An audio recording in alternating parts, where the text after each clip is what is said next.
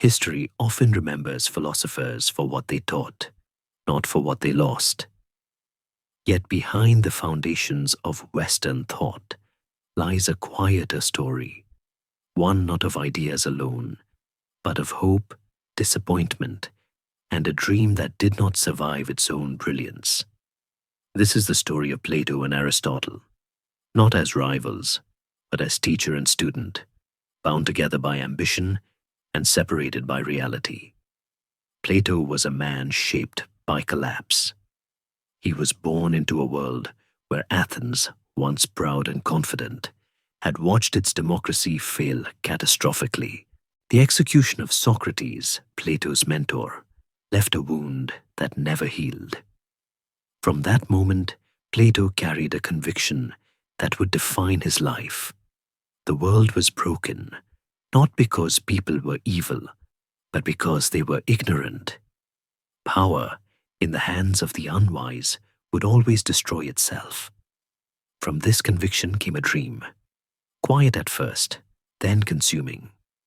Plato believed that society could be rebuilt if those who ruled were trained not in ambition, but in truth.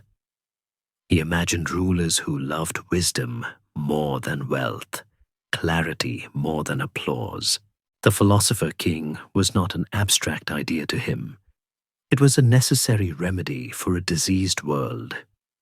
If knowledge could guide power, history itself might be corrected. Plato did not simply teach this dream. He lived it. He founded the academy, not as a school for debate, but as a workshop for moral transformation. And when opportunity appeared, when rulers invited him to advise, to influence, to reform, Plato went willingly. Again and again, he stepped into politics, believing that philosophy could still save the world. It never did. Each attempt ended in humiliation, manipulation, or danger. Plato was imprisoned, ignored, or narrowly escaped death. Reality resisted him.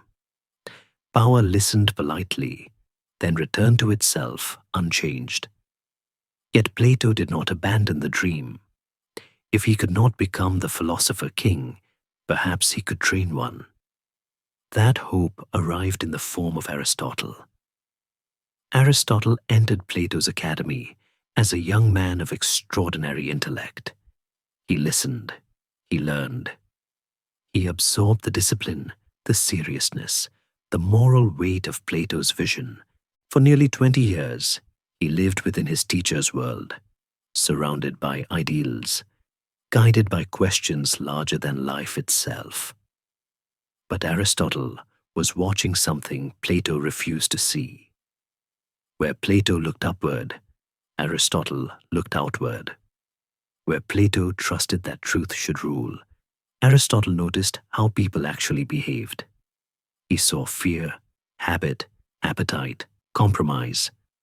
He saw that societies did not collapse because they lacked ideals, but because they could not live up to them. And slowly, quietly, without confrontation, Aristotle reached a conclusion his teacher never would. The world could not be ruled by philosophers. This was not rebellion. It was survival. Aristotle did not argue with Plato. He did not declare his teacher wrong. He simply chose a different path. He left the academy. He turned his attention away from perfect forms and toward imperfect realities. Animals, politics, ethics as lived experience. Where Plato dreamed of transforming humanity, Aristotle sought to understand it. The final fracture came not in words, but in action. Aristotle accepted a role that Plato never would have. Tutor to Alexander of Macedon, not a philosopher king shaped by wisdom, but a conqueror shaped by ambition. Aristotle did not believe he was betraying philosophy. He believed he was protecting it by making it useful. Plato watched this from the shadows of old age. The student had not attacked the dream. He had outgrown it, and in doing so, he ended it.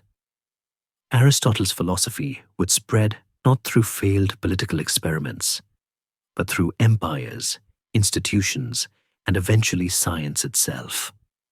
His methods, classification, observation, pragmatism, would define how knowledge moved forward. Plato's vision of a world ruled by wisdom would remain beautiful, inspiring, and unreachable. Neither man truly won. Plato died with his dream intact, but unrealized.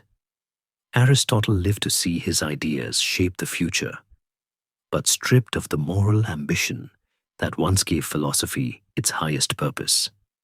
One preserved truth by refusing to bend, the other preserved influence by learning when to bend. History often frames this as progress, but there is something quieter and sadder beneath it. The student did not destroy his teacher's dream out of cruelty or ambition. He destroyed it by understanding the cost of insisting upon it. Aristotle realized that ideals, when forced upon reality, often collapse into violence or hypocrisy. He chose a world that could function over a world that could be perfect. In doing so, he saved philosophy from irrelevance, but at the price of its innocence. Plato believed that if the wise ruled, humanity could be healed.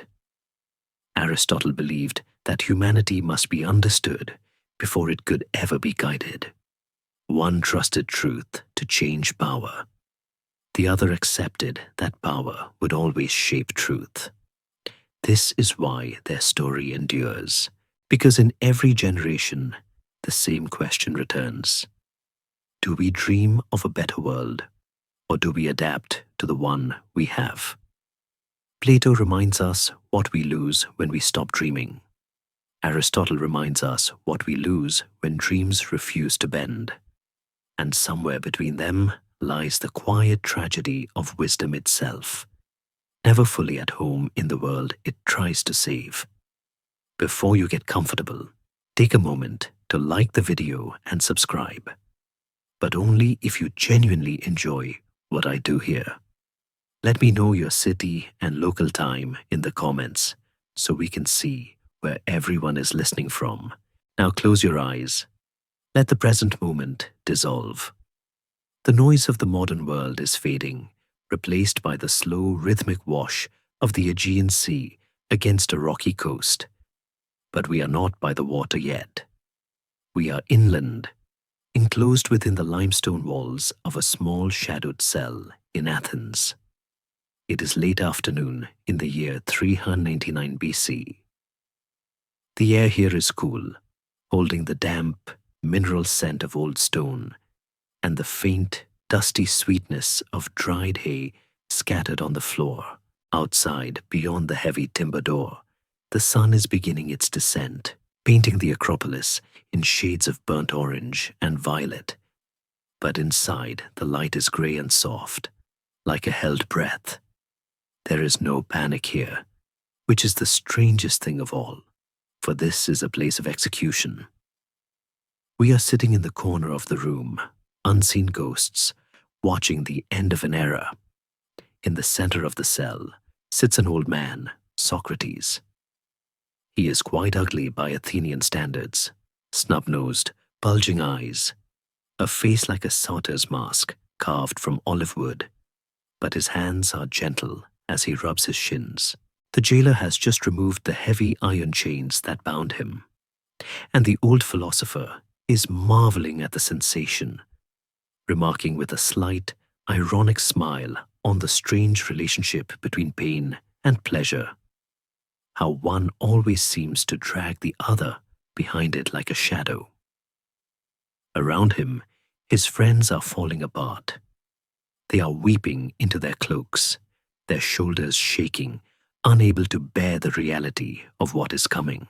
Apollodorus is wailing loudly, a sound that bounces harshly off the stone walls, earning a mild, exasperated look from Socrates, who jokes that he sent the women away specifically to avoid such a watery display.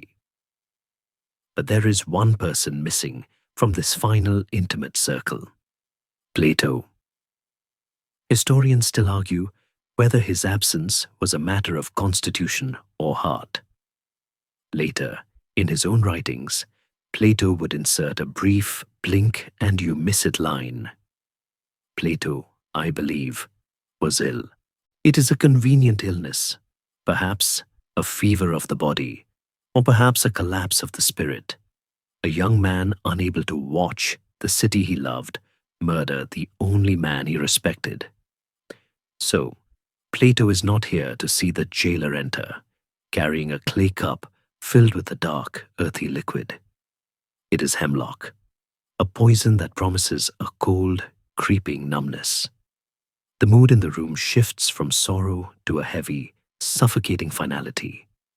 The sun outside has dipped below the horizon, and by Athenian law, the execution must happen before the last light fades completely.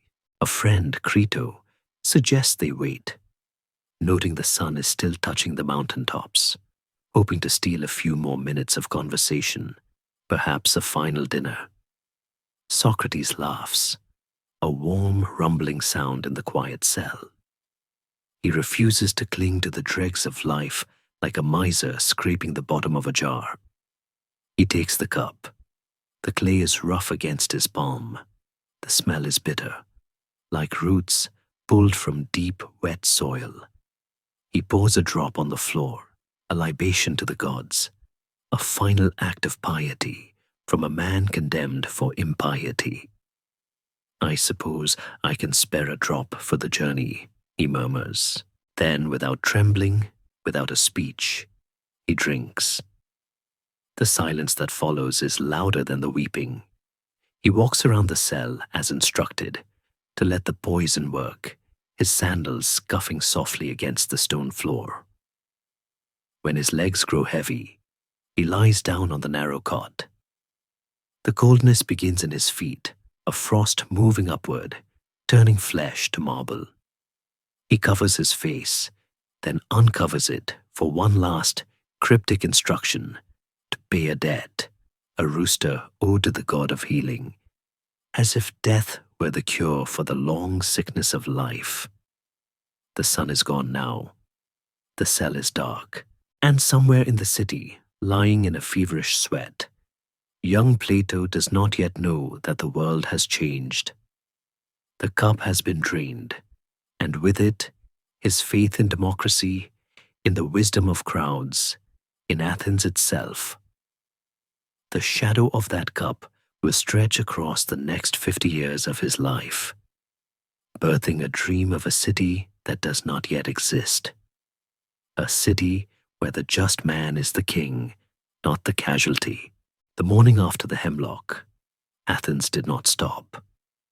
That is the singular, indifferent cruelty of great cities. They do not pause for grief.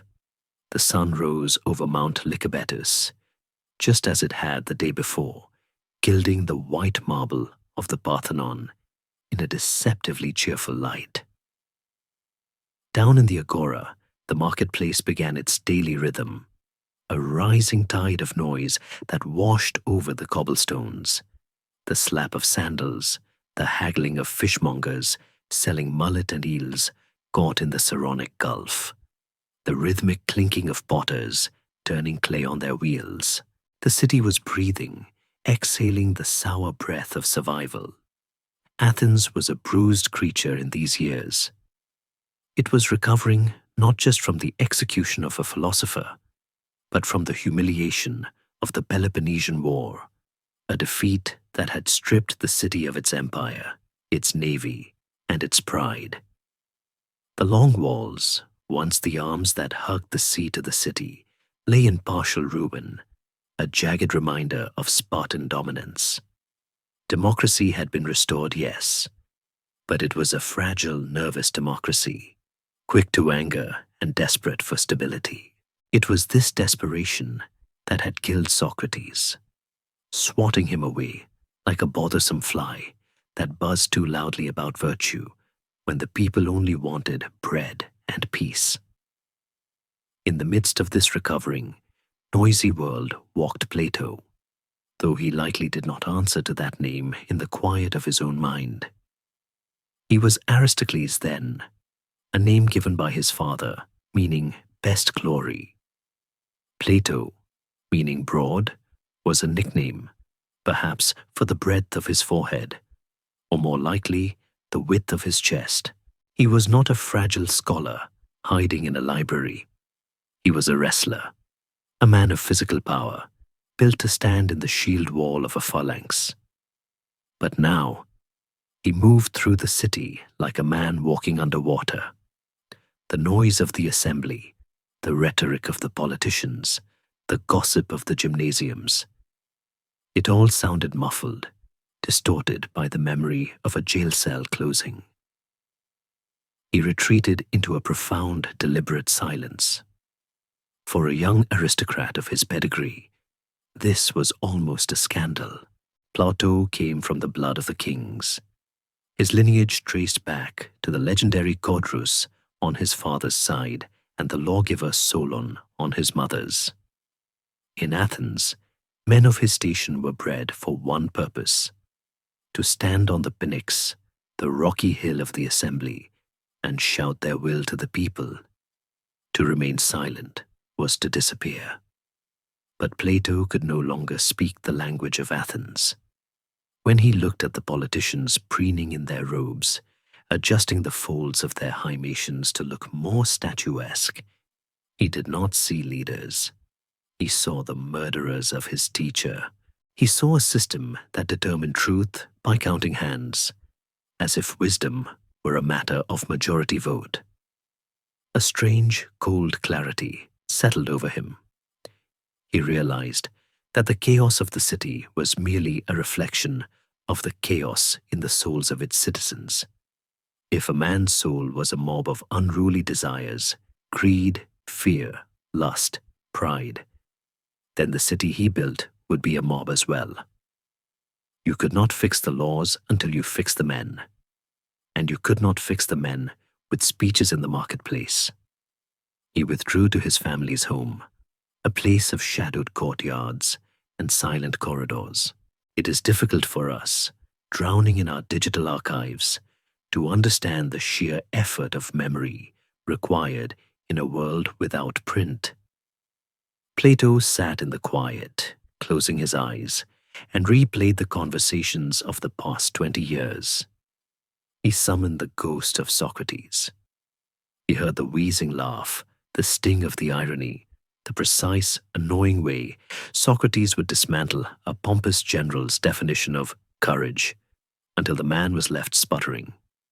Plato began to write. Not treatises, not laws, but dialogues. He turned his grief into theatre. He recreated the master on papyrus, making him talk again, making him question again. Historians still debate the order of these early writings, arguing over commas and cadences to determine which came first. But the emotional truth is distinct. Plato was keeping the dead man alive. It was an act of defiance. Athens had voted for silence, so Plato filled the silence with the loudest voice he knew. Yet, there was a danger in staying. The mood in Athens was still feverish. The accusers of Socrates, Anytus and Miletus, were still walking the streets, riding high on their victory. Associates of Socrates were looked upon with suspicion. To the average Athenian, a philosopher was just a man who taught young people how to argue their way out of paying debts, a dangerous nuisance. And Plato was not just a student. He was a relative of Critias, the leader of the 30 tyrants, who had terrorized the city just a few years prior. It was a heavy heritage to carry. To have the blood of tyrants in your veins and the words of a condemned heretic on your lips was a poor recipe for longevity. Plato began to feel the walls of the city closing in, the familiar streets, the olive groves where they had walked, the wrestling schools. They were all haunted. He needed distance. He needed to find a place where the air was not thick with the memory of hemlock. He looked toward the gates. He began to make quiet preparations, packing scrolls, gathering a few cloaks, securing funds from his family's estates. He was not fleeing in panic, running through the night. It was a slow, melancholic detachment. He was divorcing his homeland. There is a specific kind of loneliness that comes from realizing your home no longer recognizes you, and you no longer recognize it. It is the loneliness of the exile who hasn't left yet. He spent his final days in Athens watching the youth of the city, boys playing with hoops, young men arguing about horse races. He wondered if they could ever be taught, or if they were doomed to repeat the mistakes of their fathers, trapped in a cycle of boom, bust, war, and execution.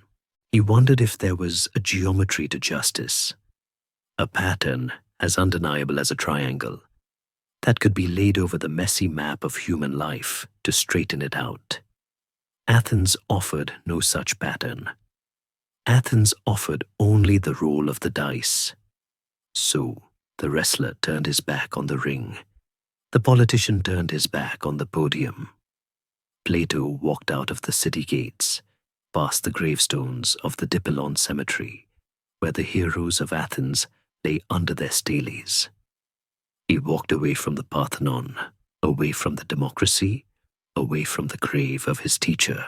He was heading for Megara, a rival city, a place of trade and rougher manners, but a place where he could breathe. He did not know it then, but he was beginning a journey that would take him much further than a neighboring city. He was stepping out of history and into the realm of the ideal. The silence of Athens faded behind him, replaced by the rhythm of his own footsteps on the dry, dusty road, beating out the first cadence of a thought that would eventually swallow the Western world. He was leaving a city of stone to build a city of words. The road to Megara was not merely a distance to be crossed. It was a jagged scar cut into the side of the world. To leave Athens by land, one had to traverse the Skyronian rocks, a notorious stretch of coastal path where the cliffs plunged violently into the Saronic Gulf. Legend whispered that a bandit named Skyron had once lurked here, kicking travelers into the sea to be devoured by a giant turtle. But the reality Plato faced was only slightly less treacherous. The wind here was a physical weight, pressing against the chest, tasting of salt and spray. The path was narrow, suspended between the unyielding stone of the mountain and the rhythmic, hungry crash of the waves below. For a man accustomed to the flat, open spaces of the Academy's gymnasium, this was a sensory reawakening. Every step required attention. The mind could not wander to abstract definitions of virtue when the foot had to find purchase on loose shale. In this forced focus, in the sheer physical exertion of the climb, the noise of Athenian politics finally began to fade, scrubbed away by the wind. Plato was not traveling alone, though the exact composition of his entourage remains a matter of gentle scholarly dispute. Historians still argue whether the entire inner circle of Socrates fled with him, or if it was a smaller, more intimate group of terrified intellectuals. But it is certain that they were refugees of the mind, carrying their scrolls like precious children, their cloaks pulled tight against the coastal chill. They were moving from the center of the world to its periphery. Megara was a Dorian city, an old rival of Athens, a place with a reputation for rougher manners, woolen cloaks, and a stubborn, practical kind of pride. To an Athenian playwright, a Megarian was a stock character, a country bumpkin who counted garlic bulbs and argued over pennies. There is a quiet irony in this. The most sophisticated philosopher in history, fleeing to a city his countrymen mocked as a nest of fools, only to find there the first true comfort he had known in months. They were headed for the house of Euclid, not the geometer who would later define the shapes of triangles. That Euclid would come later, confusing students for millennia to come. But Euclid the philosopher, a man with a foot in two worlds. He was a devout student of Socrates, so committed that during the war, when Athenians were banned from entering Megara on pain of death, he would dress in women's clothing, veiling his face to sneak across the border just to hear Socrates speak for an hour before slipping back into the night. Now, the roles were reversed. The students were coming to him. Euclid opened his doors to the exiles, offering them sanctuary in a house that smelled of baking bread and wood smoke, a stark contrast to the cold stone of the Athenian prison. In Euclid's home, the atmosphere was one of convalescence. Imagine a room lit by low oil lamps, the shadows dancing on plaster walls, filled with men who had all loved the same ghost. They drank watered wine and ate the hearty, unpretentious food of the region, barley cakes and figs, while the wind howled outside, impotent against the thick walls. At first, they surely spoke of the trial, dissecting the tragedy, repeating Socrates' final witticisms like prayers. But slowly, under Euclid's influence, the conversation shifted. Euclid had a mind like a polished diamond, hard, clear, and sharp. He had been trained in the Eleatic school of logic, which viewed the universe not as a mess of changing things, but as a single, motionless, eternal one. For Plato, this was the medicine he didn't know he needed. Socrates had taught him to question everything, to peel back the layers of human behavior, to find the ethics underneath. But the world of human behavior was messy. It killed good men. It changed like the wind. Euclid suggested something else, that behind the mess, there was a unity. The good wasn't just a matter of human opinion. It was a cosmic fact, as undeniable as a rock, as singular as the sun. In the safety of Megara, listening to Euclid's calm, logical voice, Plato began to see a way out of his grief. If the world of senses, the world of courts and poisons and shouting mobs was just a shifting illusion, then Socrates hadn't really been destroyed. He had simply left the illusion. The real world was the world of the mind, of the eternal, of the one. It was here, in the lull of exile, that the jagged edges of Plato's trauma began to smooth into the curves of a philosophy. He began to write again, but differently. The anger softened into a deep, resonant melancholy. He watched the Megarians going about their lives, tough, resilient people who didn't spend their days debating rhetoric, but simply lived. He saw that wisdom could exist outside of Athens. This shattered the last of his patriotic arrogance. If truth wasn't an Athenian invention, then it must be universal. It must be everywhere, waiting to be found. The stay in Megara was a healing sleep, but it was not a permanent home. The restless energy that had driven him out of Athens began to stir again. The world was larger than Greece. There were stories of priests in Egypt who held records going back thousands of years, of astronomers who mapped the slow dance of the stars, of mathematicians in Italy who believed the universe was made of music. Euclid's house had provided a shelter, but it was too small for the size of the questions now growing in Plato's mind. He needed more than safety. He needed synthesis. He needed to see how deep the rabbit hole of reality truly went. One evening, standing on the harbor wall of Nisaea, the port of Megara, Plato looked south across the darkening sea.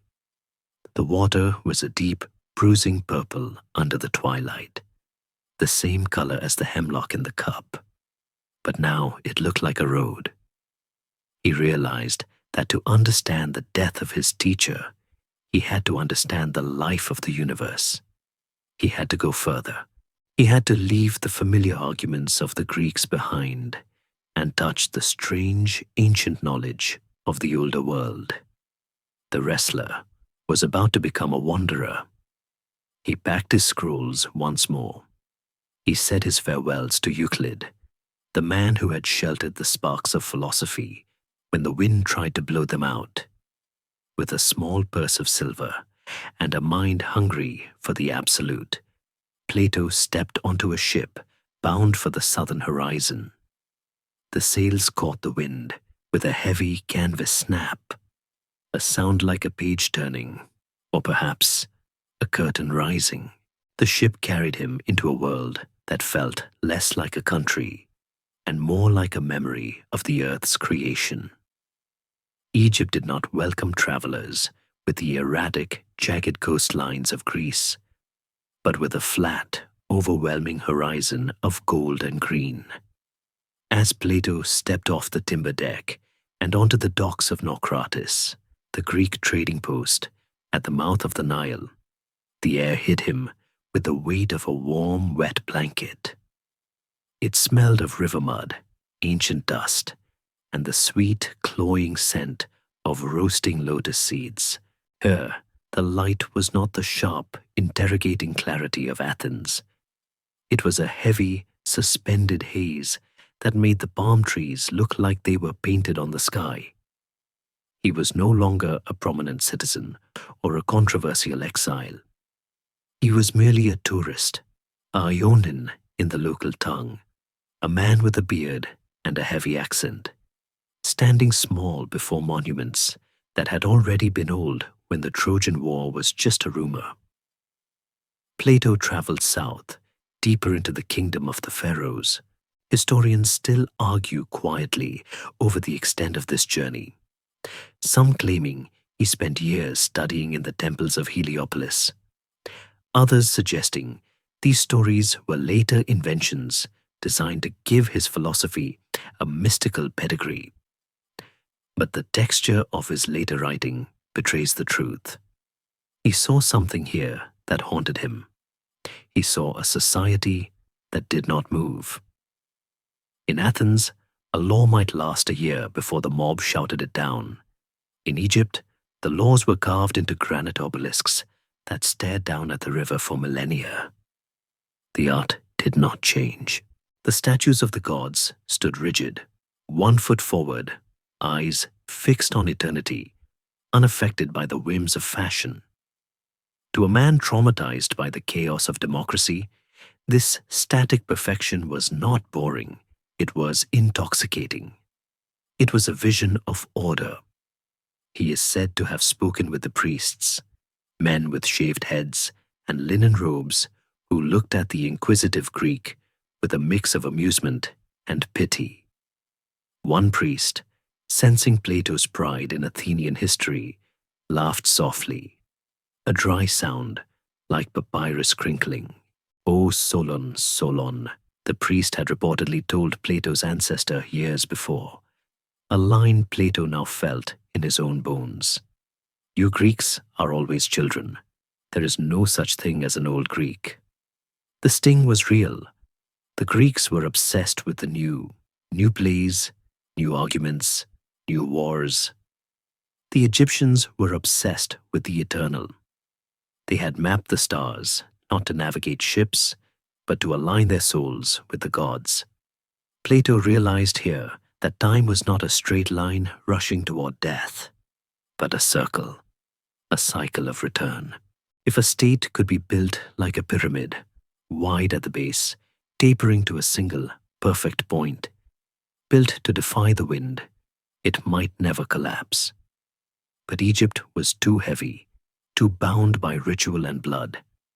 It had the stability Plato craved, but it lacked the spark of reason. It was a land of answers, not questions. He needed a bridge between the static perfection of the pyramids and the dynamic intellect of Socrates. He found that bridge not in the sand, but across the sea in the heel of Italy. He sailed northwest to the Greek colonies of Magna Graecia, specifically to the city of Tarentum. Here the air was sharp again, smelling of pine and salt, but the intellectual climate was entirely alien to Athens. Tarentum was the stronghold of the Pythagoreans. Decades earlier, the mystic mathematician Pythagoras had taught his followers that the universe was not made of fire or water or air. It was made of numbers. To the uninitiated, this sounded like madness. How can a rock be a number? But as Plato sat with Archytas, the ruler of Tarentum and a brilliant mathematician, the veil began to lift. Archytas was a man who seemed to disprove everything Plato feared about power. He was a philosopher who actually ruled, and he ruled well. He was a general who never lost a battle, yet he spent his evenings calculating the ratios of musical intervals. In the cool, colonnaded courtyards of Tarentum, listening to the plucking of a monochord, a single-stringed instrument used for sonic experiments, Plato experienced a conversion. He watched as the Pythagoreans demonstrated that music was not magic, it was math. Halve the length of the string, and the note jumps up an octave, a ratio of 2.1, divided differently, and you get a fifth, a fourth. The beauty of a melody wasn't a matter of opinion. It was a matter of precise, invisible structures. If music, which moves the soul to tears, is governed by secret, perfect numbers, then surely the rest of the universe is too. This was the thunderbolt. This was the moment the theory of forms began to breathe. In Athens, if you asked men what justice was, you got 1,000 different answers, all of them messy. But in geometry, a triangle was always a triangle. It didn't matter if you drew it in the sand, or carved it in wood, or merely imagined it. The physical triangle might be imperfect. A line might wiggle. A corner might be chipped. But the idea of the triangle, the mathematical definition, was flawless, eternal, and immune to corruption. No one could execute a triangle. No mob could vote to change the value of pi. Plato fell in love with this purity. Legend says he paid a small fortune, perhaps the price of a small farm, to buy 3 books written by the Pythagorean philosophers, just to possess these secrets. It is a charming image. The great philosopher as a frantic book collector, handing over bags of silver for a few scrolls of heavy, dense theory. But the investment paid off. He began to see the world with double vision. There was the visible world, the world of mud and rotting fruit and unjust courts and aging bodies. This was the world of becoming, where things were always changing and dying. But above it, accessible only to the mind, was the intelligible world, the world of being. This was the realm of the perfect forms. Somewhere beyond the sky existed the perfect justice, the perfect beauty, the perfect state. They were realer than the chairs and tables we touch. We were just living in the shadows of these great truths. He spent months in Italy absorbing this geometry of God. He learned that the soul was not a ghostly vapor, but a harmony, something that could be tuned like a lyre. If a man was unhappy or evil, it was because his ratios were off. He was discordant. Education, then, was not about filling a bucket with facts. It was about tuning the instrument. It was a therapeutic mathematics. As the seasons turned and the olive harvest began in the Italian groves, a new resolve hardened in Plato's chest. He was no longer running away from Athens. He was preparing to return to it. He had left as a wrestler, mourning a ghost. He was coming back as an architect with a blueprint. He had seen the ancient stability of Egypt and the mathematical perfection of Italy. He fused them together in his mind. He would not just write dialogues. He would build a factory for wisdom. He would create a place where young men were taken out of the chaos of the city and taught to look at the geometry of the universe until their souls were so ordered, so rhythmic, so aligned with the truth that they could be trusted with power. He packed his expensive books. He said goodbye to Archytas, the man who proved a philosopher could be a king. He looked at the sea one last time, not as a barrier, but as a surface that hid the mathematical currents beneath. He was 40 years old now. His beard was graying. The fire of youth had cooled into the hard, clear diamond of middle age. He was ready to go home. He was ready to open the gates. The return to Athens was not a triumph with trumpets. It was a quiet re-entry, like a book sliding back onto a shelf. Plato was no longer the young wrestler radiating grief, nor the restless wanderer seeking gurus in foreign temples. He was a man who had found his center. He walked through the Dipylon Gate, the main entrance to the city, but he did not stop at the agora. He did not go to the Pnyx to shout at the assembly.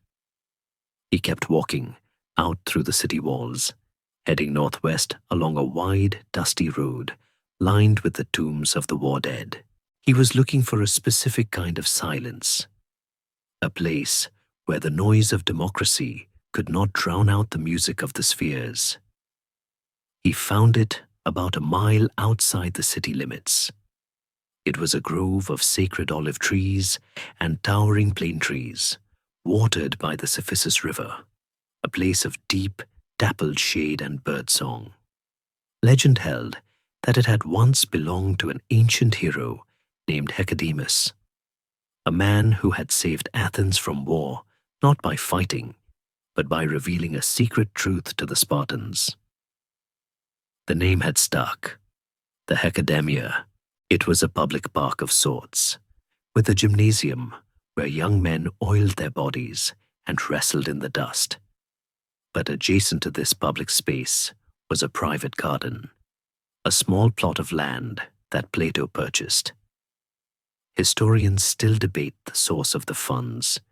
Some say friends from Cyrene bought it for him. Others say he used the money intended to ransom him from a brief murky brush with pirates. But the deed was done. He built a small house. He erected a shrine to the Muses. And then he opened the gate. This was the birth of the academy. It is easy to imagine it as a university in the modern sense. A building with lecture halls, tuition fees, and rigid semesters. But the reality was far more organic and far more intimate. It was a thiasos, a religious brotherhood dedicated to the worship of the Muses, the goddesses of inspiration. But where other cults worshipped with wine and frantic dancing, this brotherhood worshipped with geometry and silence. There were no tuition fees. Plato had seen how the sophists sold wisdom by the hour like fishmongers, and he found it vulgar. Instead, the students lived together, ate together, and thought together, sharing their resources in a communist style that anticipated the ideal city Plato was already designing in his head. The atmosphere was one of intense, almost monastic focus. Picture a group of men walking slowly under the canopy of the plane trees, their sandals making no sound on the soft earth. The air smells of rosemary and the dry, sweet scent of heated pine resin. They are not sitting in rows, taking notes. They are circling a problem like hunters circling a stag. Plato is there, not on a throne, but walking among them, his broad shoulders slightly stooped now, his voice low. He does not give answers. He asks questions. He demands definitions. If a student uses a word like equality, Plato stops him. What is equality? He asks. Is a pound of lead equal to a pound of feathers? In weight, yes. In volume, no. So what is the form of equality itself, stripped of the lead and the feathers? At the entrance to the grounds, according to a story that has persisted for centuries, there hung a sign. Let no one ignorant of geometry enter here. Whether the sign was a literal wooden plank or a metaphorical warning remains a subject of scholarly contention. No contemporary ruins confirm it, but the spirit of the warning was very real. Plato had brought the lessons of Italy back with him. He believed that if a mind could not grasp the clean logical proof of a theorem, it had no hope of grasping the messy, complex truth of justice. Mathematics was the whetstone. It sharpened the mind until it was fine enough to cut through the illusions of the sensory world. The curriculum was brutal in its abstractness. For 10, sometimes 15 years, students were not allowed to discuss politics or practical affairs. They studied astronomy, harmonics, and number theory. To an outsider, it must have looked like madness. Grown men spending their days drawing circles in the sand, arguing over the nature of the one and the dyad, while the real world of Athens raged and panicked just a mile away. But Plato was playing a long game. He was not trying to fix the Athens of today. That city was too far gone, too drunk on its own rhetoric. He was trying to breed a new class of human being for the Athens of tomorrow. He was trying to create the philosopher king. The lifestyle was famously austere. The comic poets of the time, who found Plato's solemnity hilarious, wrote plays mocking the academy slouch and the academy stare. They joked about the students subsisting on figs and water, growing pale and spindly as they contemplated the void. One playwright, Legacies, wrote a scene where a character complains, "I'm not entering the academy just to starve on Plato's good intentions."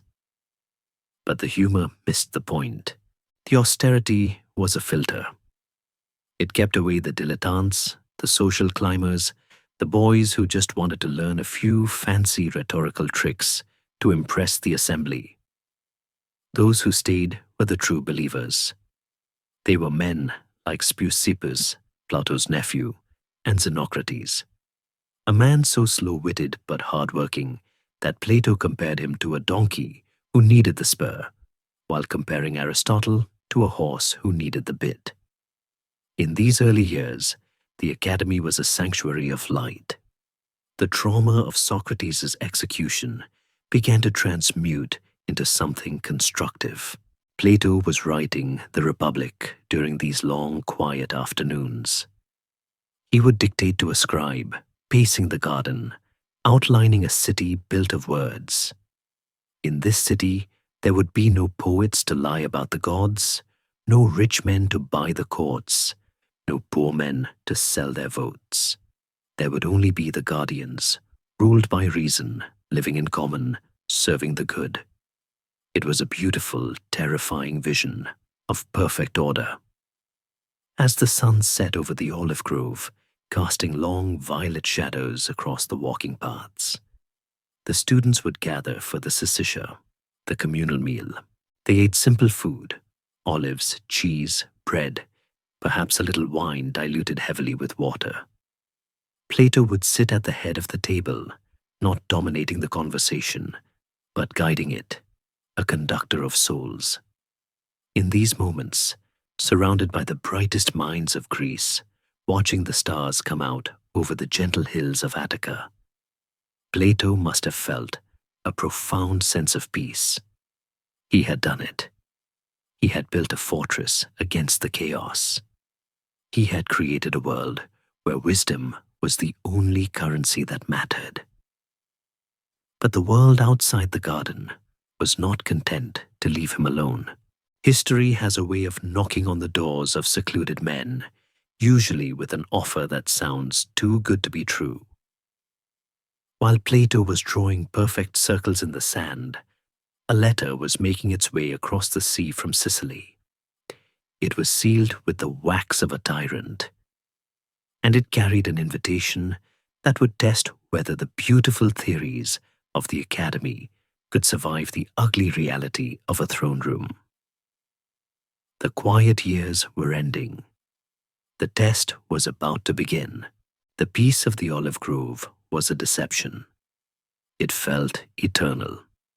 The way the light filtered through the silver-backed leaves, the way the dust motes danced in the shafts of afternoon sun, the way the arguments about the nature of the good seemed to circle forever without touching the ground.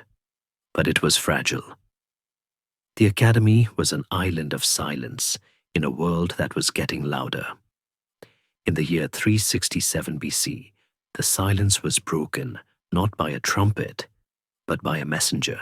He arrived with the salt of the Ionian Sea crusted on his tunic, carrying a scroll that had traveled nearly 500 miles from the island of Sicily, from the great, glittering, dangerous city of Syracuse. The letter was from Dion. To understand the weight of this moment, we must understand who Dion was to Plato. Years earlier, during a brief and turbulent youthful visit to Sicily, Plato had met Dion, then a young man of striking intensity and severe virtue, in a court famous for its excesses, where men were said to eat 2 massive feasts a day and never sleep alone at night. Dion had been different. He had listened to Plato with a hunger that had nothing to do with food. He had absorbed the teachings of virtue and geometry, while his peers absorbed wine and flattery. He was Plato's proof. He was the living evidence that a soul could be turned toward the light, even in the darkest of caves. Now Dion was writing with urgent news. The old tyrant, Dionysius the Phones, a man of paranoia, literary pretension, and casual cruelty, was dead. The throne had passed to his son, Dionysius II. The new ruler was 30 years old, uneducated, untrained, and dangerously malleable. He was a vessel waiting to be filled, and Dion was begging Plato to be the one to fill him.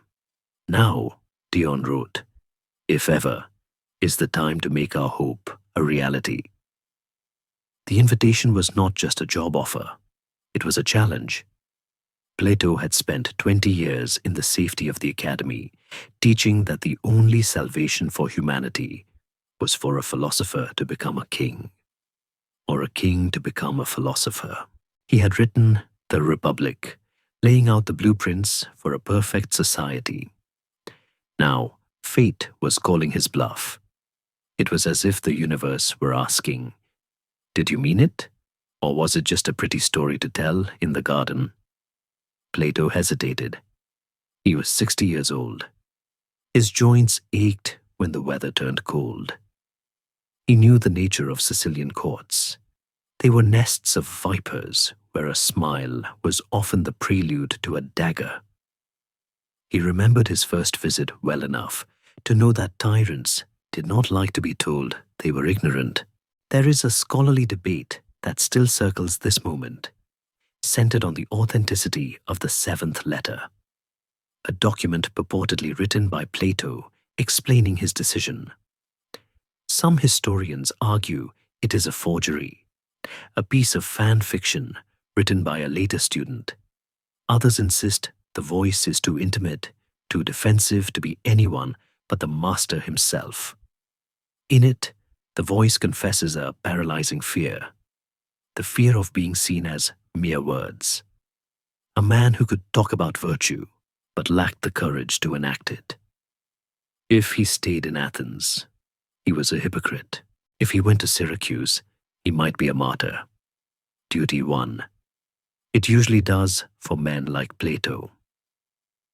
He packed his scrolls, left the administration of the academy to his trusted, if somewhat manic, nephew Speusippus, and boarded the ship. The journey was a transition from the abstract to the visceral. Athens was a city of stone and debate. Syracuse was a city of gold and appetite. As the ship pulled into the great harbor, passing the fortified island of Ortygia, where the tyrant's citadel rose like a stone fist above the water, Plato must have felt the shift in the air. The smell here was different, richer, rotting, sweet with the scent of citrus orchards and the heavy perfume of a court that had too much money and too little discipline. Syracuse was the New York or the Dubai of the ancient Mediterranean, a place of immense power, dazzling wealth, and very sharp edges. The reception was deceptively warm. The young tyrant, Dionysius II, was eager to meet the famous celebrity philosopher. He was a man-child, desperate for approval, surrounded by sycophants who praised his poetry and laughed too hard at his jokes. When Plato arrived, the court held its breath. Imagine the scene. A banquet hall, draped in Tyrian purple, tables groaning under silver platters of roasted meats, wine flowing like water. And into this riot of sensory indulgence walks an old man in a plain wool cloak who thinks the most exciting thing in the world is a perfect triangle. The contrast was absolute. Yet, initially, the chemistry worked. Dionysius was charmed. He was fascinated by this man who didn't want his money, who didn't flatter him, who spoke of a world purely of the mind. Plato began his work. He did not start with politics. He did not hand the tyrant a list of laws to sign. He started, true to his conviction, with geometry. It is one of the most wonderfully absurd images in history. The floor of the tyrant's palace, usually covered in sawdust to soak up spilled wine, was suddenly covered in sand for drawing diagrams. The courtiers, terrified of being left out of the new fashion, knelt in the dust, awkwardly drawing circles and triangles, pretending to understand the axioms of Euclid, while their knees clicked and their stomachs rumbled. For a brief, shining moment, it seemed to be working. The palace grew quieter. The orgies slowed down. The young king was actually studying. He was listening to Plato's lectures on the nature of the soul, on the discipline of desire, on the idea that a king should be the servant of the law, not its master. But Plato had underestimated the gravity of the cave. He was trying to drag a man used to the shadows directly into the sun and the sunburns. The old guard of the court, the generals, the mercenaries, the drinking buddies, watched this transformation with growing horror. They didn't want a philosopher king. They wanted a puppet who signed checks. They began to whisper in the young tyrant's ear. They pointed to Dion. "Why did he bring this Athenian here?" they murmured. "Is it to teach you wisdom? Or is it to distract you with triangles while Dion seizes the throne for himself?" Paranoia is the hereditary disease of dictators, and Dionysius had inherited a heavy dose. The mood in the citadel shifted. The geometry lessons became tense. The young king began to ask sharp, suspicious questions. Why was Dion always whispering with Plato? Why was the academy sending so many letters? The soft, pillowy welcome began to harden into something that felt very much like a trap. Plato, the master of intuition, sensed the change. He saw the glances exchanged between the guards. He saw the way the invitations to dinner became commands. He realized, with a sinking heart, that he was not the teacher here. He was the pet. And a pet that stops being amusing is easily discarded. The dream of the philosopher king was colliding with the reality of the paranoid tycoon. The sand on the floor was about to be swept away, and under it, the stone was cold and stained with old blood. The invitation from Sicily had been a summons to a prison, but the bars were not yet visible. They were made of politeness, of delays, of just one more lesson. The trap had snapped shut, and the old man was inside. The trap did not snap shut with the clang of iron bars, but with the rustle of papyrus. It was a morning that began like any other in the citadel of Ortygia, the sea breeze rattling the shutters, the servants moving with the hushed, terrified efficiency of people who serve a moody master. But when Plato arrived for his daily audience, the atmosphere had curdled. The floor was no longer covered in sand for geometry. It was swept clean, revealing the cold, polished stone. Dionysius held a letter in his hand. It was a crumpled thing, allegedly intercepted by spies, written by Dion to the generals of Carthage. The contents were damning, or at least the tyrant claimed they were. He accused his uncle, the stern and virtuous Dion, of treason, of conspiring with the enemy to topple the throne. Before Plato could offer a logical defense, before he could point out that a man of Dion's character does not write treason on scraps of paper to be easily found, the guards had already moved. Dion was not executed, for his name still carried too much weight with the army, but he was erased. He was dragged to the harbor, thrown onto a small boat, and exiled to Italy. The anchor of Plato's hope was gone. The philosopher was now alone in the lion's den, stripped of his ally, left with only the lion itself, a young, volatile lion who was suddenly desperate to prove that he didn't need the old trainer to do his tricks. This began the strangest captivity in the history of philosophy. Plato was not thrown into a dungeon. He was not chained to a wall. Instead, he was moved into the tyrant's own private apartments for his own protection. It was a gilded cage of exquisite cruelty. He was surrounded by luxury, soft cushions, golden goblets, the finest wines from Etna, but he could not leave. The guards at the door were not there to keep assassins out. They were there to keep the philosopher in.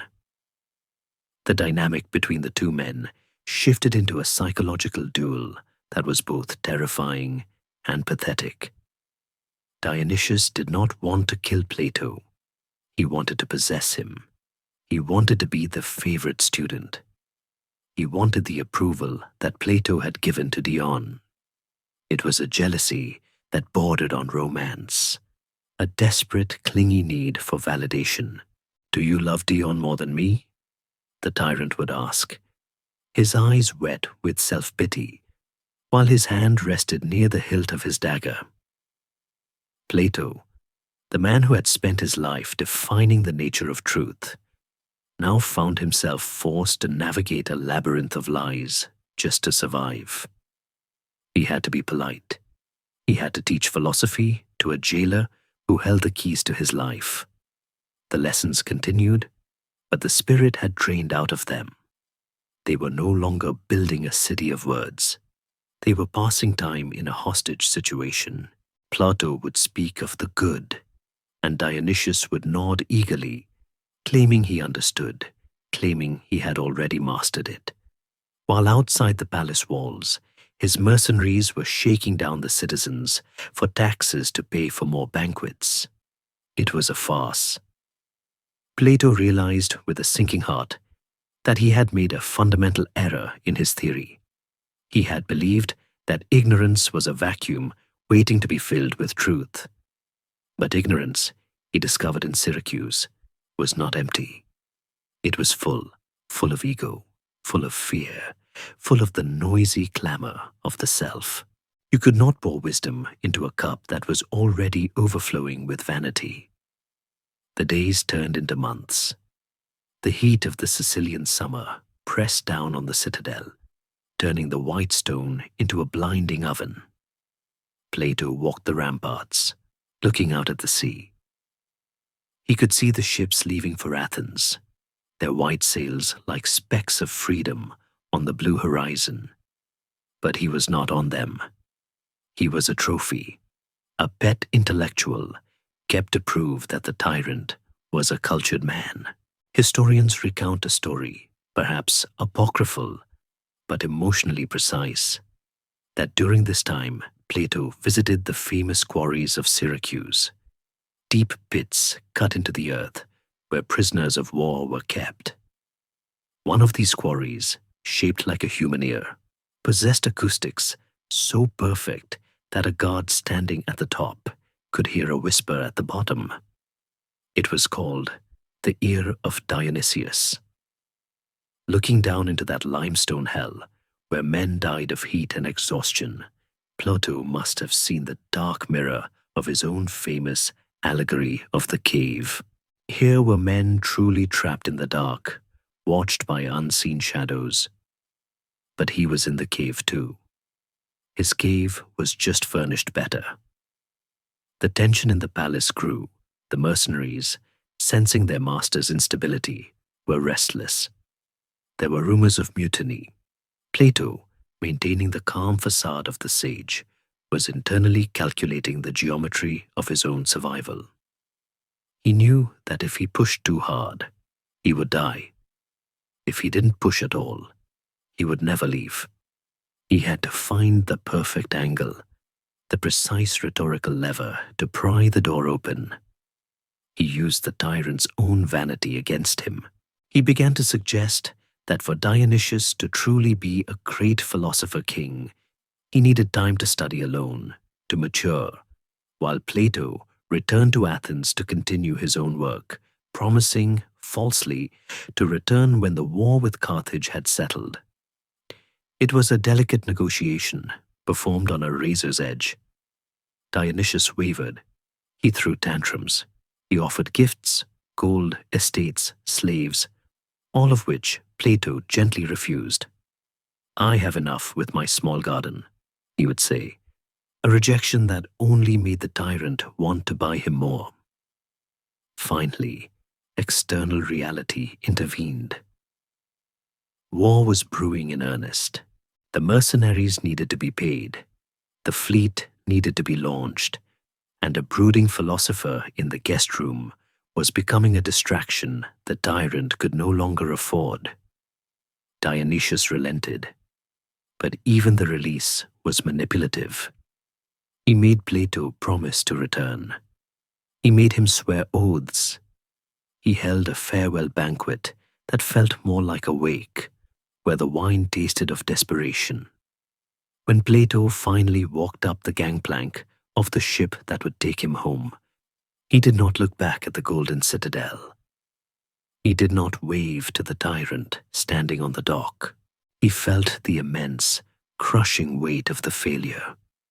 He had gone to save a city and had barely saved himself. He had tried to bend the world with a thought, and the world had snapped back.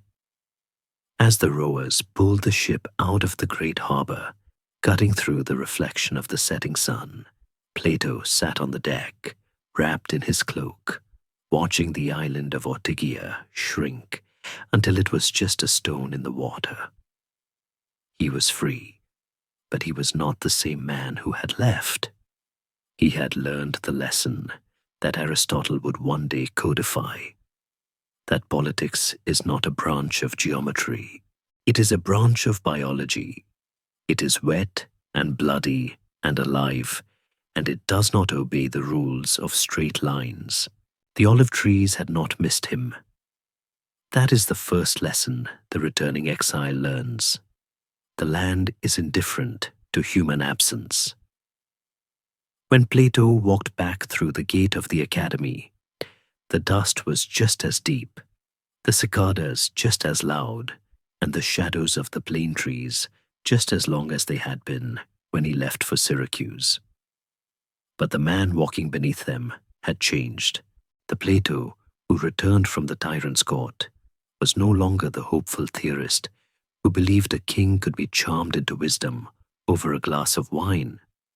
He was a man who had seen the face of absolute power and found it terrifyingly blank. He had learned that the soul of a tyrant is not a vessel waiting to be filled, but a fortress built to keep truth out. This realization hardened him. It stripped away the last vestiges of his youthful idealism and replaced it with an architectural severity. If the world could not be saved by converting the men at the top, it would have to be saved by reconstructing the men at the bottom, by building a mind so disciplined, so structured, and so immune to the seductions of the senses that it could walk through a palace of gold and see only the geometry of the walls. The academy, which had started as a loose brotherhood of friends, now began to tighten into an institution. It was no longer a retreat. It was a forge. Speusippus, Plato's nephew, had kept the school running in his uncle's absence, likely with the frenetic, high-strung energy that defined him. Historians describe Speusippus as a man of quick temper and volatile health, the kind of administrator who organizes the scrolls by throwing them into piles.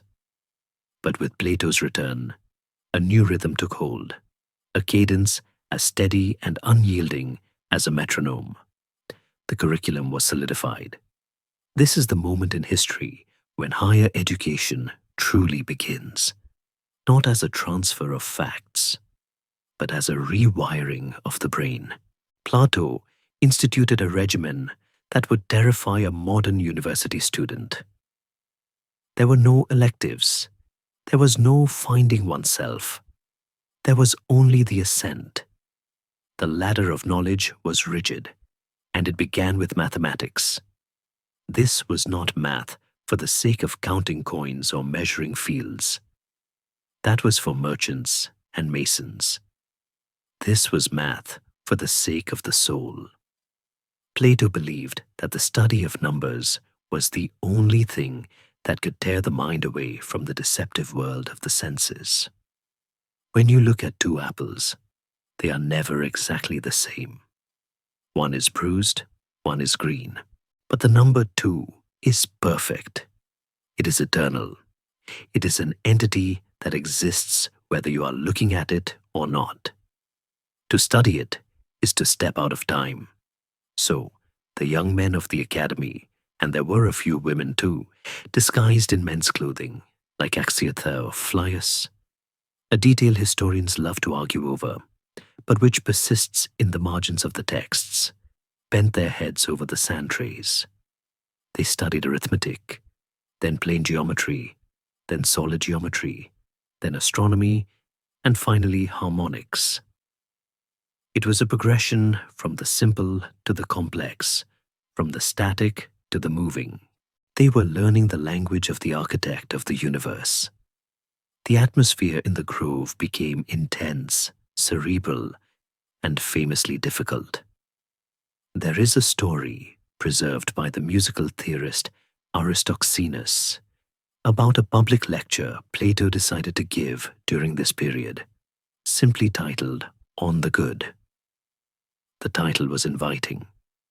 The people of Athens, hearing that the famous philosopher was speaking, flocked to the academy expecting practical advice, tips on how to improve their health, how to manage their estates, or perhaps how to find happiness in marriage. They brought their sons. They brought their slaves. They sat in the dust, waiting for pearls of wisdom. Instead, Plato walked out and spoke for 2 hours about mathematics, geometry, and the limit and the unlimited. He drew diagrams that meant nothing to them. He spoke of the One as the ultimate reality. The audience was baffled. Some grumbled, some fell asleep, and many simply got up and walked away, leaving only the hardcore students sitting in the twilight, eyes wide, drinking in the abstraction. It was a disaster of public relations, but a triumph of definition. Plato didn't care about the crowd anymore. He cared about the core. This period of the Academy's history is often misunderstood as dry or cold, but there is a strange, austere beauty to it, like the beauty of a skeleton. Plato was trying to find the bones of reality. He was surrounded by brilliant minds who pushed him as hard as he pushed them. Eudoxus of Cnidus arrived around this time, a mathematician of such staggering genius that he makes modern rocket scientists look like they are counting on their fingers. Eudoxus was the man who figured out how to map the erratic, wandering motion of the planets using a series of concentric spheres, a model of the universe that was both wrong and heartbreakingly beautiful in its elegance. He and Plato would walk the grounds, debating the nature of pleasure. Eudoxus, a man of gentle disposition, argued that pleasure was the greatest good because all creatures sought it. Plato, the stern master, argued that pleasure was merely a replenishment, a relief from pain, not a positive state in itself. It was a clash of titans, fought with whispers and diagrams. But there was also a softness here, hidden in the routine. Life in the Academy was communal and simple. They ate together at the Syssitia, meals that were legendary for their moderation. The comic poets of Athens loved to make fun of Platonic suppers, joking that you would leave the table hungrier than when you sat down. But Plato argued that a heavy belly made for a heavy mind. They drank wine, but always in moderation, and the conversation was the real feast. In this secluded world, away from the shouting of the assembly and the barking of the market, a unique culture formed. It was a culture of skole, the Greek word for leisure, but not the leisure of idleness. It was the leisure to think without the pressure of necessity. It was here, in this quiet incubation, that the theory of forms fully crystallized. Plato began to see the world outside the gate, the world of Athens, of Syracuse, of wars and treaties, as a shadow play. The real world was here, in the mind, in the perfect, changeless concepts that they discussed under the trees. The students became a family of sorts, bound not by blood, but by a shared obsession. They developed their own inside jokes, their own shorthand. They mocked the sophists, the paid teachers who traveled from city to city, selling wisdom to the highest bidder. They viewed themselves as the guardians of a sacred flame. And at the center of it all was Plato, now moving into his early 60s, a figure of immense gravity. He was no longer the wrestler. He was the sage. He had a broad chest, a wide forehead, and eyes that had seen the failure of the world and decided to build a new one. He was writing furiously now. The disappointment of Syracuse had not silenced him. It had focused him. He was beginning to draft a work that would be the culmination of all this teaching, a book that would try to explain exactly why the philosopher had failed in the palace and why he was the only one fit to rule. He was outlining the Republic. But before the great book could be finished, the Academy needed to be fully purged of the outside world's influence. Plato instituted a final, subtle test for his students. It was not an exam they could pass with a quill and papyrus.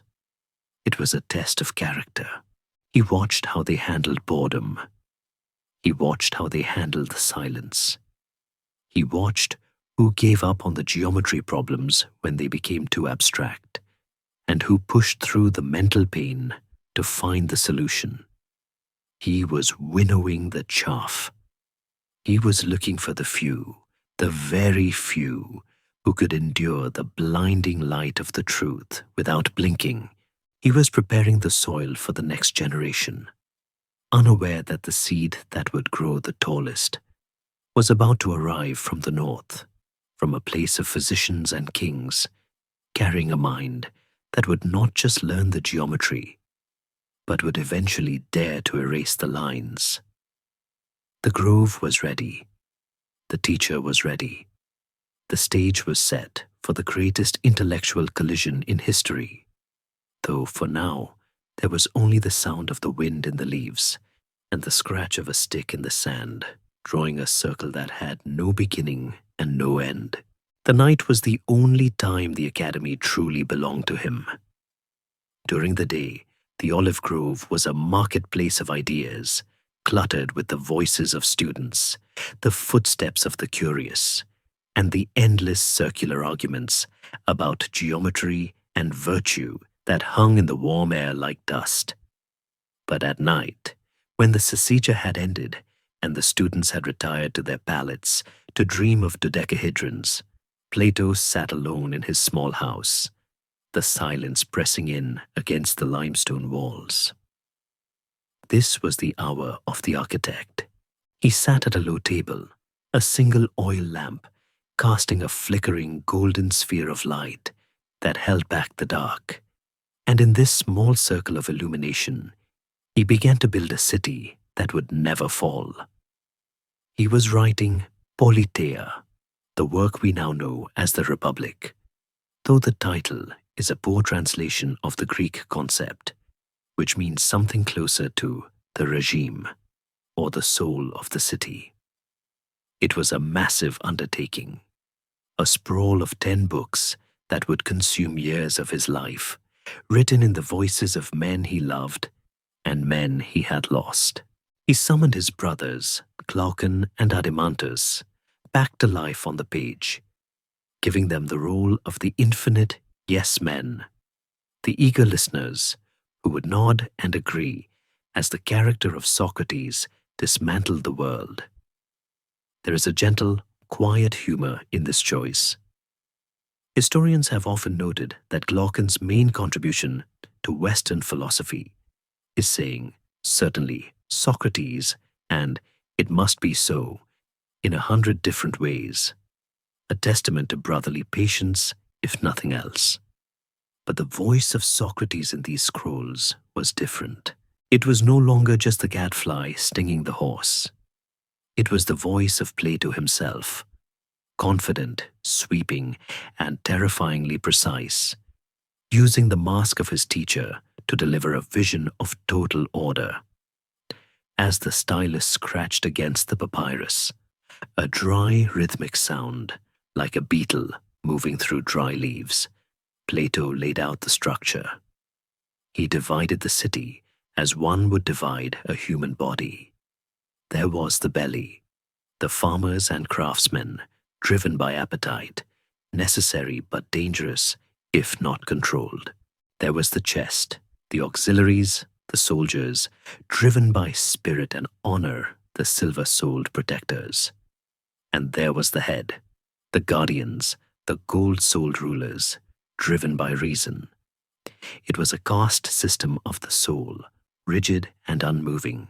But as the night wore on and the oil in the lamp burned low, Plato's mind drifted deeper, past the politics, past the city, into the very nature of reality itself. He needed an image, he needed a story to explain why it was so hard for men to see the truth, and why they hated anyone who tried to show it to them. He paused, the stylus hovering. He looked at the shadows dancing on the wall of his room, cast by the flickering flame. They stretched and shrank, distortions of the furniture, illusions created by the light. And there, in the quiet of his study, the allegory of the cave was born. He wrote of a dark cavern, deep underground, where prisoners have been chained since childhood. They are bound by their legs and necks, unable to turn their heads. All they can see is the wall in front of them. Behind them, a fire burns, and between the fire and the prisoners, there is a raised walkway where puppeteers carry objects, statues of men, animals, tools, casting shadows onto the wall. The prisoners watch the shadows. They name them. They recount their movements. To them, the shadows are the only reality. A shadow of a book is a book. A shadow of a bird is a bird. They reward each other for being the quickest to predict which shadow will come next. They are comfortable in the dark. They are us. Then Plato writes the violence. One prisoner is freed. He is forced to stand up. He is forced to turn around. The movement is agony. His muscles are atrophied. His eyes are dazzled by the firelight. He is confused, angry. He wants to sit back down and watch the shadows. But he is dragged up the rough, steep ascent, out of the cave and into the sunlight.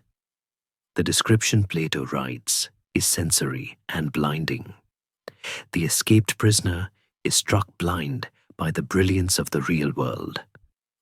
At first, he can only look at shadows and reflections in the water. Then, he can look at the objects themselves. Real trees, real birds, not the flat grey shapes on the cave wall. Finally, he looks up. He looks at the sun, and he realizes that the sun is the cause of everything. The seasons, the years, the light itself. In Plato's mind, the sun was the form of the good, the ultimate truth that illuminates the universe. The prisoner is now a philosopher. He is free. He is enlightened. He is happy. And this is where the story should end, with the wise man sitting in the meadow, basking in the warmth of the truth. But Plato, sitting alone in his room, felt the weight of the memory of 309 BC. He knew the story could not end in the meadow. The philosopher had a duty. He had to go back down. This is the tragic heart of the Republic, the burden that makes it more than just a political manual. The enlightened soul must return to the cave. He must leave the sun and descend back into the misery, the darkness, and the ignorance to free his fellow prisoners. But the return is dangerous. Coming from the light, his eyes are now unaccustomed to the dark. He stumbles. He looks foolish. He cannot see the shadows, as well as the prisoners who have never left. They laugh at him. They say his journey has ruined his eyes, and when he tries to tell them that their reality is a lie, that they are looking at puppets, they do not thank him. They get angry. They say that if they could catch him, they would kill him. Here, the stylus must have pressed harder into the wax or the papyrus, for Plato was no longer writing an allegory. He was writing an obituary. The man who goes back down and is killed by the prisoners is Socrates. The cave is Athens. The shadows are the lies of the politicians. The writing of this section likely took weeks, crafted with the obsession of a man trying to solve the riddle of his own life. Historians still debate the chronology, arguing whether the cave was written before or after the Sicilian disaster. But the emotional resonance suggests it sits right at the fulcrum of his experience. It explains why he went to Syracuse and why he failed. He had tried to drag the tyrant out of the cave, but the tyrant liked the shadows. He liked the power of predicting which puppet came next.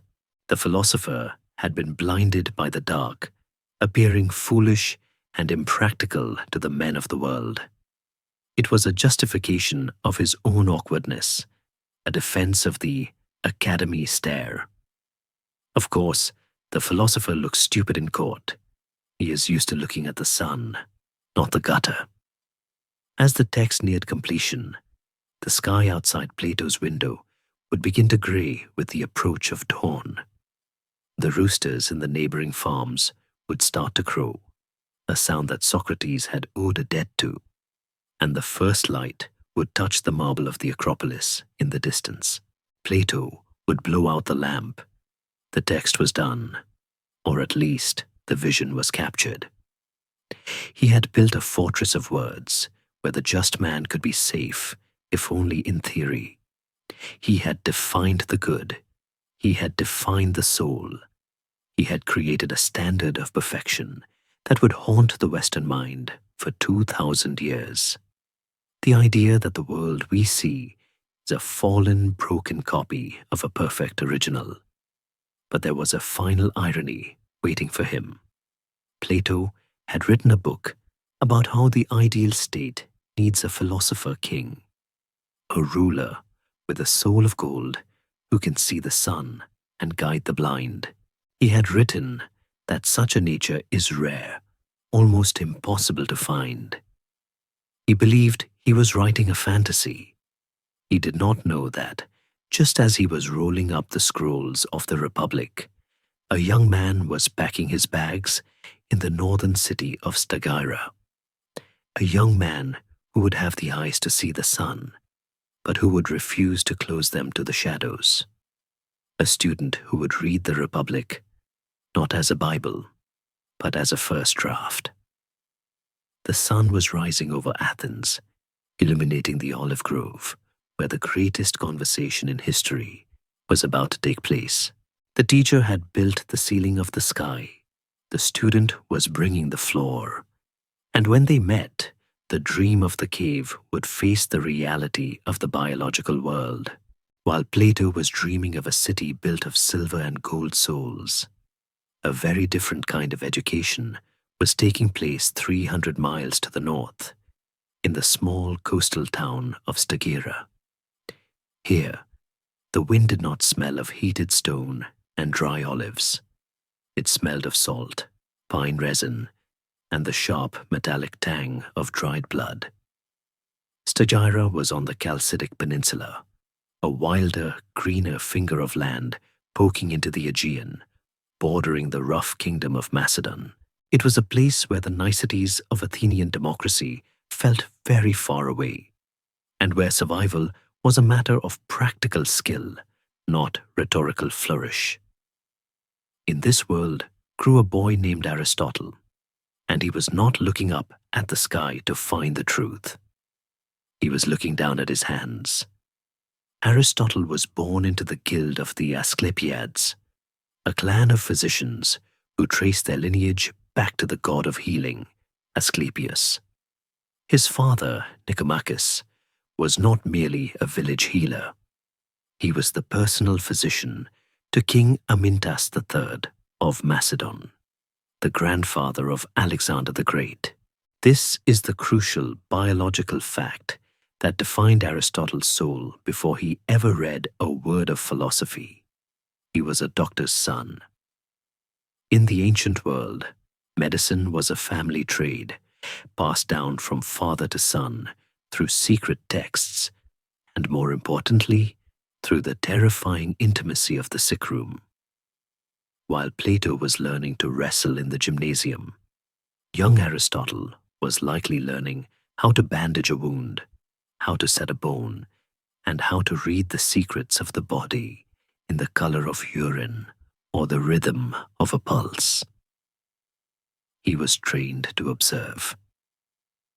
This cannot be overstated. For a Platonist, the physical world is a lie, a decaying copy of a perfect form. For a doctor, the physical world is the only thing that matters. If you ignore the physical reality of a fever because you are thinking about the form of heat, your patient dies. Aristotle's childhood was filled with jars of leeches, dried herbs, and the anatomy of animals. He learned that life was wet, messy, complex, and fascinatingly structured. He learned that a starfish has a geometry just as perfect as a triangle, but a geometry that breathes. He learned that truth wasn't something you remembered from a past life. It was something you cut open to find. But the boy's education in biology was interrupted by the harshest lesson of nature: death. Both Nicomachus and his mother, Phaestus, died while he was still young. The details are lost to the fog of history, perhaps a plague, perhaps the brutal unpredictability of ancient health. But the result was sudden, hollowing silence in the house of the physician. Aristotle was left an orphan, wealthy but alone, under the guardianship of an uncle by marriage, Proxenus of Atarneus. Proxenus was a kind man, recognizing the terrifying intelligence burning behind the boy's small, observant eyes. He saw that Aristotle was not cut out to merely grind herbs in a mortar. The boy had a hunger that Stagira could not feed. He devoured books. He asked questions that made the local priests uncomfortable. So, at the age of 17, the decision was made. The boy from the north would go south. He would go to the city of words. He would go to Athens. It was the year 367 BC. The journey would have taken weeks, moving down the coast, likely by ship, watching the landscape change from the lush green forests of Macedonia to the stark, sun-bleached skeleton of Attica. When Aristotle stepped off the boat in Piraeus, the port of Athens, he was stepping into a world that viewed him with immediate suspicion. To an Athenian, a Macedonian, even a Greek from the colonies like Aristotle was a semi-barbarian. They spoke a dialect that sounded harsh to the refined Attic ear. They were associated with kings and tyrants, not democracies. Aristotle was an outsider from the moment his sandal touched the cobblestones. He did not look like a typical philosopher in training. History, often through the snippy gossip of ancient biographers like Diogenes Laertius, paints a vivid picture of the young Aristotle as a bit of a dandy. He was said to wear rings on his fingers, a flashy display of wealth that the ascetics of the academy would have found vulgar. He kept his hair cut short, in the Macedonian military style, rather than the long flowing locks of the Athenian intellectual. He spoke with a lisp, a slight stammer that perhaps made him listen more than he talked. He was thin, with spindly legs and small eyes that missed nothing. He was a bundle of nervous, electric energy, a contrast to the slow, heavy gravity of the academy's elders. He walked through the city, past the shouting fishmongers and the preening politicians, and headed for the grove of Hecademus. He had come to sit at the feet of the master. He had come to meet Plato, the man who had written that the world was a cave and the body was a prison. Aristotle was ready to argue, ready to learn, ready to be transformed. But when he arrived at the gate, breathless and eager, he found a vacuum. The master was gone. It is one of the great, quiet ironies of intellectual history. The year Aristotle arrived, 367 BC, was the exact year Plato had packed his bags and sailed for Sicily to tutor Dionysius II. The boy from Stagira had missed the man from Athens. Instead of the grand, broad-shouldered sage, Aristotle was greeted by the interim head of the school, likely Eudoxus or Speusippus. He found the academy in a state of suspended animation, waiting for its leader to return from his mission to turn a tyrant into a king. For most students, this would have been a crushing disappointment. For Aristotle, it was a hidden gift. It meant he spent his first crucial years in the academy, not under the overwhelming, hypnotic spell of Plato's personality, but under the cooler, sharper influence of men like Eudoxus, the mathematician who loved astronomy, and Heraclides, who loved heavy, dense research. It gave Aristotle room to breathe. He was able to explore the library, to read every scroll he could get his hands on, earning him his first nickname in the school, the Reader. In a culture of oral debate, where men prided themselves on memory and speech, Aristotle was the strange boy in the corner, with his nose buried in papyrus, cataloguing facts, organizing knowledge, treating books like specimens to be dissected. He settled into the rhythm of the school, but he always stood slightly apart. He was the metic, the resident alien, the rich orphan with the rings and the lisp. He walked the grounds of the olive grove, listening to the arguments about the one and the good. But his mind kept drifting to the ground, to the ants crawling over the roots of the olive trees, to the way the sunlight hit the leaves. He mastered the geometry. Yes, he was brilliant at it. But he never fell in love with it the way Plato had. He respected the triangle, but he loved the frog. He was a spy from the world of biology, infiltrating the fortress of mathematics, waiting for the king to return so the real conversation, the war for the soul of Western thought, could begin.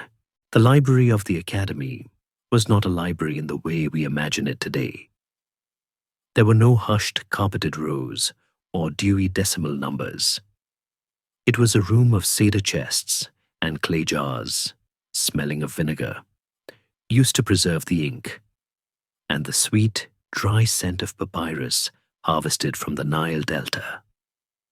In this room, while the other students were outside wrestling in the dust or practicing their elocution under the plane trees, Aristotle could usually be found alone. He was doing something that, in the context of Greek philosophy, was quietly revolutionary. He was reading. To understand why this was strange, we must remember the ghost of Socrates. Socrates had famously distrusted writing. He compared written words to painted figures that look alive, but if you ask them a question, maintain a solemn silence. He believed that true philosophy could only happen in the breath, in the living heat of a conversation between two souls. Writing was a crutch for the forgetful, a way to deaden the mind. Plato, despite writing voluminously, still held to this ideal, treating his dialogues as scripts for a play that was meant to be lived, not just studied. But Aristotle was different. He was the first true scholar of the written word. He didn't just want to remember the argument. He wanted to dissect it, pin it down, and compare it to 10 other arguments. He began to amass a private collection of scrolls that would become legendary. In a world where a single book could cost the equivalent of a skilled laborer's yearly wages, Aristotle's library was a display of immense wealth, but also of immense hunger. He bought the poems of the ancients, the medical treatises of the Hippocratics, the histories of Herodotus, and the dense, obscure cosmological poems of the pre-Socratics. He earned a nickname among the students, and later from Plato himself, O Anagnostes, the Reader. It was a title that carried a mix of respect and mild, teasing condescension, implying a man who lived in his head a bit too much, even for a philosopher. Picture him there, the oil lamp burning low, his thin fingers tracing the lines of text. He was not reading for pleasure. He was reading for patterns. This is where the doctor's son began to emerge. When a physician looks at 100 cases of fever, he looks for the common symptom that binds them. Aristotle looked at 100 scrolls of poetry or politics and did the same thing. He was the great classifier. While his peers were debating the abstract form of justice, Aristotle was likely making a list of every definition of justice ever written, categorizing them by region, date, and logical validity. He was building a database in a world of poets. He was creating the very structure of academic research that we still use today: the literature review, the citation, the systematic analysis of what has come before. This intellectual solitude did not make him popular, but it made him formidable. The other students, rough wrestling types or dreamy mystics, didn't quite know what to make of the dandy from the north. Aristotle was meticulous about his appearance. Ancient gossip, passed down through the centuries like a game of telephone, tells us he wore his tunics fashionable short, that he took great care with his sandals, and that he wore several rings on his fingers. There is a touch of overcompensation here, the behavior of an outsider trying to prove he belongs, or perhaps trying to prove he is better than the locals. He spoke with a lisp, a stammer that likely made him hesitant to jump into the rapid-fire shouting matches of the debates. So, he let his mind do the talking. When he did speak, the hesitation vanished under the weight of his precision. He didn't just argue, he dismantled. He would take an opponent's sloppy definition, slice it into 3 distinct parts, prove 2 of them were contradictions, and hand the third back as a corrected premise, all while twisting a ring on his finger. During these 3 years of Plato's absence, Aristotle matured from a bright student into a blazing intellect. He wasn't waiting to be molded. He was already hardening. He began to lecture on rhetoric, challenging the famous Isocrates, the leading educator of Athens, who taught smooth speech over hard truth. Aristotle, with the arrogance of youth, reportedly mocked Isocrates, declaring it was shameful to be silent and let the barbarians speak. He was carving out his territory. He was proving that philosophy wasn't just about gazing at the stars. It was about mastering the tools of language and logic to win arguments here on earth. And then the moment arrived. The ship from Sicily docked in Piraeus. The messenger ran ahead to the grove. Plato was back. The return of the master must have been a seismic event for the academy. Plato was now in his early 60s, weary from the failure in Syracuse, likely carrying the heavy, slumped posture of a man who has seen his ideals crash against reality. He walked back into the garden he had created, looking for comfort in the familiar faces of his students. And there, standing among them, was the reader. The meeting between Plato and Aristotle is one of those scenes history forgot to record, leaving us to paint it in the colors of our imagination. We can see the old wrestler, broad and gray, looking down at the small, sharp-eyed Macedonian. Plato would have seen the intelligence immediately. It radiates from some men like heat. He famously called Aristotle the mind of the school, onus. It was the highest compliment he could give. It meant that while others were the body or the spirit of the academy, Aristotle was its pure, processing intellect. But there was a tension in the compliment too.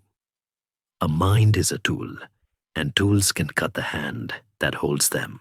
Plato, with his intuitive genius, likely sensed that this young man was not a disciple who would simply repeat the master's words. He was something more dangerous and more thrilling, a peer. As they walked together under the olive trees in those first weeks of reunion, the dynamic was not one of instruction, but of testing. Plato would throw out a riddle about the motion of the planets. Aristotle would catch it, analyze it, and throw it back with a citation from a Babylonian astronomer he had read in a dusty scroll. Plato would speak of the immortality of the soul. Aristotle would ask about the biological mechanism of memory. They were an odd couple. the mystic and the scientist, the poet and the librarian. But for a time, the friction created sparks, not fire. Plato loved Aristotle's brilliance. He loved that he didn't have to slow down for him. He loved that he finally had a student who could run the marathon of a dialectic without getting winded. And Aristotle? He worshipped Plato, not as a god, but as the mountain that had to be climbed. He saw in Plato a grandeur of spirit, a moral seriousness that made the rest of Athens look cheap. He didn't agree with everything the master said, especially the parts about the world being an illusion, but he loved the way he said it. He loved the quest. The academy settled into a golden age, with Plato back at the helm and Aristotle rising as his lieutenant. The school became the intellectual center of the Mediterranean. It was a time of serious play. They wrote dialogues, they solved geometrical problems, they classified plants and constitutions, but underneath the harmony, the fundamental divergence was already taking root, quietly, like a tree growing through a stone wall. Plato was teaching his students how to die, how to separate the soul from the body, to reach the truth. Aristotle was learning how to live, how to use the mind to understand the body.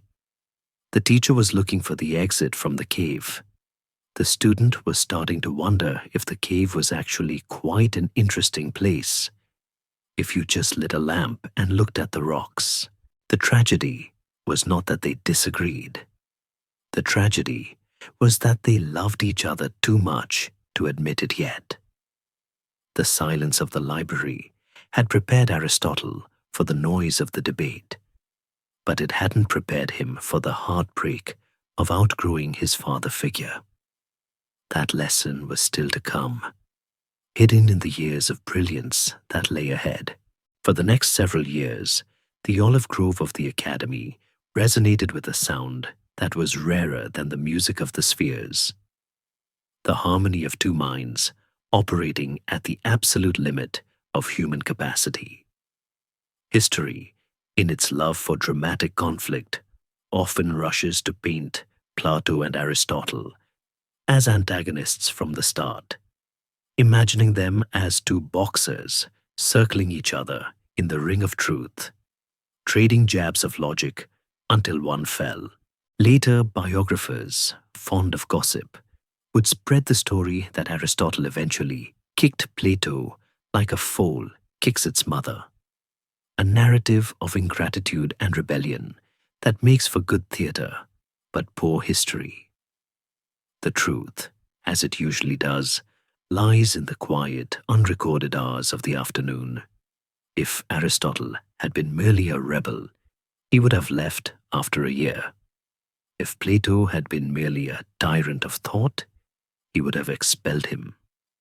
Instead, Aristotle stayed for 20 years. You do not stay 20 years in a prison. You are free to leave. You stay in a home. What bound them together was not agreement, but a shared, consuming obsession with the why. They were the only two men in Athens, perhaps in the world, who could truly keep up with one another. To watch them talk was like watching two master weavers working on the same tapestry from opposite sides. Plato pulling the golden threads of the eternal forms down from the heavens, Aristotle pulling the sturdy wool threads of observation up from the earth, their hands meeting in the middle to create a pattern of dazzling complexity. The atmosphere of the academy in this golden era was electric.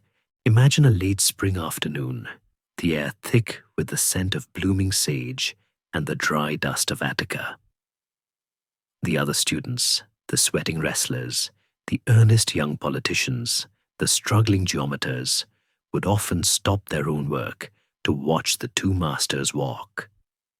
Plato, tall and broad, moved with the slow, deliberate gait of a man who is balancing the weight of the universe on his shoulders. Aristotle, slight and wiry, walked with a nervous staccato energy, his hands moving constantly as he spoke, his lisp softening the edges of his razor-sharp critiques. They would walk the peripatos, the shaded path beneath the trees, and the conversation would flow like a river, winding, doubling back, rushing over rocks. Plato might pose a question about the nature of the soul. Is the soul a harmony, like the tuning of a lyre, or is it the lyre itself? Most students would nod and scribble down the metaphor. Aristotle would stop, pick up a pebble, and ask, if it is a harmony, master, then when the body, the lyre, breaks, the music stops. Does this not destroy the immortality you seek? Plato would not frown, he would smile. This was the friction he craved. He didn't want sycophants who memorized his scripts. He wanted a whetstone to sharpen his blade. In Aristotle's relentless probing questions, the apory or puzzles, Plato found the resistance he needed to refine his own greatest works. It is highly probable that the shift in Plato's later philosophy, the move toward more technical, critical dialogues like the Parmenides and the Theaetetus, was driven by the pressure of Aristotle's presence. In the Parmenides, Plato does something extraordinary. He dismantles his own theory of forms. He raises devastating objections to his own life's work, asking how a form can be present in many objects at once without being split apart. It is a moment of supreme intellectual humility.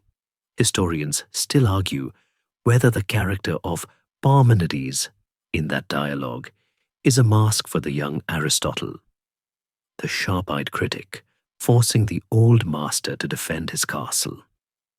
If so, it was a battle fought with love.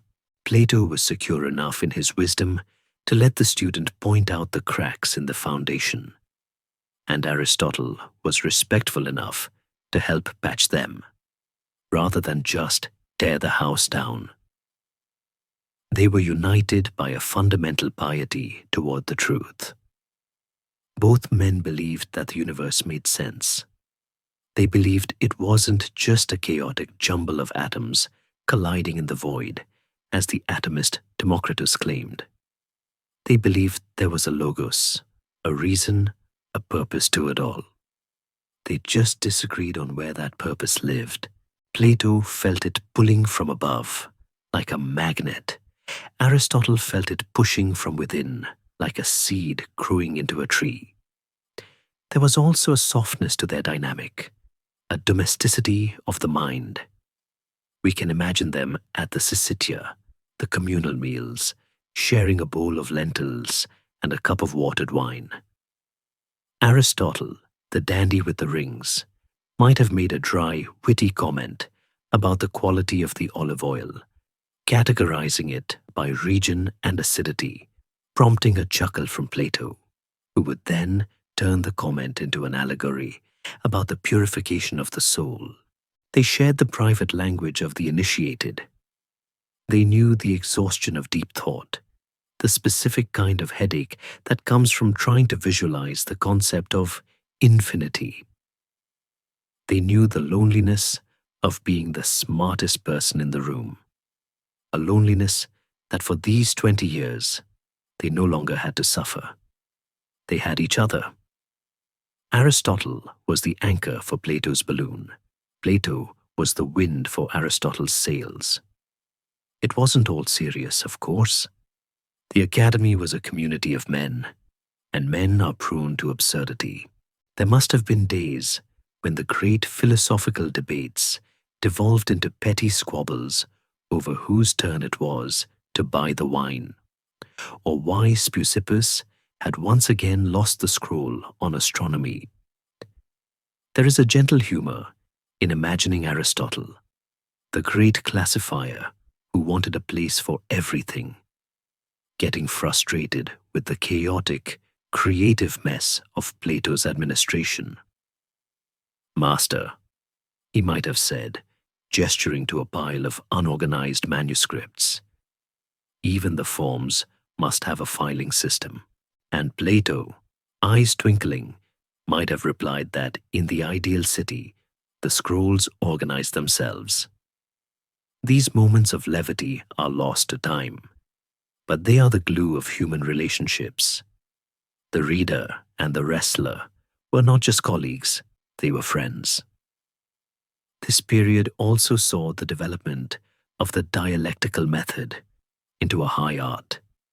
It wasn't just about winning an argument, it was about hunting the truth together. They would define a term, say sophist, and then chase it through the brush of language, setting nets of definition, cornering it with logic, dividing it into species and subspecies, until there was nowhere left for it to hide. Aristotle learned this method from Plato, and he never abandoned it.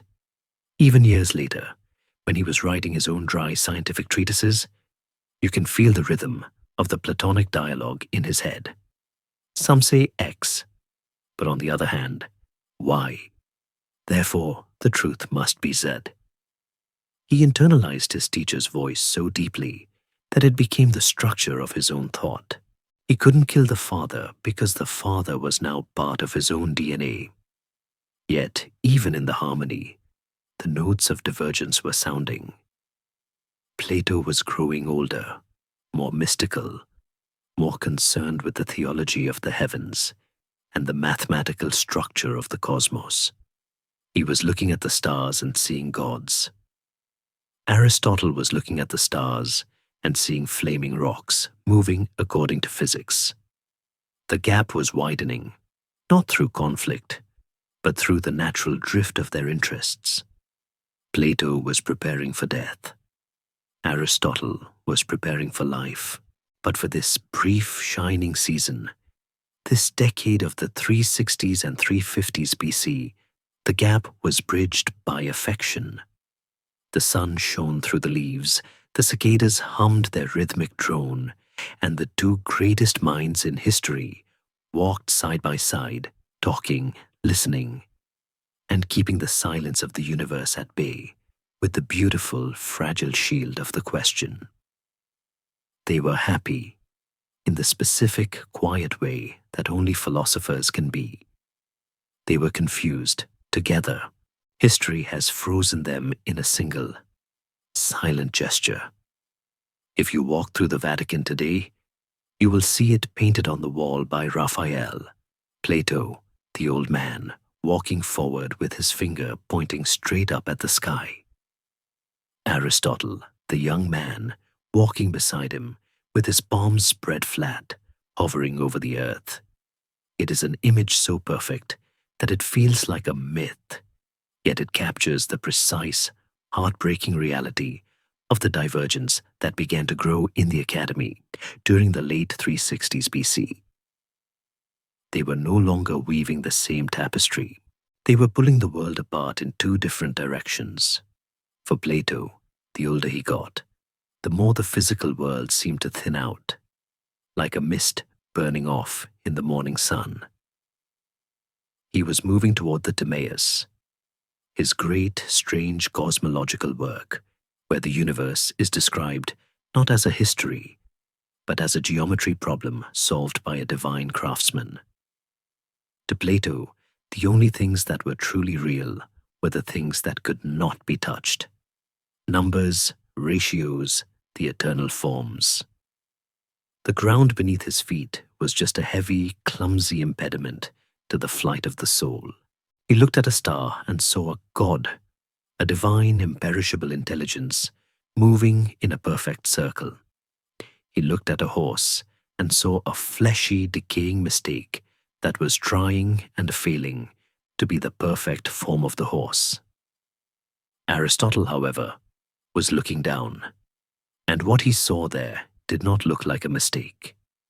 He saw the mud of the world, but to him, the mud was miraculous. While Plato was calculating the rotations of the celestial spheres, Aristotle was likely on his knees in the garden, watching the way a line of ants dismantled a dead beetle. He was noticing the things that Plato considered beneath the dignity of philosophy. He saw that the ants had a system. He saw that the beetle had a shell that was engineered for protection, a structure as logical as any triangle. He began to realize that the form wasn't somewhere else, up in a heavenly vault. It was here, inside the thing itself. The wholeness of the acorn was inside the acorn, driving it to become an oak tree. It didn't need a mystical blueprint in the sky. It had the blueprint in its own juice, in its own life. This difference in vision began to manifest in the daily life of the school as a kind of gentle, bewildered friction. We can imagine a scene in the late afternoon, the golden hour when the shadows stretch long across the dust. Plato is sitting on a stone bench, holding a dodecahedron, a 12-sided geometric shape that he believed represented the cosmos. He is speaking of the world's soul, of the mathematical perfection that underpins all existence. The visible world, he might say, is a moving image of eternity. We must look past the shadows to see the light. And Aristotle, sitting opposite him, perhaps wiping the slime of a cuttlefish from his hands onto a rag, would nod respectfully, but then ask the question that always brought the soaring balloon back to the dirt. But master, he might say, his lisp catching on the sibilants, if the forms are separate from the things, how do they cause the things to move? How does a perfect, unmoving form of man in the sky help this specific man here cure his fever? Does the doctor look at the idea of health, or does he look at the patient's bile? It was the doctor's son speaking against the mystic. Aristotle was beginning to formulate his devastating critique of Plato's system, known later as the third man argument. It was a logical trap. If a man looks like the form of man, you need a third form to explain the resemblance between them, and then a fourth to explain that, and so on to infinity. It suggested that Plato's beautiful tower of ideas was built on a foundation of infinite regress. But Aristotle didn't present this as an attack. He presented it as a problem they needed to solve. Plato, to his credit, didn't banish him. He engaged, but there was a growing sense of incomprehension. To Plato, Aristotle's obsession with the physical world, with collecting seashells, dissecting eggs, cataloging the constitutions of 158 different cities, must have seemed like a waste of a brilliant mind. It was like watching a man use a diamond to hammer nails. Why, Plato must have wondered, is he so fascinated by the furniture of the cave? The gap widened not just in content, but in method. Plato was a poet who had renounced poetry, but still couldn't help but write like one. He used myths, metaphors, and allegories. He told stories about souls choosing their lots before birth, about rings of invisibility, about charioteers driving winged horses. Aristotle, on the other hand, was inventing the dry, dusty style of the academic paper. He had no patience for myths. We must not use empty words, he would grumble. He wanted definitions. He wanted to cut the universe into clear labeled jars.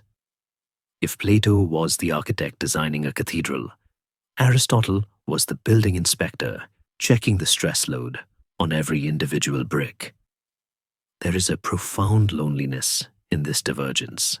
It is the loneliness of the parent who realizes their child is not a clone, but a stranger.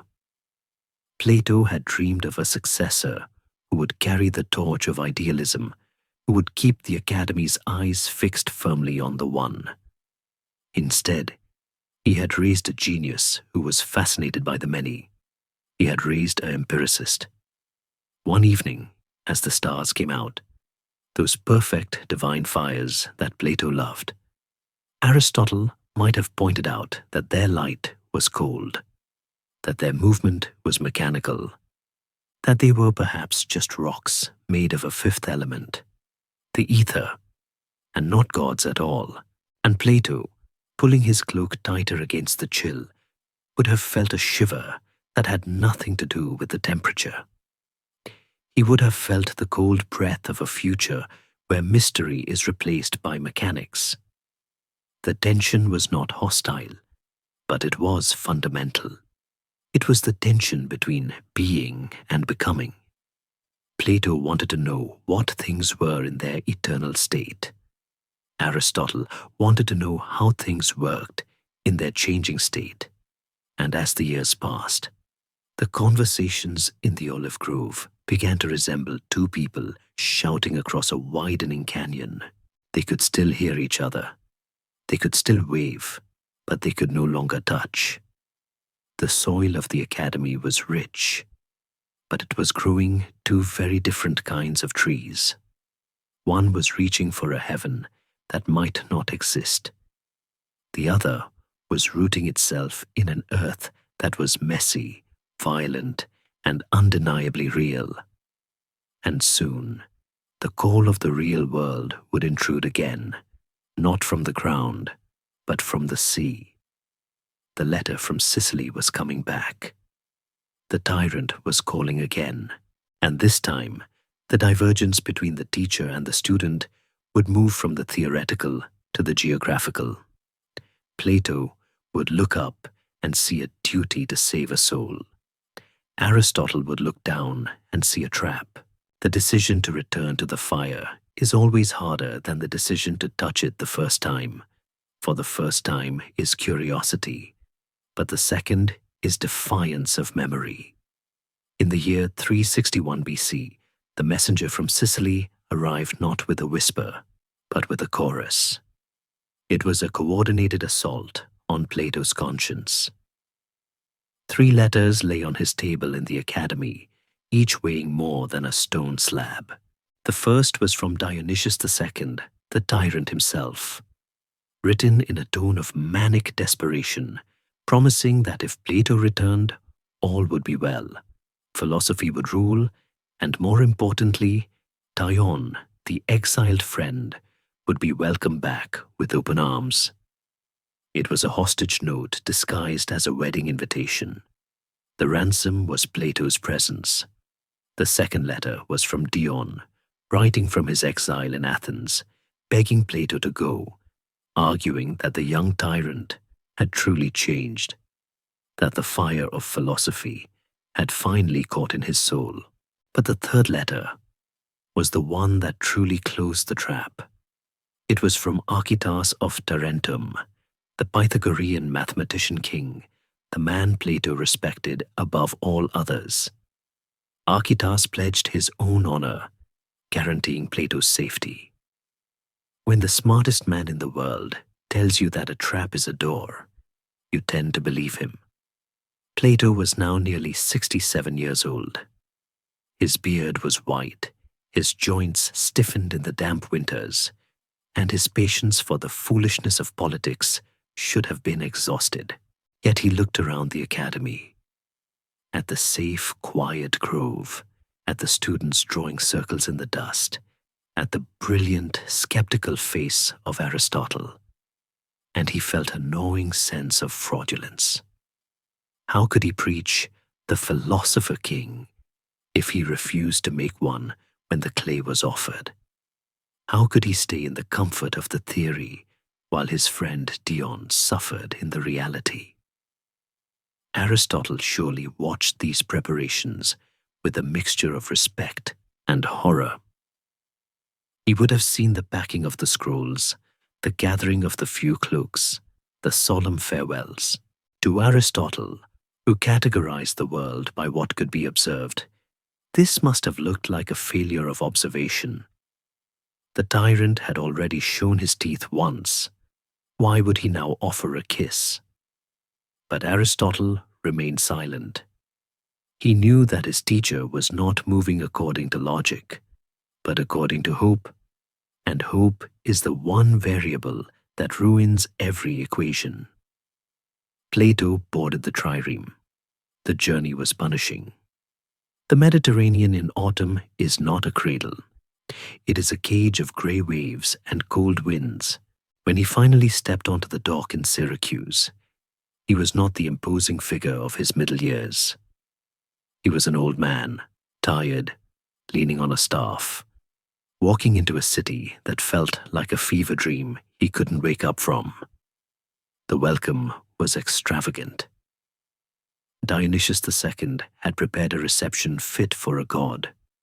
The streets were lined with citizens, the palace was hung with garlands, and the tyrant himself rushed to embrace the philosopher with tears in his eyes.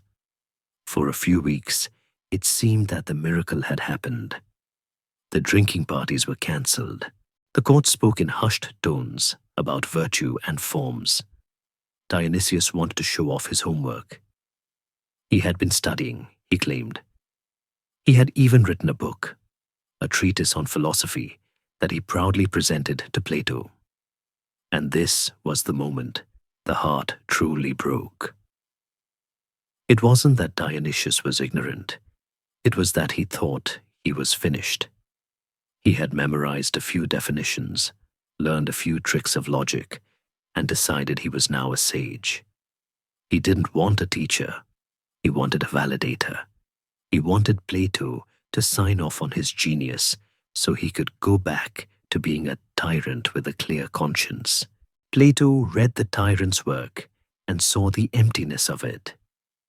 He later wrote, with biting disdain, that those who think they can grasp philosophy in a quick summary are like men who think they can hold the sun in a cup.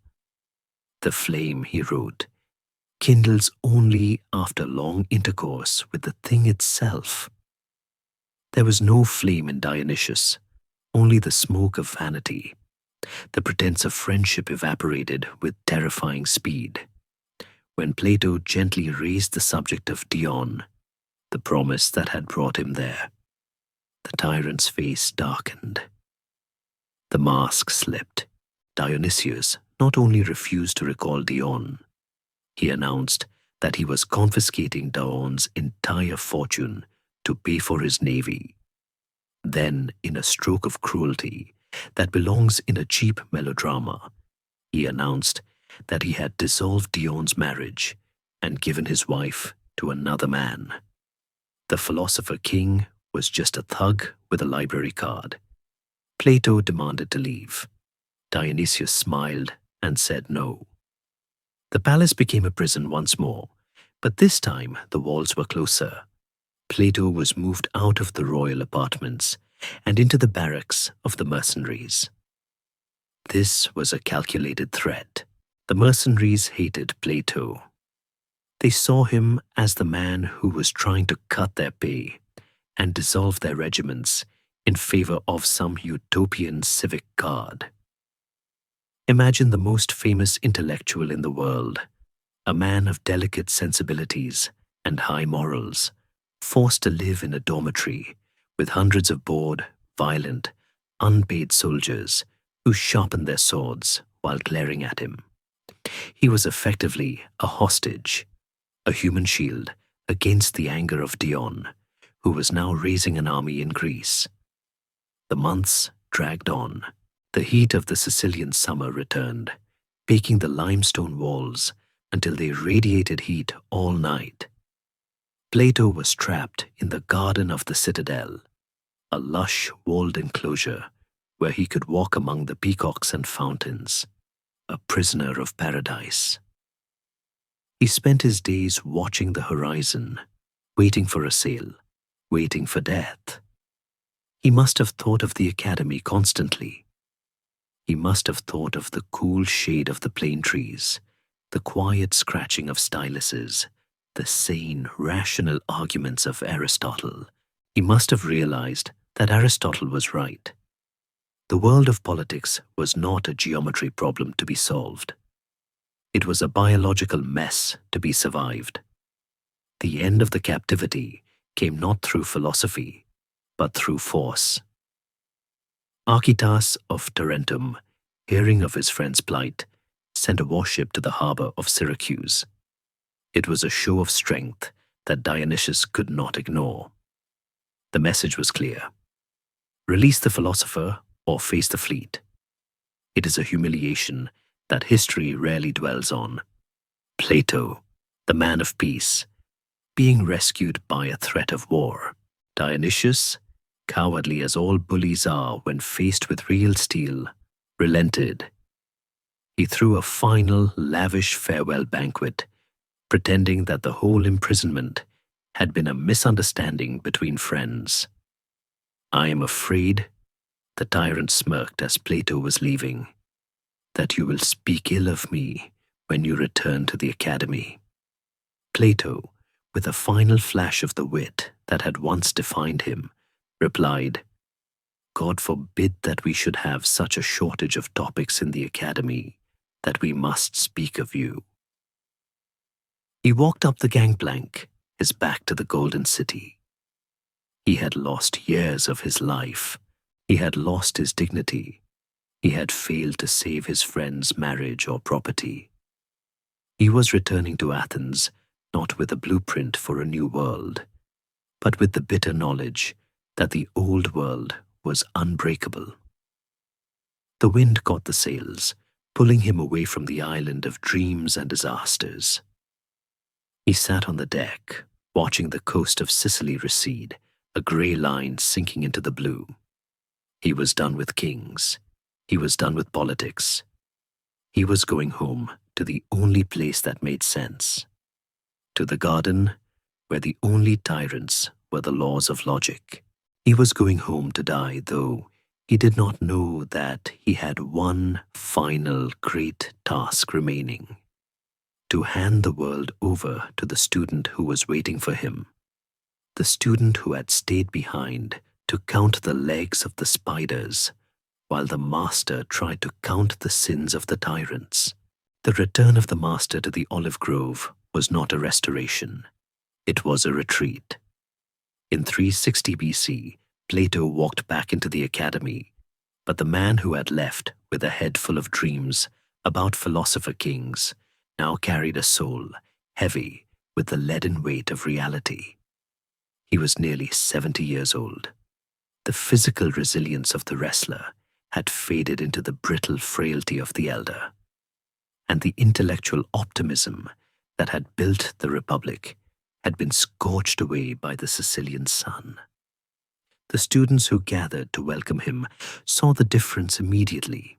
They saw it in the way he held his shoulders, no longer braced to carry the sky, but slumped as if protecting his heart.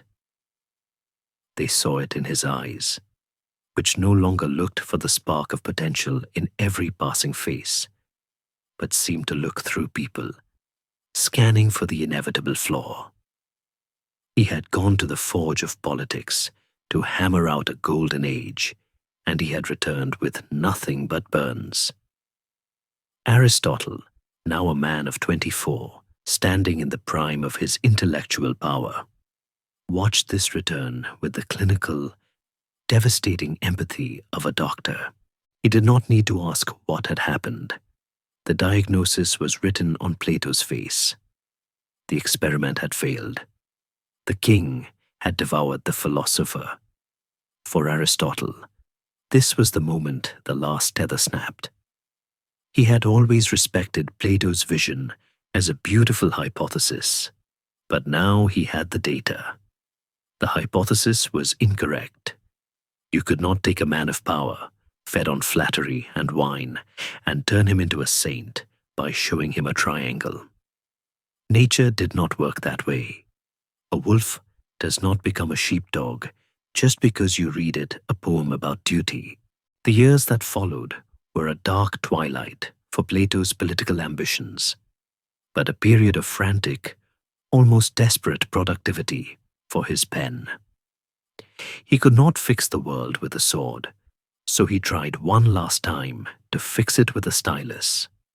But the tone had changed. He began to write the statesman, and then the massive, grinding monolith of the laws. These were not the poetic, soaring dialogues of his youth. The Laws is a book without Socrates. The gentle, ironic guide is gone, replaced by a character known only as the Athenian stranger.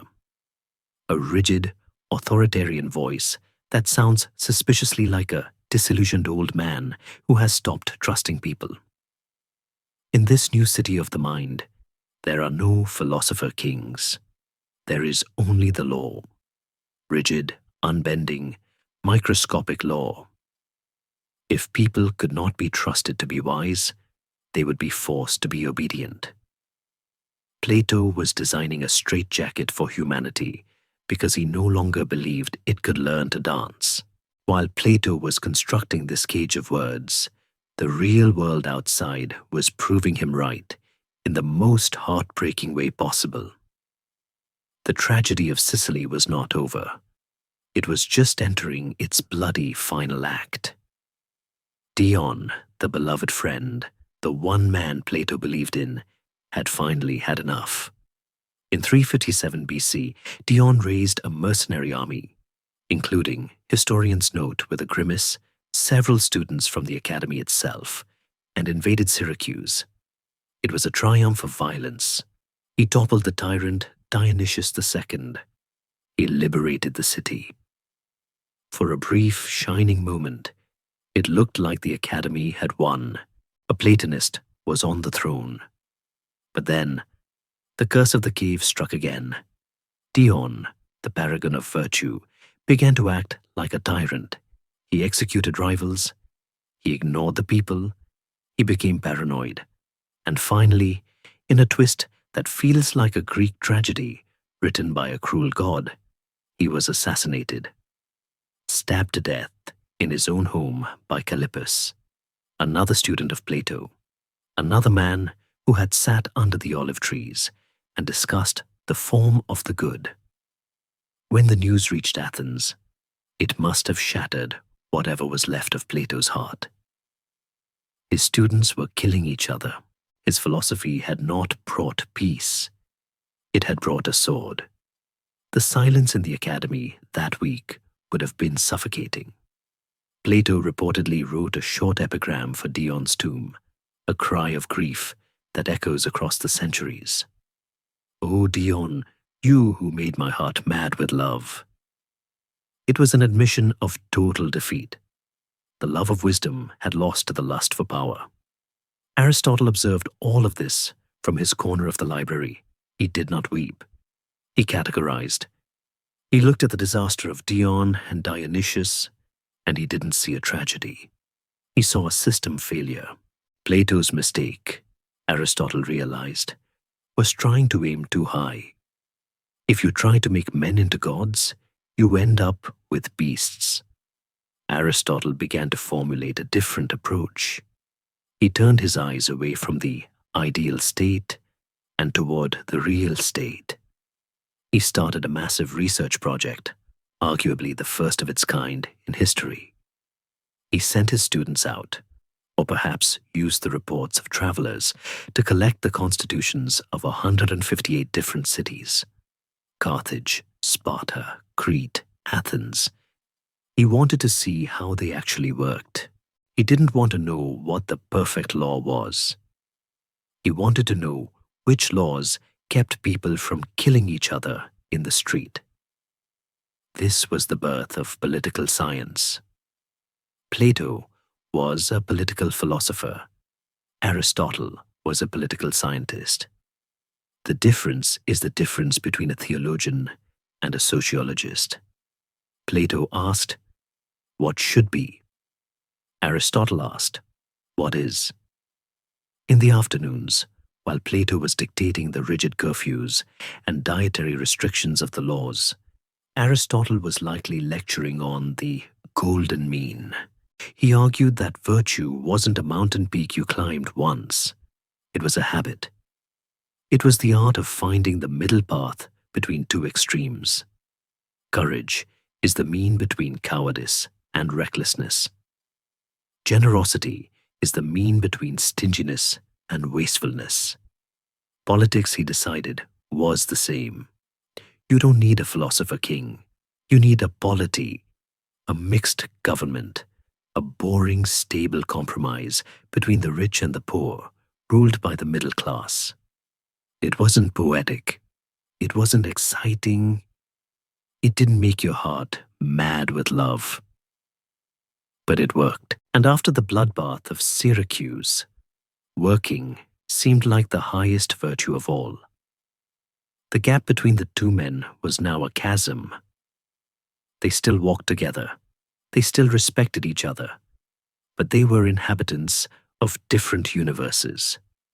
Plato was the Athenian stranger, living in a city of ink and regret.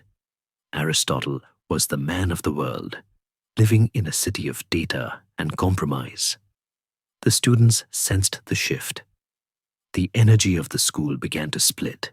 There were the Platonists, the mathematicians and mystics who looked for the hidden code of reality, and there were the Aristotelians, though the name didn't exist yet, the biologists and observers who looked for the visible function of reality. Yet, there was no open rebellion. Aristotle did not leave. He stayed, perhaps out of loyalty, perhaps because the library was too good to leave, or perhaps because he knew that the old lion was dying, and one does not abandon a father, even a mistaken one, in the winter of his life. He continued to write, to teach, to build his encyclopedic knowledge of everything from the anatomy of cuttlefish to the logic of syllogisms. But he kept his political thoughts to himself, or at least within his own circle.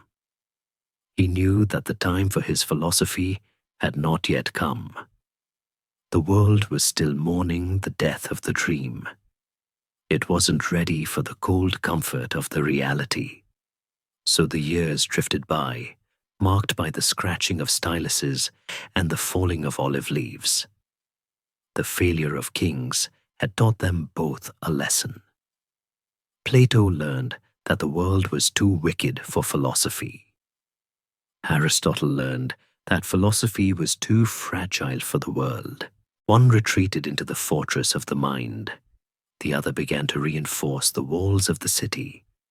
And somewhere in the north, in the rugged hills of Pella, a child was born who would force them both to face the ultimate test of their ideas.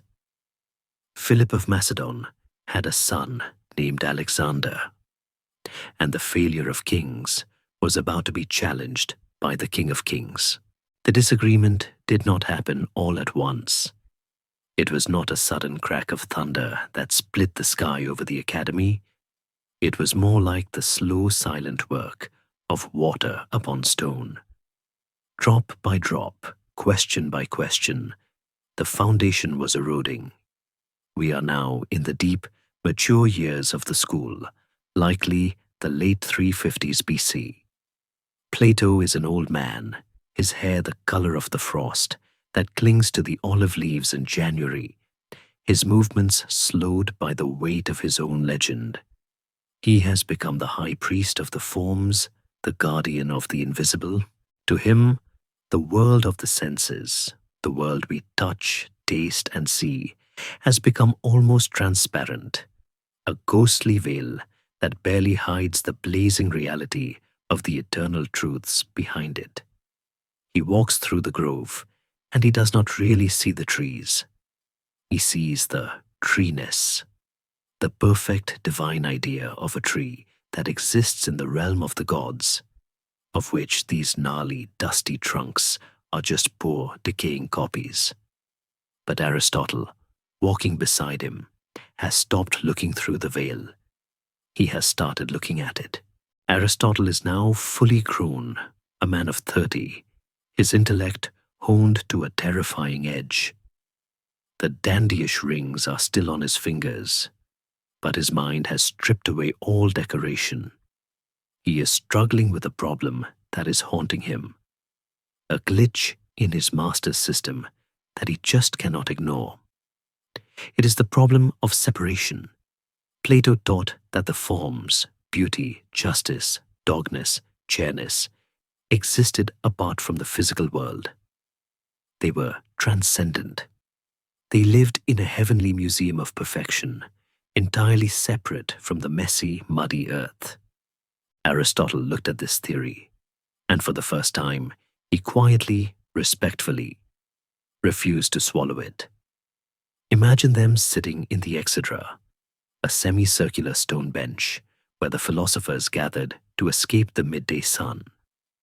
Aristotle holds an acorn in his hand. It is small, hard, and smooth, capped with a rough, textured hat. He holds it up to the light. "Master," he begins, his voice low, the lisp softening the sharp edges of his logic. "You say that the form of the oak tree exists in the heavens, perfect and eternal. And you say that this acorn grows because it is trying to imitate that heavenly form." Plato nods, his eyes closed, perhaps visualizing the divine forest. "Precisely, Aristotle. The acorn remembers the form. It strives for it. The physical world is a shadow stretching toward the light." Aristotle turns the acorn over in his fingers. "But master," he presses, "if the form is separate, if it is up there and the acorn is down here, how does it touch the acorn? How does a ghost push a rock? If the blueprint of the house is locked in the architect's office across the sea, how does the bricklayer know where to put the bricks?" This was the wedge. Aristotle realized that a form that is separate is useless. It is a beautiful poetic image, but it explains nothing about how the world actually works. If the form of health is in the sky, it cannot cure a sick man in a bed. Aristotle began to propose a radical grounding shift. He brought the forms down from heaven and crashed them into the earth. He argued that the form does not exist above the thing, it exists inside the thing. The oakness is not in the sky, it is in the acorn. It is the genetic code, the internal program, the potential energy coiled tight inside the shell, driving it to push roots into the soil and leaves into the air. Form, Aristotle argued, is not a ghost. Form is a function. The form of an eye is not a perfect, invisible eye in the clouds.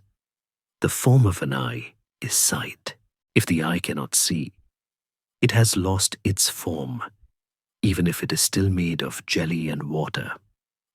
This shift from transcendence to immanence changed the history of human thought. It sounds technical, but it was deeply emotional. It meant that Aristotle was falling in love with the world that Plato was trying to escape. Plato wanted to die to get to the truth. Aristotle wanted to live to find it.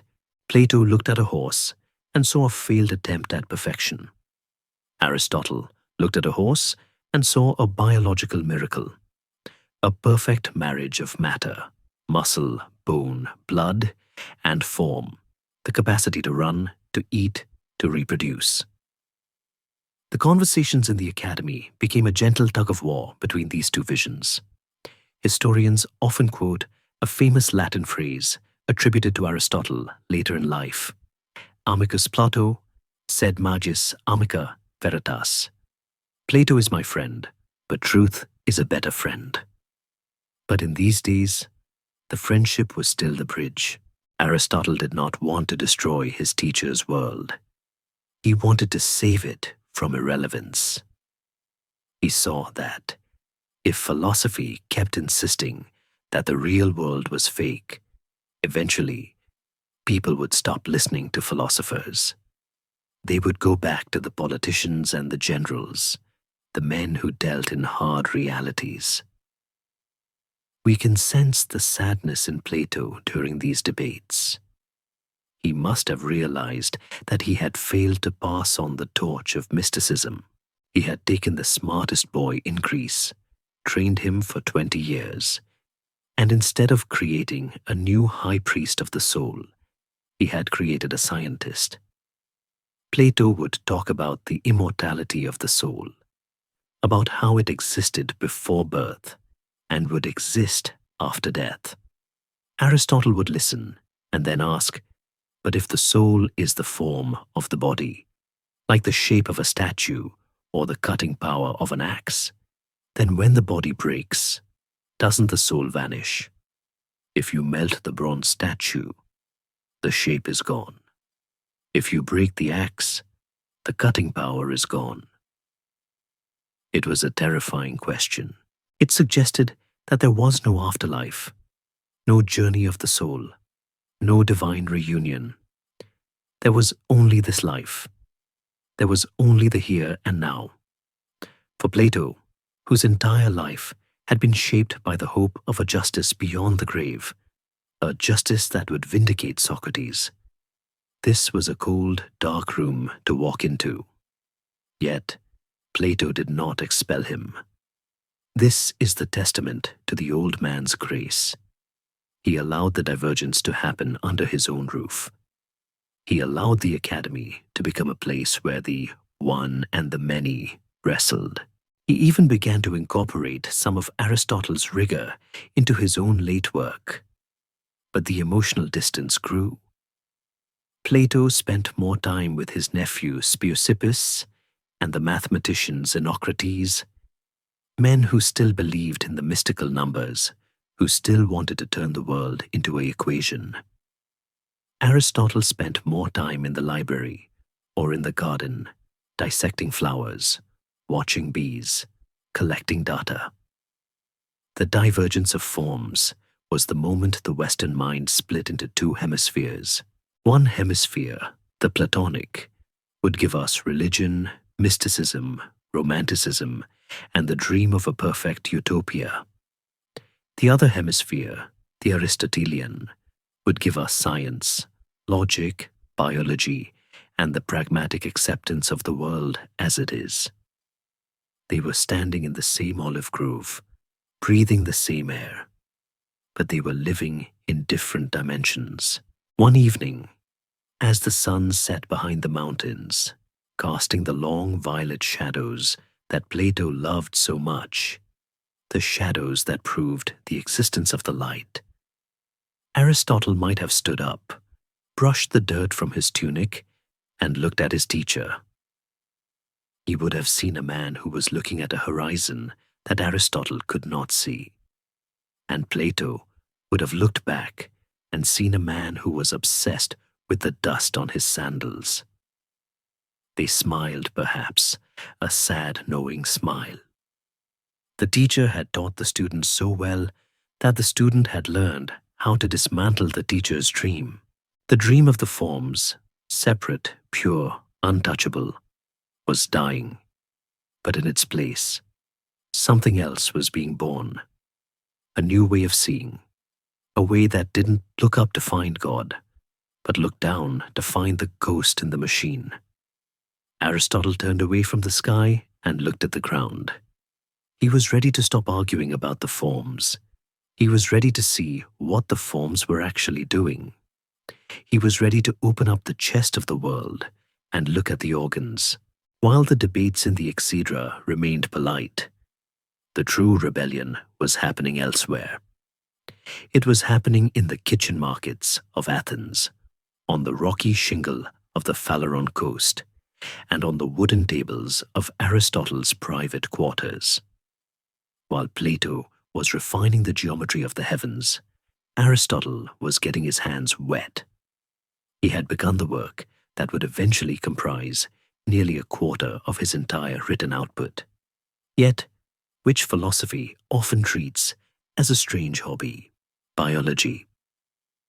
To the academy, the study of animals was, at best, a distraction. Why study a sponge when you could study a star? A sponge was low, mindless, and made of slime. A star was high, eternal, and made of fire. But Aristotle looked at the sponge and saw something that the star did not have. He saw life. He saw the struggle to survive.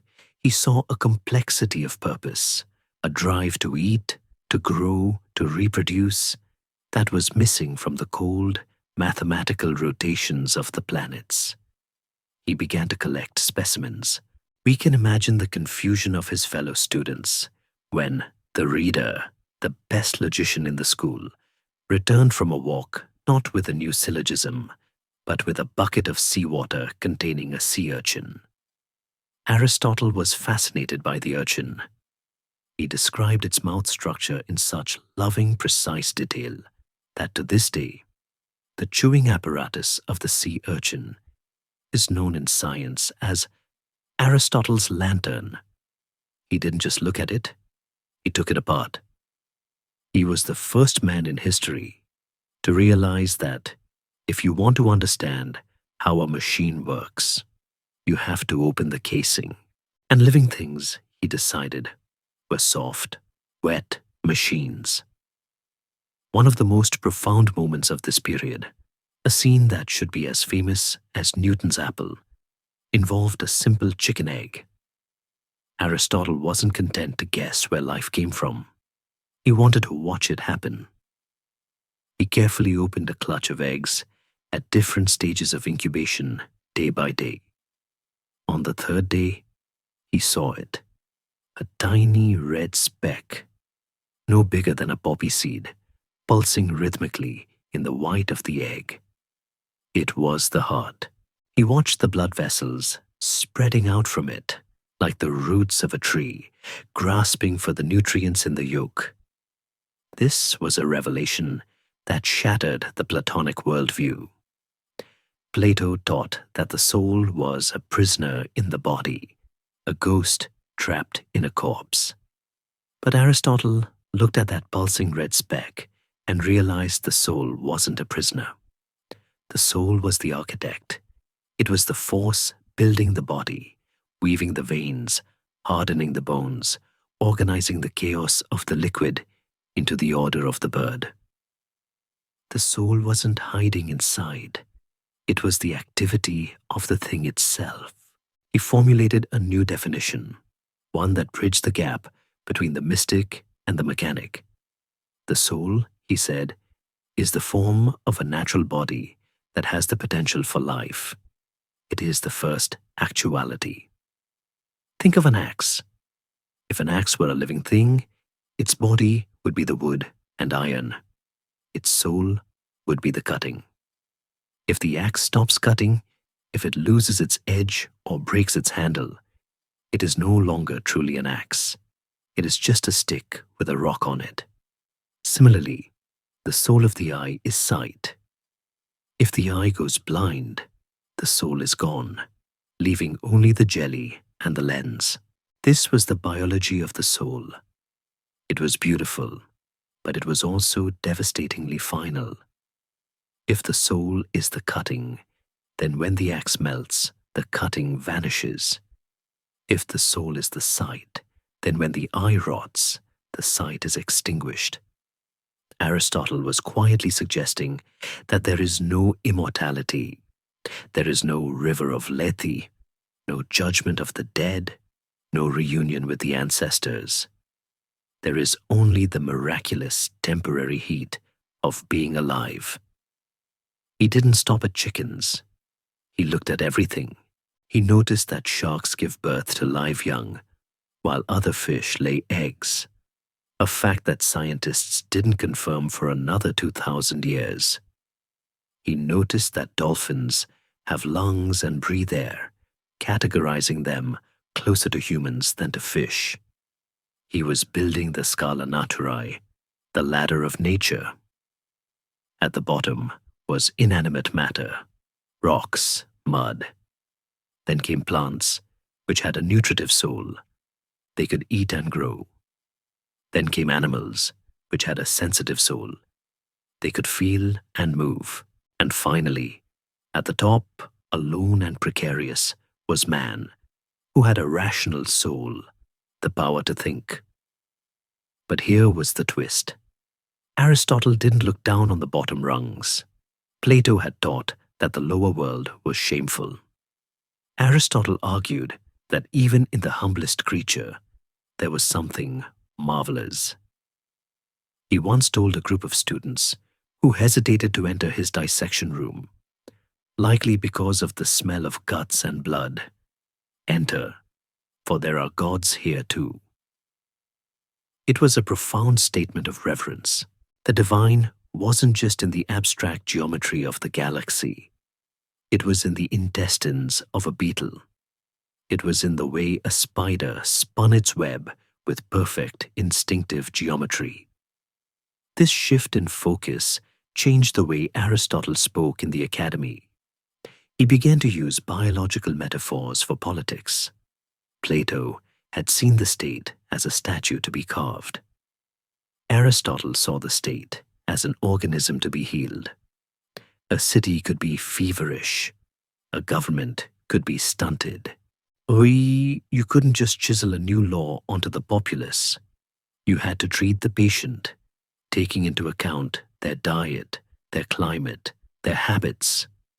He was becoming the physician of sociology.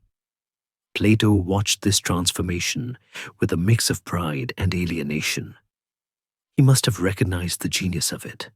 The third man argument, the logic, the categorization. It was all brilliant. But it was so earthbound. It was so heavy. Plato was trying to teach men how to fly.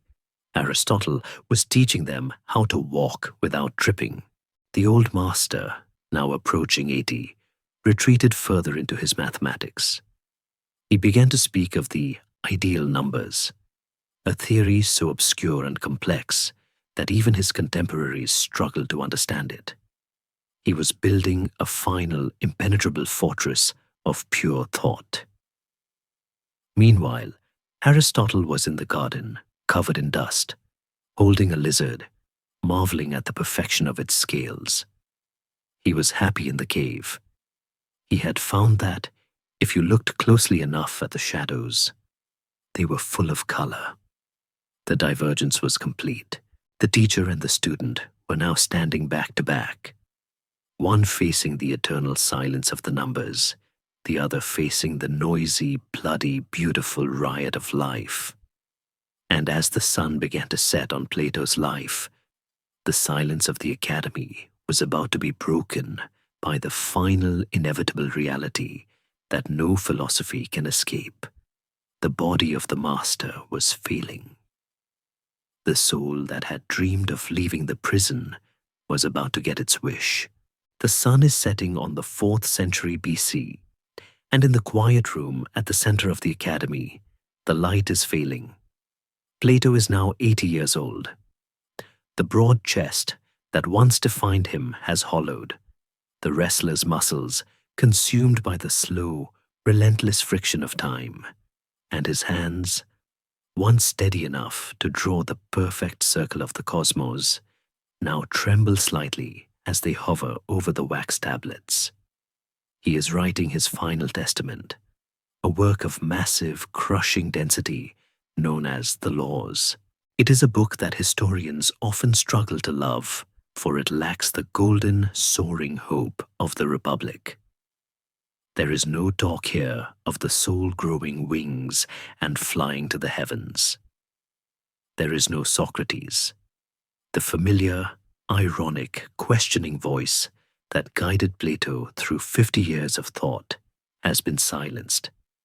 In his place stands a new character, a figure known only as the Athenian stranger. It is a mask, thin and brittle, worn by an old man who has finally accepted that the world will not be saved by poetry. The atmosphere in the room is not one of discovery, but of foreclosure. Plato is no longer trying to open the minds of men. He is trying to bolt the doors shut before the storm comes in. To understand the Laws, one must understand the fear that birthed it. Plato has seen everything he loved destroyed by the chaotic, unpredictable nature of human freedom. He saw the freedom of the Athenian democracy kill Socrates. He saw the freedom of the tyrant Dionysius destroy Syracuse. He saw the freedom of his friend Dion lead to assassination. He has looked at the human soul and found it to be a cracked vessel, incapable of holding the water of truth without leaking. So in these final years, he abandons the dream of the philosopher king, the enlightened ruler who needs no laws because his wisdom is perfect. That dream was for a race of gods, not men. For men, he decides, there must be a straitjacket. He begins to design the city of Magnesia, a second-best stud, a place where virtue is not a choice, but a compulsion.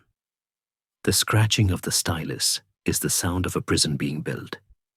Plato outlines a society of terrifying rigidity. In Magnesia, there will be no travel abroad without state permission, for foreign ideas are a contagion. There will be no poets, for poets lie about the gods and stir up emotions that cloud the reason. There will be strict limits on wealth, on property, even on the games children play. If you control the way children play, the Athenian stranger argues, you control the future of the state. It is a chilling insight, the birth of social engineering. He dictates the number of citizens, exactly 5,040, a number chosen not for its mystic beauty, but because it is divisible by everything from 1 to 12, except 11, making it easy to calculate taxes and military levies. It is the logic of the administrator, cold and precise. He establishes the Nocturnal Council, a group of old, wise men who meet at night to watch over the city, to ensure that no one deviates from the law. It is the first secret police of the Western imagination, born not from malice, but from a desperate protective love. He wants to save humanity from itself, even if he has to break its spirit to do it. Aristotle, watching from the periphery of the school, must have felt a profound, quiet heartbreak.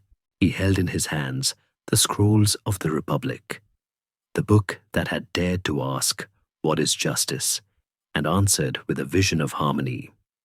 Now, he watched his master write a book that asked, how do we punish, and answered with a list of fines and exiles. Aristotle saw what Plato could not, that you cannot legislate virtue. A man forced to be good is not good, he is just obedient. Aristotle believed in the habit of virtue, a quality that grows organically from making choices, from navigating the messy middle ground between extremes. But Plato was done with choices. He wanted certainty. He was like a parent who, terrified of their child getting hurt, decides to lock them in a padded room forever. The students of the academy, the younger generation who had never known the vibrant, laughing Socrates, looked at the old master with a mix of awe and fear. They saw a man who was turning into stone. The old man's laws were not just political theories. They were a theology of pessimism. Plato was arguing that God is the measure of all things, not man. He was turning his back on the humanism that Athens had invented. He wrote that humans are merely puppets of the gods, jerked around by the strings of pleasure and pain. Our only hope, he argued, was to grab the golden cord of the law and hold on for dear life. It was a bleak image, humanity as a marionette show, dancing in the dark, waiting for the strings to be cut. Yet, there is a strange, haunting beauty in the rigor of the laws. It is the beauty of a winter landscape, stripped of leaves, where only the hard, black structure of the branches remains. Plato was trying to build a structure that would survive the rot of time. He was trying to create a constitution that would stop the cycle of revolution and tyranny that had plagued Greece for centuries. He was thinking of Egypt again, of the pyramids that never changed. He wanted to give Greece a pyramid of words. He worked on the text obsessively, revising, polishing, adding more regulations, more safeguards. It was said that the work was found on his wax tablets after his death, not quite finished, a testament to a task that had no end. In the evenings, the Syssitia meals became quieter. The debates about the good felt heavy, shadowed by the looming presence of the new doctrine. Plato would sit at the head of the table, his eyes often unfocused, lost in the intricacies of his penal code. He would speak of the dangers of atheism, prescribing death for those who denied the gods or claimed they could be bribed with sacrifices. This was the final irony. The student of Socrates, the man executed for impiety, was now writing laws that would execute men for impiety. The circle had closed. The trauma of 399 BC had finally metabolized into the very thing it had fought against. The victim had become the judge. Aristotle did not argue with him anymore. There is a time when argument becomes cruelty, and that time is when a great man is preparing to die. Instead, Aristotle focused on his own work, on his biology, on his collection of constitutions. He was preparing the antidote. He was preparing a philosophy that would embrace the chaos that Plato feared. He was writing the Nicomachean Ethics, a book that would argue that the goal of life is not order, but eudaimonia, flourishing, happiness, the active exercise of the soul's powers. While Plato was building a wall to keep the wind out, Aristotle was building a windmill to catch it. But for now, the academy belonged to the shadow of the law. The olive trees, which had once sheltered the freest conversations in the world, now seemed to stand at attention. The wind blowing through the leaves sounded like a whisper of "Obey." The old man wrote on, fighting a war against entropy that he knew he could not win, but which he was too noble to abandon. He was trying to freeze the world before he left it. He was trying to write a lullaby that would keep the monsters of history asleep. But history is an insomniac. It was awake, and it was watching, and it was already preparing the next chapter, not in the laws of a city that didn't exist, but in the sword of a prince who was very, very real. The wax of the tablets was cooling. The ink was drying. The final silence was approaching, and the only sound left was the scratching of the stylus, carving a tombstone for the idea of liberty. The silence that descended upon the academy in the final years of Plato's life was not the silence of emptiness, but the heavy, charged silence of a storm holding its breath. It was the eloquent silence of two men who know each other's minds so perfectly that they no longer need to argue, because they already know they will not agree. The shouting matches of the early years, if they ever truly shouted, had faded into a polite, terrifyingly vast distance. Plato and Aristotle still walked the grounds. They still shared the evening meal. They still exchanged scrolls, but the bridge between them had been dismantled, stone by stone. They were now standing on opposite banks of a river that had grown too wide to shout across. On one side stood the old mystic, surrounding himself with the friends of the ideas, men who believed that reality was a math problem set by God. On the other side stood the biologist, surrounded by his specimens, his maps, and his growing conviction that God was not a mathematician, but a gardener. The tension in the school was amplified by a question that no one dared to ask aloud, but which hung in the air like the smoke from the oil lamps. Who comes next? The academy was not just a gathering of friends anymore. It was an institution. It owned land. It possessed a library of priceless value.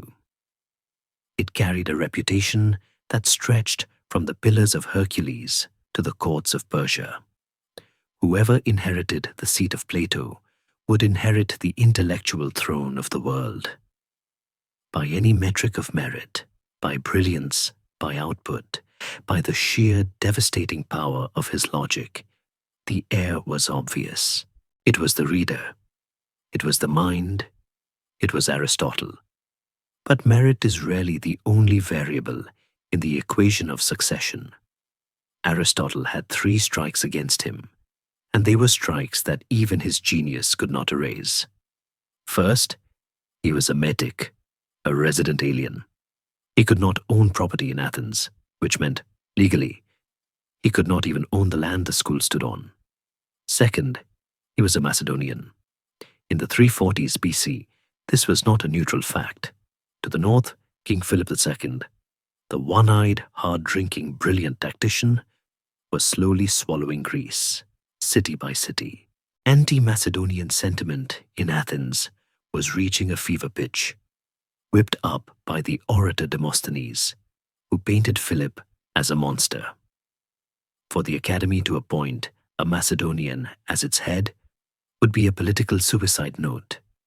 But the third strike was the deepest. Aristotle simply did not believe in the mission anymore. He didn't believe in the forms. He didn't believe in the numbers. Handing the academy to Aristotle would be like handing a cathedral to an atheist.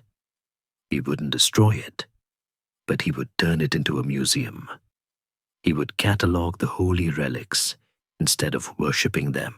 And so the eyes of the school began to turn toward another figure, Speusippus. He was Plato's nephew, the son of his sister Potone. Blood, as it often does in the history of dynasties, was proving thicker than water, and certainly thicker than logic. Speusippus was not a genius of Aristotle's caliber. History has been unkind to him, painting him as irritable and prone to fits of temper. But he was a true believer. He had followed Plato down the rabbit hole of Pythagorean mysticism. He believed that the soul was a mathematical magnitude. He believed in the sacredness of the number 10. He was safe. He would keep the flame burning exactly as Plato had lit it. Aristotle saw this happening. He was the most observant man in history. He didn't miss the subtle shifts in body language at the dinner table. He saw the way Plato would lean in to hear Speusippus speak, a look of protective, familial warmth in his eyes, while he looked at Aristotle with a cool, distant admiration. It must have been a bitter pill to swallow, to know you are the best, and to know it doesn't matter. To know that your father loves you for your mind, but loves another for his blood. Yet Aristotle did not rage. He did not storm out. He maintained the eloquent silence. He continued to teach rhetoric. He continued to dissect his animals. He behaved with a dignity that is often missing from the biographies of philosophers. He was waiting for the end, not with the impatience of a vulture, but with the respect of a sentinel. There is a particular melancholy to these days. The academy was drifting. The students were breaking into factions. The old guard was retreating into number mysticism, spending their days debating whether justice was the number 4 or the number 9. The young Turks around Aristotle were rolling their eyes and talking about the classification of plants. The center was not holding. And in the middle of it all sat Plato, the eye of the storm. He was increasingly frail. The long walks had stopped. He spent his days in his garden, perhaps watching the shadows of the sundial lengthen, measuring the time he had left. He must have known that his dream was ending. The political dream had died in Sicily. The intellectual dream, the unity of knowledge under the forms, was dying in the lecture halls of his own school. But the old man possessed a calm that went deeper than disappointment. He had done his work. He had planted the olive trees. He had lit the fire. Whether the fire burned with a white flame or a red one was no longer up to him. He was preparing for the final journey, the one Socrates had taken 40 years before. He was preparing to test his own hypothesis. Was the soul truly immortal? Was there a form of the afterlife? Or was Aristotle right? Was the soul just the harmony of the body, destined to fade when the strings snapped? One can imagine a final private moment between the two men. Perhaps late one evening, Aristotle brought a scroll to Plato's room, a copy of a new biological treatise, or perhaps just a pretext to see him. The lamp would be burning low. Plato would look up from his wax tablets, his eyes milky with age, but still sharp with intelligence. They would look at each other, and the silence would stretch between them, filled with 20 years of arguments, 20 years of laughter, 20 years of shared life. They would realize that they were the only two people on earth who truly understood the scale of the game they were playing. They were fighting for the definition of reality, and in that moment, the rivalry would dissolve into a profound shared loneliness. They were the twin peaks of the Greek mind, separated by a valley of shadow. The truth is dear to us both, Plato might have whispered, a callback to the motto Aristotle would later make famous. It is the only thing that is, Aristotle might have replied, his lisp soft in the quiet room. They wouldn't have hugged. Greeks were not given to sentimental displays, but the nod, the slight inclination of the head, would have been enough. It was a permission for Plato to go, and a permission for Aristotle to stay behind and dismantle the world he had helped build. The silence returned, settling over the room like dust. Outside, the wind rattled the dry leaves of the plane trees, a sound like thousands of pages turning at once. The end of the era was not coming with a bang. It was coming with a sigh. The teacher was fading. The student was waiting. And the dream was about to wake up.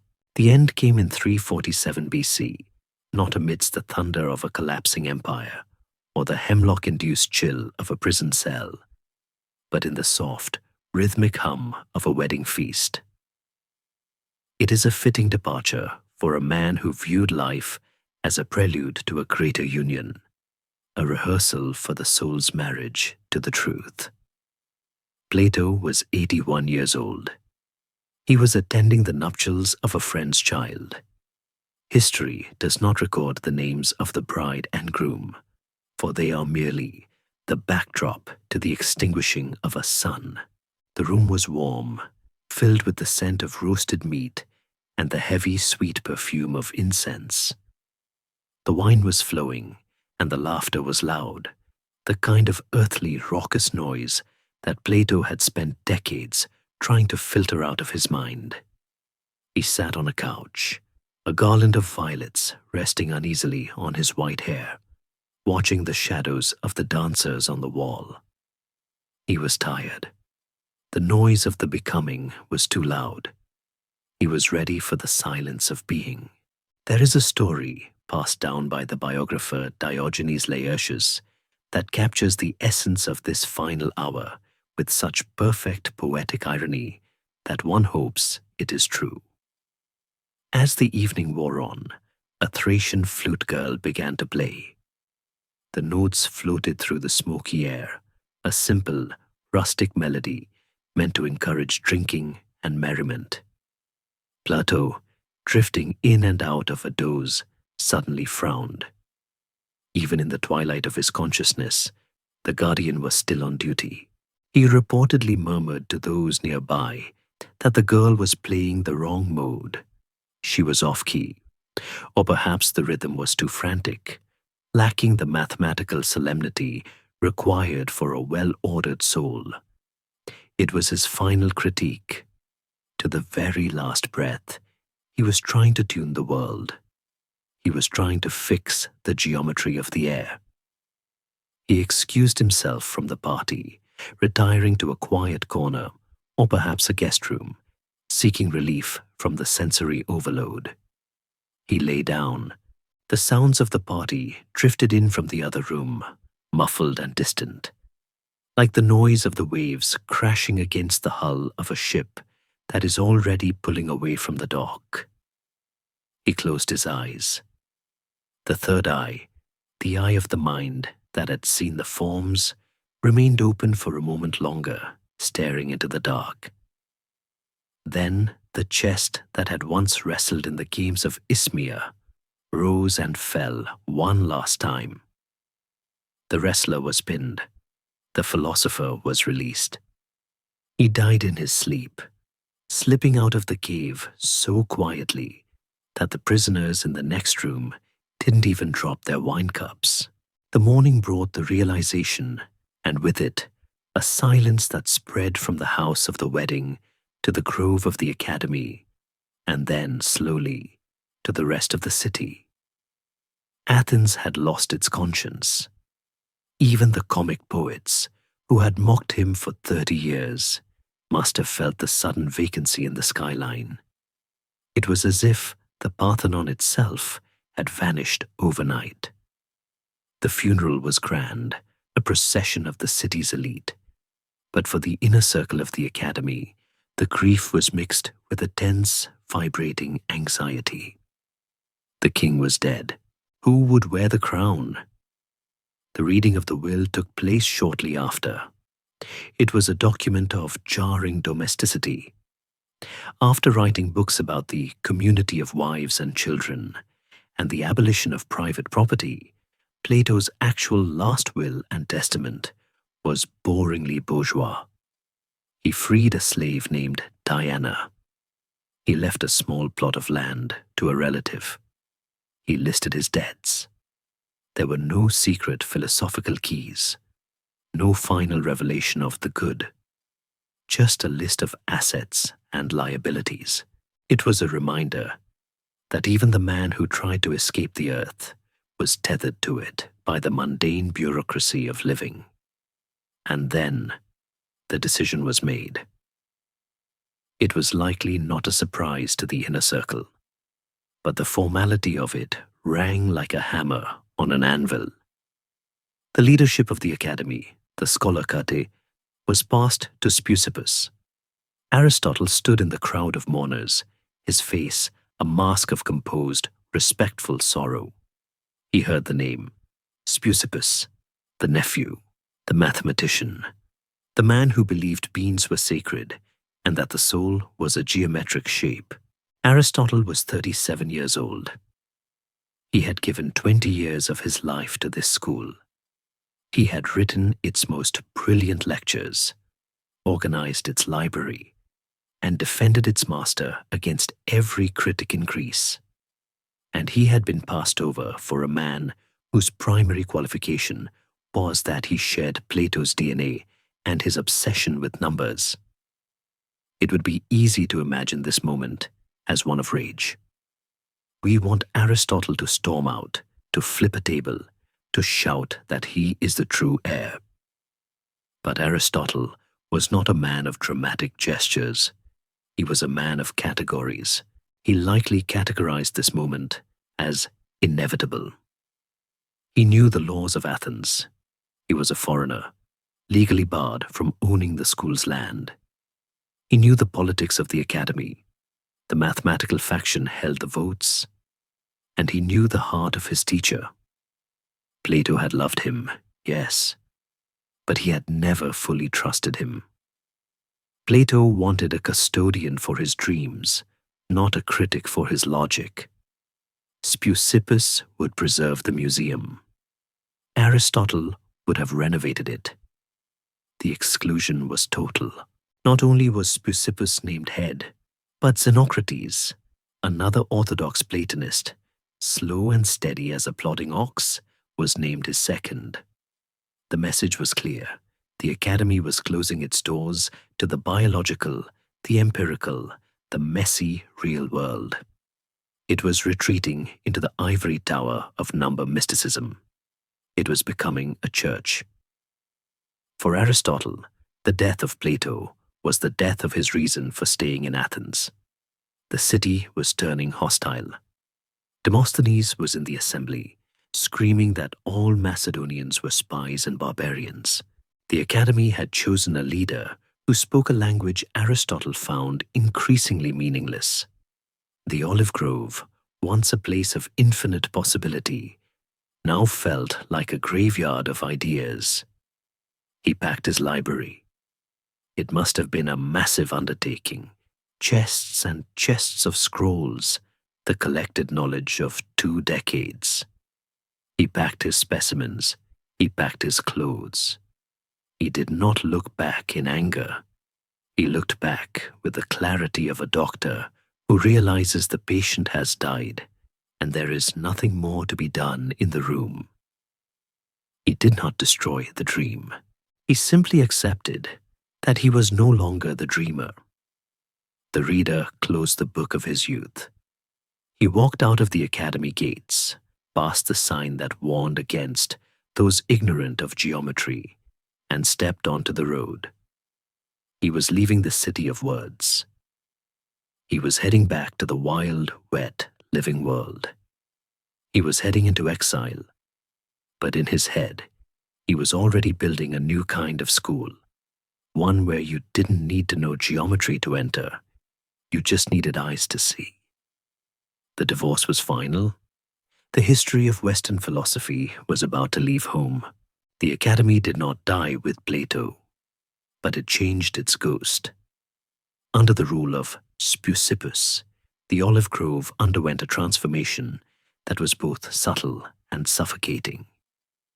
If Plato had been a mystic who loved geometry, Speusippus was a mathematician who tolerated mysticism only if it could be reduced to an equation.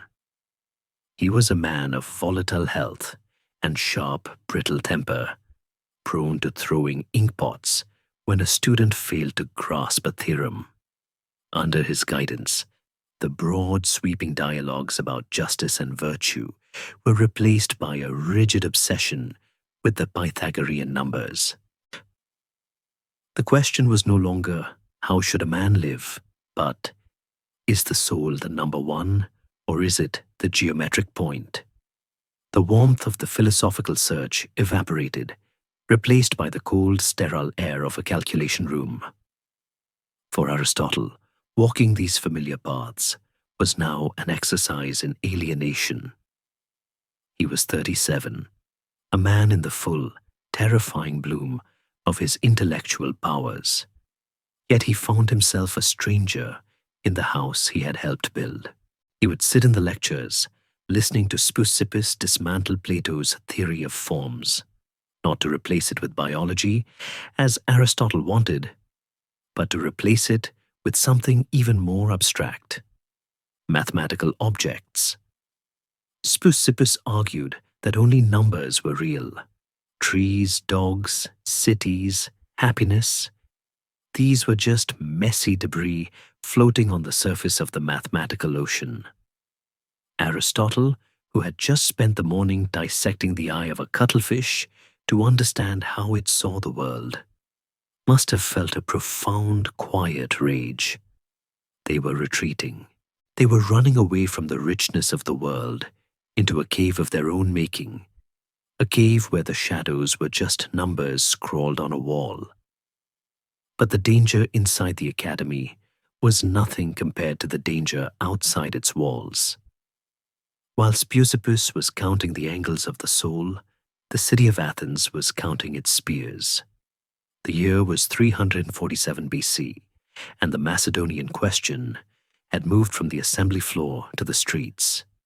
King Philip II of Macedon, Aristotle's childhood sovereign, the man his father had served, was methodically dismantling the independence of the Greek city-states. He had taken Olynthus. He was marching south. To the average Athenian, Philip was not a king. He was a wolf. And anyone who spoke with a northern accent, anyone who had ties to the court of Pella, was a wolf in sheep's clothing. The voice of this hatred was Demosthenes. He was the greatest orator in history, a man who could whip a crowd into a frenzy with a single rolling cadence. He stood on the Pnyx, the rocky hill of the assembly, and thundered his Philippics, speeches of such vitriolic power that they are still studied today as masterpieces of propaganda. "Philip is not a Greek," Demosthenes roared. "He is a barbarian, a pestilence." To Aristotle, sitting in the back of the agora or hearing the reports from his students, these words were not rhetoric. They were a death threat. He was the most visible Macedonian in Athens. He wore the rings. He had the lisp. He had the connections. He was the spy the mob was looking for. The academy, under Plato, had been a sanctuary that the city dared not touch. Plato's prestige was a shield that covered everyone, even the foreigners. But Speusippus had no such shield. He was a mathematician, not a cultural icon, and he lacked the political weight to protect a controversial metic like Aristotle. The walls of the garden were becoming porous. The angry stares of the Athenians were following Aristotle in the market. He realized with the cold clarity of a tactician that his time was up. To stay was not courage. It was suicide. He remembered Socrates. He remembered that Athens had a habit of killing its philosophers when it got scared. "I will not let the Athenians sin twice against philosophy," he is reputed to have said. A line of devastating wit that proved he had learned the ultimate lesson from his master, how to leave with the last word. But he did not leave alone. In a twist that speaks volumes about the complexity of these relationships, he took Xenocrates with him. Xenocrates was the slow, steady ox of the academy, a man who agreed with Speusippus's theology, but perhaps found his temper unbearable. That the brilliant, dandyish scientist and the dour, plodding mystic would choose to go into exile together suggests a bond deeper than doctrine, a brotherhood of the refugees. They were the orphans of Plato, fleeing a home that no longer recognized them. The preparations were made in secret. There were no public farewells, no speeches in the agora. They were slipping away before the indictment could be written. Aristotle packed his life into cedar crates. The biological specimens, the dried plants, the shells, the anatomical sketches, were wrapped with the care of a father swaddling a child. These were his true inheritance. Speusippus could have the buildings. Aristotle would take the data. He looked at the olive grove one last time. It was spring. The trees were putting out new shoots, indifferent to the quarrels of the men who walked beneath them. He must have felt a pang of crushing loss. He had come here as a boy of 17, looking for wisdom. He was leaving as a middle-aged man, carrying wisdom like a heavy sack, with nowhere to put it down. They headed for the harbor of Piraeus under the cover of darkness. The ship was bound for the eastern Aegean, for the coast of Asia Minor. They were not just going into exile, they were going to the court of Hermias, the tyrant of Atanius. Hermias was a former student of the academy, a man who had tried to rule his small slice of the world according to Platonic principles. He had invited them. It was a lifeline. As the oars hit the black water, pushing the hull away from the stone quay, Aristotle watched the lights of Athens recede. The Acropolis, the Parthenon, the Lycabettus Hill, they shrank into the night. He was leaving the center of the world. He was drifting into the periphery. But as the salt spray hit his face, he might have felt a strange, wild exhilaration. The reader was done reading. The mind was done arguing with ghosts. The world was wide, and it was waiting to be dissected. The ship cut through the Aegean, carrying the exiles east towards the rising sun. To leave Athens was to leave the center of the map, but for Aristotle, the periphery offered something the center had lost: freedom. They landed in Assos, a city perched precariously on the cliffs of the Troad in Asia Minor, overlooking the narrow strip of water that separated the mainland from the island of Lesbos.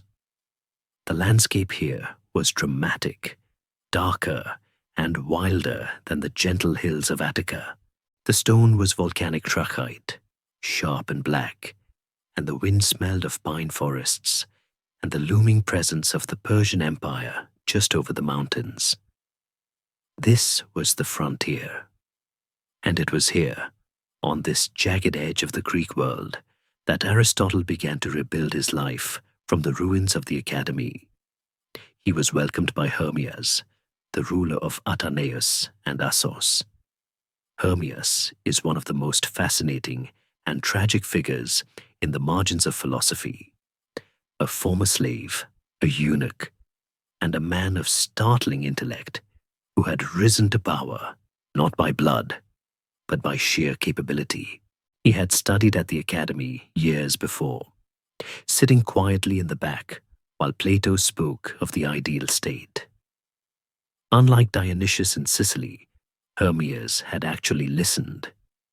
He governed his small kingdom with a benevolence and rationality that made it a sanctuary for wandering intellectuals. When Aristotle stepped off the boat, he was not greeting a patron, he was greeting a brother in arms.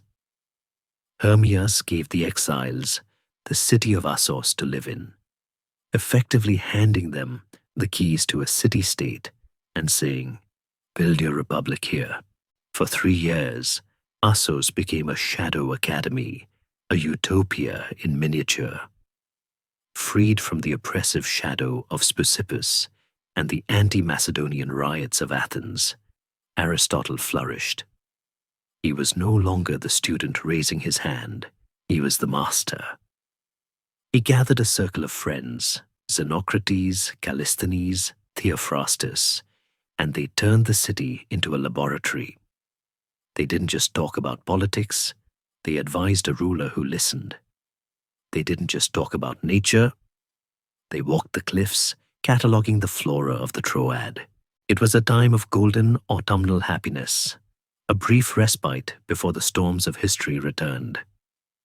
It was here, in this fortress of friendship, that Aristotle encountered a mystery that logic could not solve: love.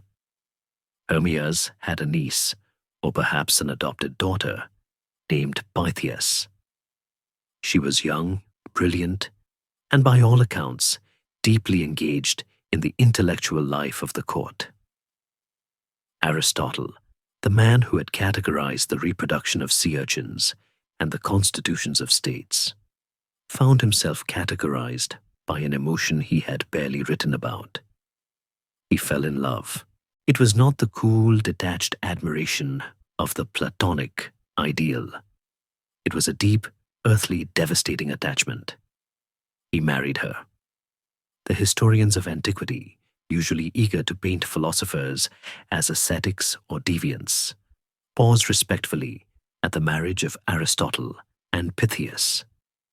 It seems to have been a union of genuine tenderness. They had a daughter, also named Pythias. Later, when his wife died young, Aristotle requested in his will that his bones be mixed with hers, a final biological defiance of the separation of death. But for now, in Assos, she was alive, and she grounded him. She was the proof that the good, was not just a form in the sky, but a warmth in the house. She softened the sharp edges of his intellect. The man who wrote the logic also wrote a hymn to virtue for Hermias, a poem of such raw emotion that it was later used as evidence against him in a trial for impiety. But the happiness of Assos was fragile. It was built on the fault line between two tectonic plates, the expansion of Macedon and the resistance of Persia. Hermias was playing a dangerous double game, secretly negotiating with Philip of Macedon to create a bridgehead for a future invasion of Persia, all while pretending to be a loyal vassal of the great king. Aristotle, as Hermias's friend and Philip's childhood subject, was inevitably drawn into this web of espionage. He was no longer just a philosopher. He was a diplomat, a code-breaker, a player in the great game of antiquity. The idyll ended in blood. The Persian mentor of mercenaries, mentor of Rhodes, tricked Hermias into a meeting, arrested him, and sent him in chains to the Persian capital, Susa. There, the philosopher-tyrant was tortured. The great king Artaxerxes III wanted to know the secrets of Philip's plans. He wanted names. He wanted the correspondence of the philosophers. Hermias, the former slave who had learned courage from the dialogues of Plato, refused to speak. As he was being led to his execution, crucified according to some grim accounts, he sent one final message back to his friends in Assos. It was not a plea for revenge, nor a confession of regret. It was a single sentence. Tell my friends and companions that I have done nothing weak or unworthy of philosophy. When the news reached Aristotle, it shattered him. He had lost his father in Nicomachus, his teacher in Plato, and now his brother in Hermias. The safety of Assos evaporated overnight. The Persians were coming. The Republic on the cliffs was defenseless.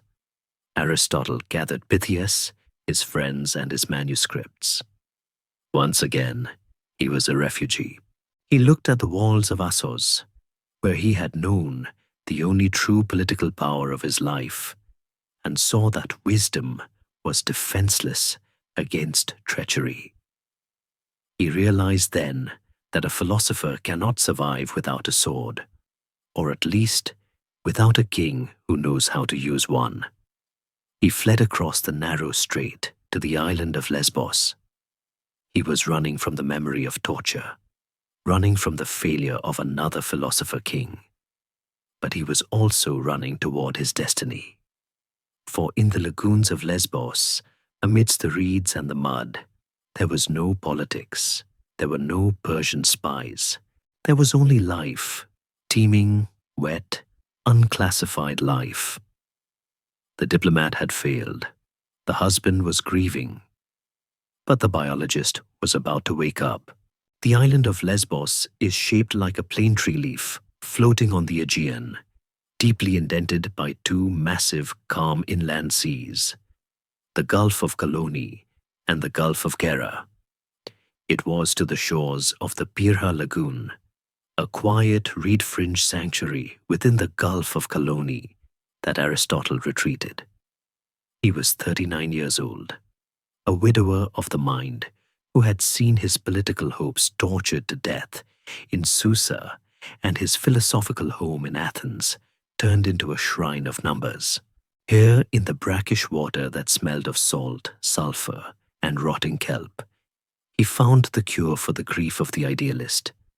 He found the detail. He was joined by a native of the island, a young student named Theophrastus. If Aristotle was the mind of the new science, Theophrastus was its heart. A gentle, observant man who loved plants with the same intensity that Aristotle loved animals. Together, they embarked on an intellectual adventure that was unparalleled in the ancient world. They turned their backs on the sky. They stopped asking what the form of the good looked like, and they started asking how a scallop moves. They became the first men to truly look at the world, not as a symbol of something else, but as a masterpiece in its own right. The lagoon was their library. Every morning, as the mist lifted off the calm water, revealing the grey herons standing like statues in the shallows, Aristotle would wade out, his tunic tucked up into his belt, his sandals left on the shore. He was not alone. He spent hours talking to the fishermen of Lesbos, men with weather-beaten faces and hands scarred by nets. In Athens, a philosopher would have scorned these men as panosic, manual laborers, incapable of high thought. But Aristotle realized that these men knew secrets that Plato had never dreamed of. They knew when the tuna migrated. They knew how the octopus mated.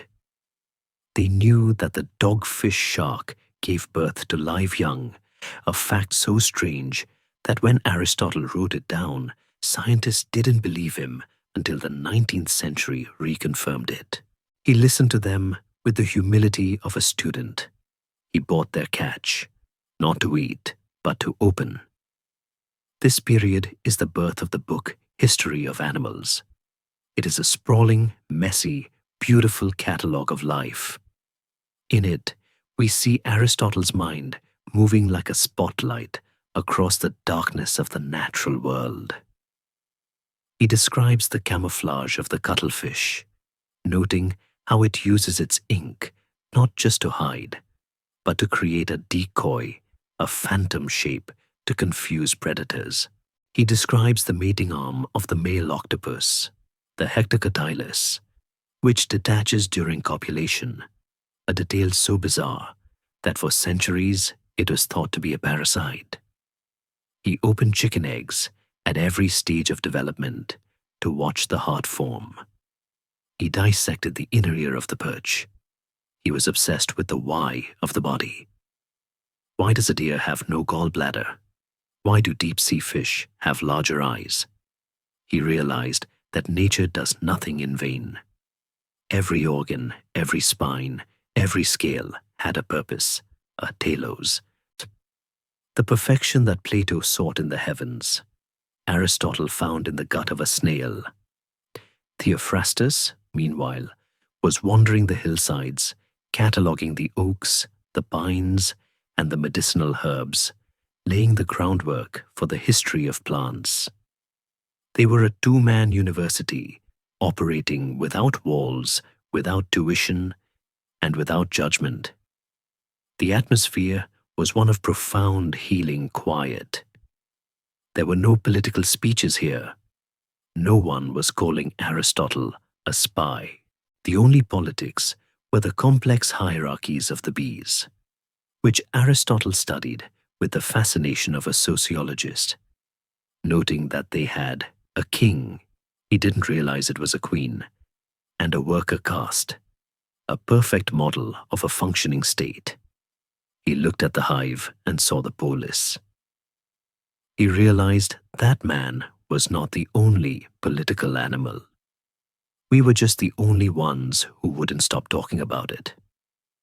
In the evenings, they would sit by the fire in their small rented house in Mytilene, the smell of roasted fish and wood smoke filling the room. They would compare notes. Aristotle would sketch the stomach of a ruminant. Theophrastus would sketch the leaf structure of a fig. They were mapping the world. It was an act of worship. Aristotle later wrote, in a defense of this messy, smelly work, that we should not look at the lower animals with disgust. For in all natural things, there is something of the marvelous. He told a story of Heraclitus, who was found by visitors warming himself by a kitchen stove. When the visitors hesitated to enter such a humble place, Heraclitus said, "Come in, there are gods here too." Aristotle felt the same way about the insides of a fish.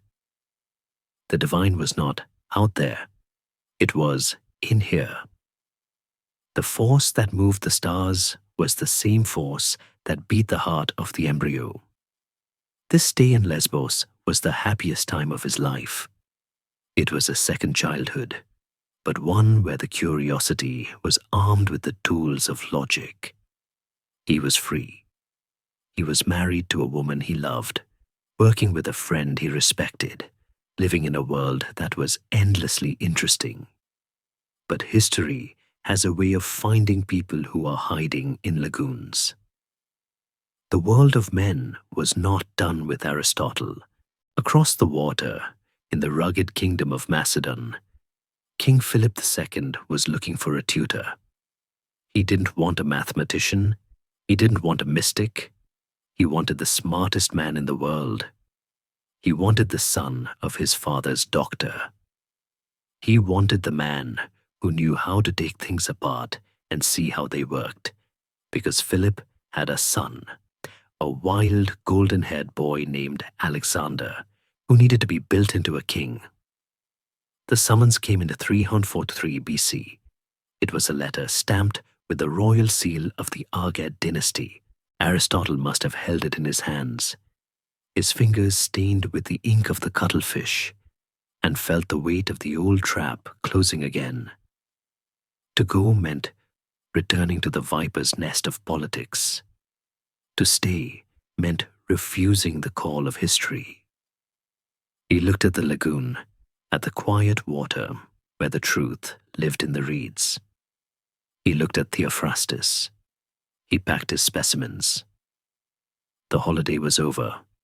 The lion was waiting. The scroll that arrived from Bella was not merely a letter. It was a gravity well, pulling the entire trajectory of Aristotle's life away from the quiet observation of nature and back into the violent, churning center of human history. It was 343 BC. The messenger who delivered it wore the colors of the Argead house, the sunburst of Macedon, and he carried the dust of a journey that had crossed the wild Thracian hinterlands. He stood on the shore of the Pyrrha lagoon, looking out of place among the drying nets and the reed baskets. A soldier amidst scientists. He handed the parchment to Aristotle. The seal was heavy, stamped in red wax, bearing the image of a lion. It was from King Philip II, the man who was slowly, methodically swallowing the Greek world. The message was brief, for Philip was a man who paid for words with gold and preferred not to waste either. "Come," it said, in essence. "I have a son. He is 13. He is wild. He needs a mind to match his spirit. You are the only man who can give him one." Aristotle must have stood there for a long time, the sound of the water lapping against the stones fading into the background. To accept this summons was to step into the mouth of the wolf. Philip was not a philosopher king in the Platonic sense. He was a force of nature. He was a man who had lost an eye at the siege of Methone and had merely shrugged it off as the cost of doing business. He had broken bones, scarred skin, and a liver punished by the heavy, unmixed wine of the north.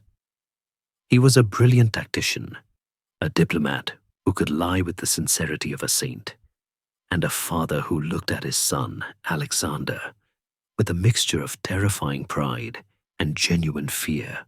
He needed Aristotle not just as a tutor, but as a curb bit.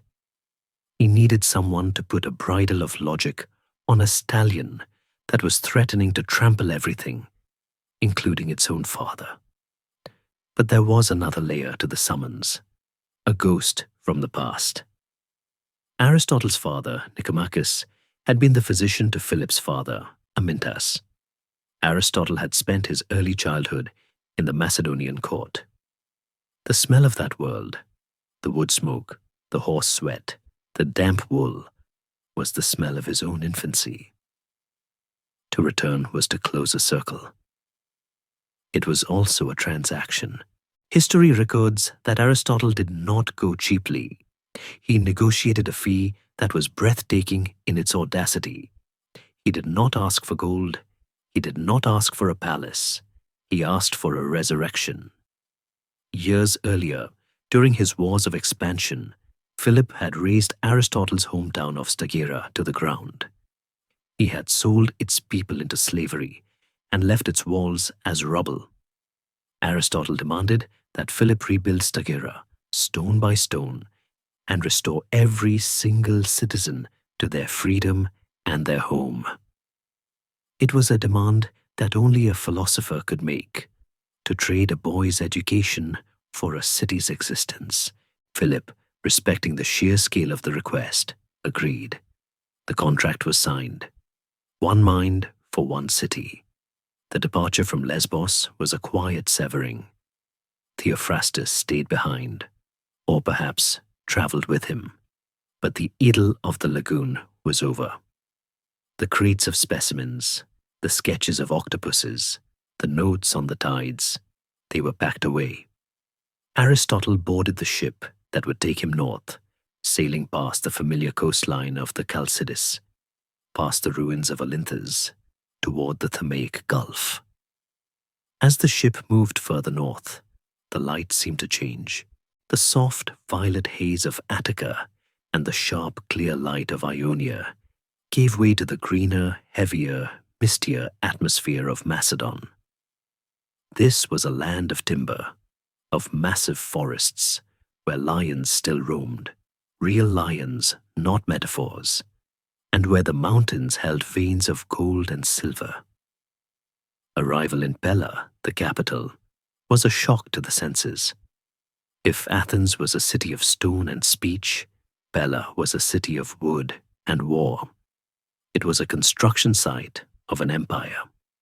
The palace of Philip was filled with the rough, boisterous energy of men who spent their summers fighting and their winters drinking. The courtiers here did not wear the elegant draped hymatians of the Athenian symposium. They wore the causia, the flat, broad-brimmed hat of the north, and heavy cloaks pinned with iron brooches. They spoke a dialect of Greek that the Athenians mocked as barbarous, a guttural, hard-edged tongue suited for shouting orders across a battlefield. Aristotle walked into this world with his dandyish rings and his lisp, a figure of refined alien intellect. But Philip did not mock him. The meeting between the king and the philosopher is one of those scenes that history should have painted in oil. Philip, the one-eyed warrior, scarred and formidable, sitting on a wooden throne. Aristotle, the slight, sharp-eyed observer, standing before him. They were, in a strange way, mirror images. Both were supreme pragmatists. Philip conquered cities by finding their weak walls. Aristotle conquered problems by finding their weak definitions. Philip looked at the map and saw lines of supply. Aristotle looked at the world and saw chains of cause and effect. Philip did not want Aristotle to make Alexander a philosopher. He was clear about that.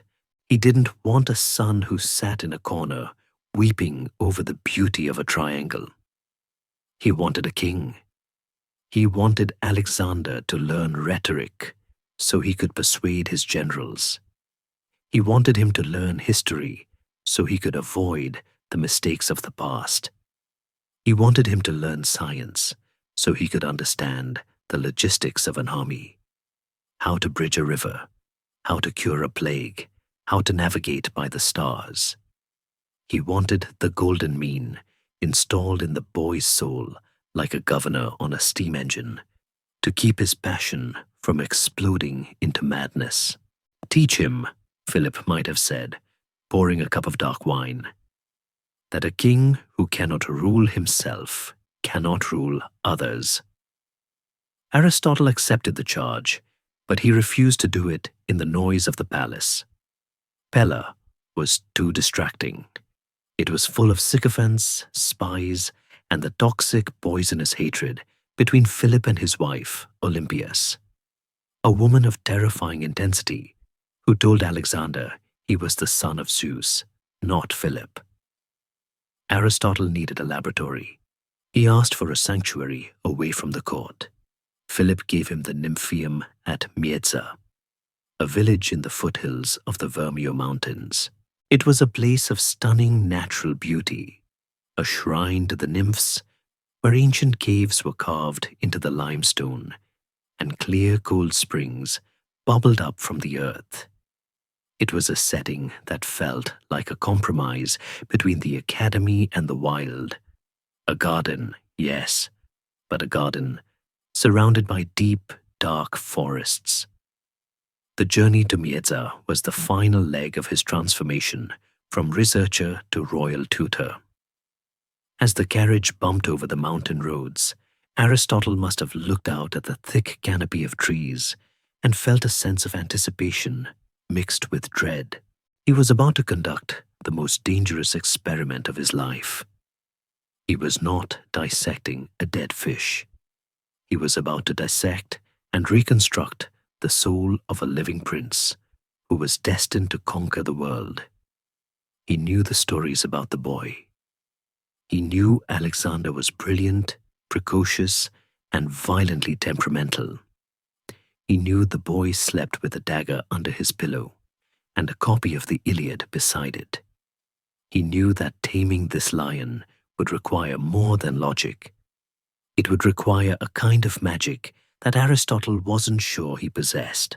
When they arrived at Mieza, the stone seats were already cut into the rock, covered in moss, waiting for the students.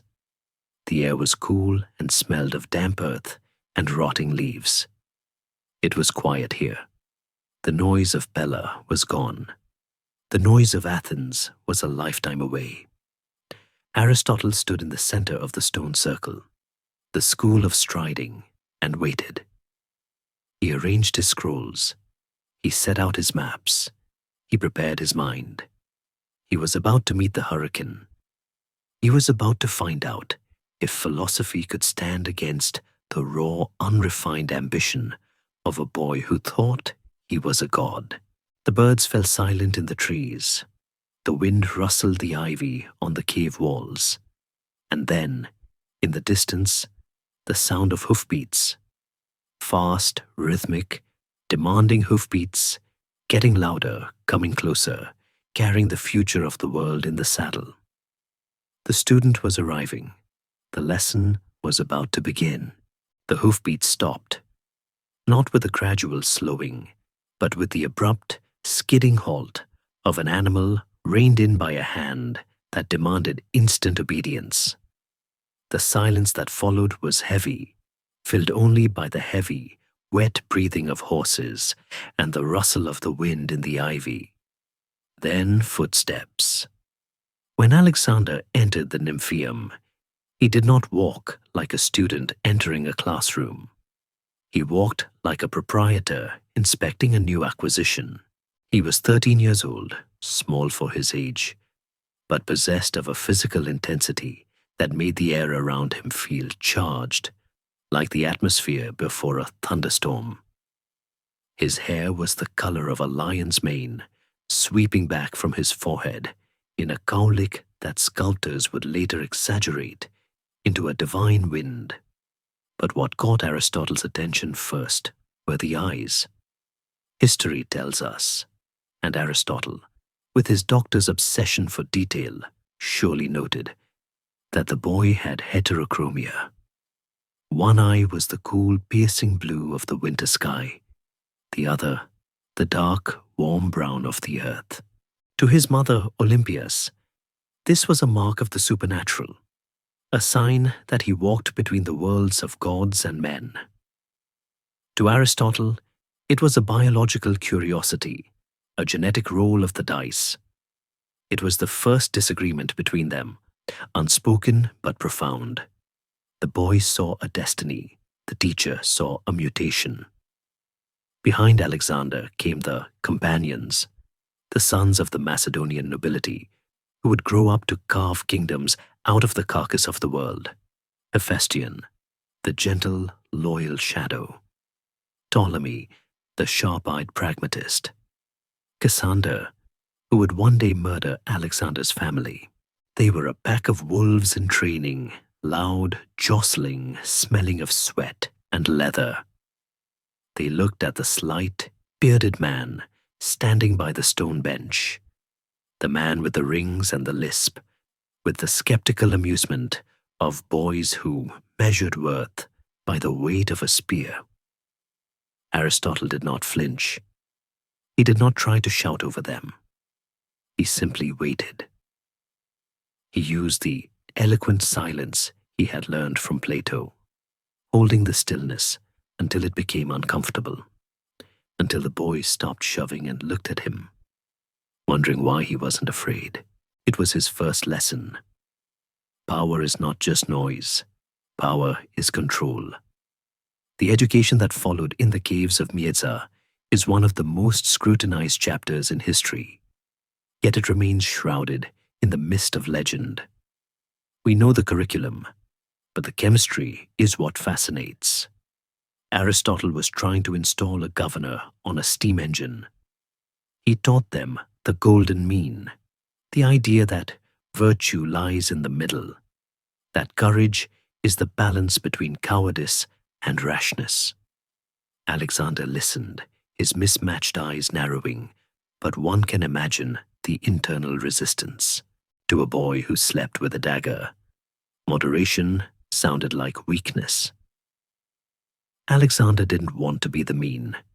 He wanted to be the extreme. He wanted to be Achilles, the hero who burned bright and died young, not Odysseus, the survivor who thought his way home.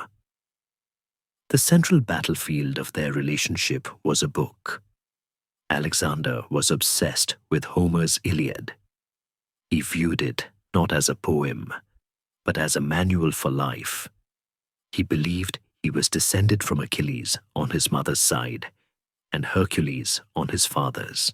Aristotle, seeing that he could not tear the book from the boy's hands, decided to edit it.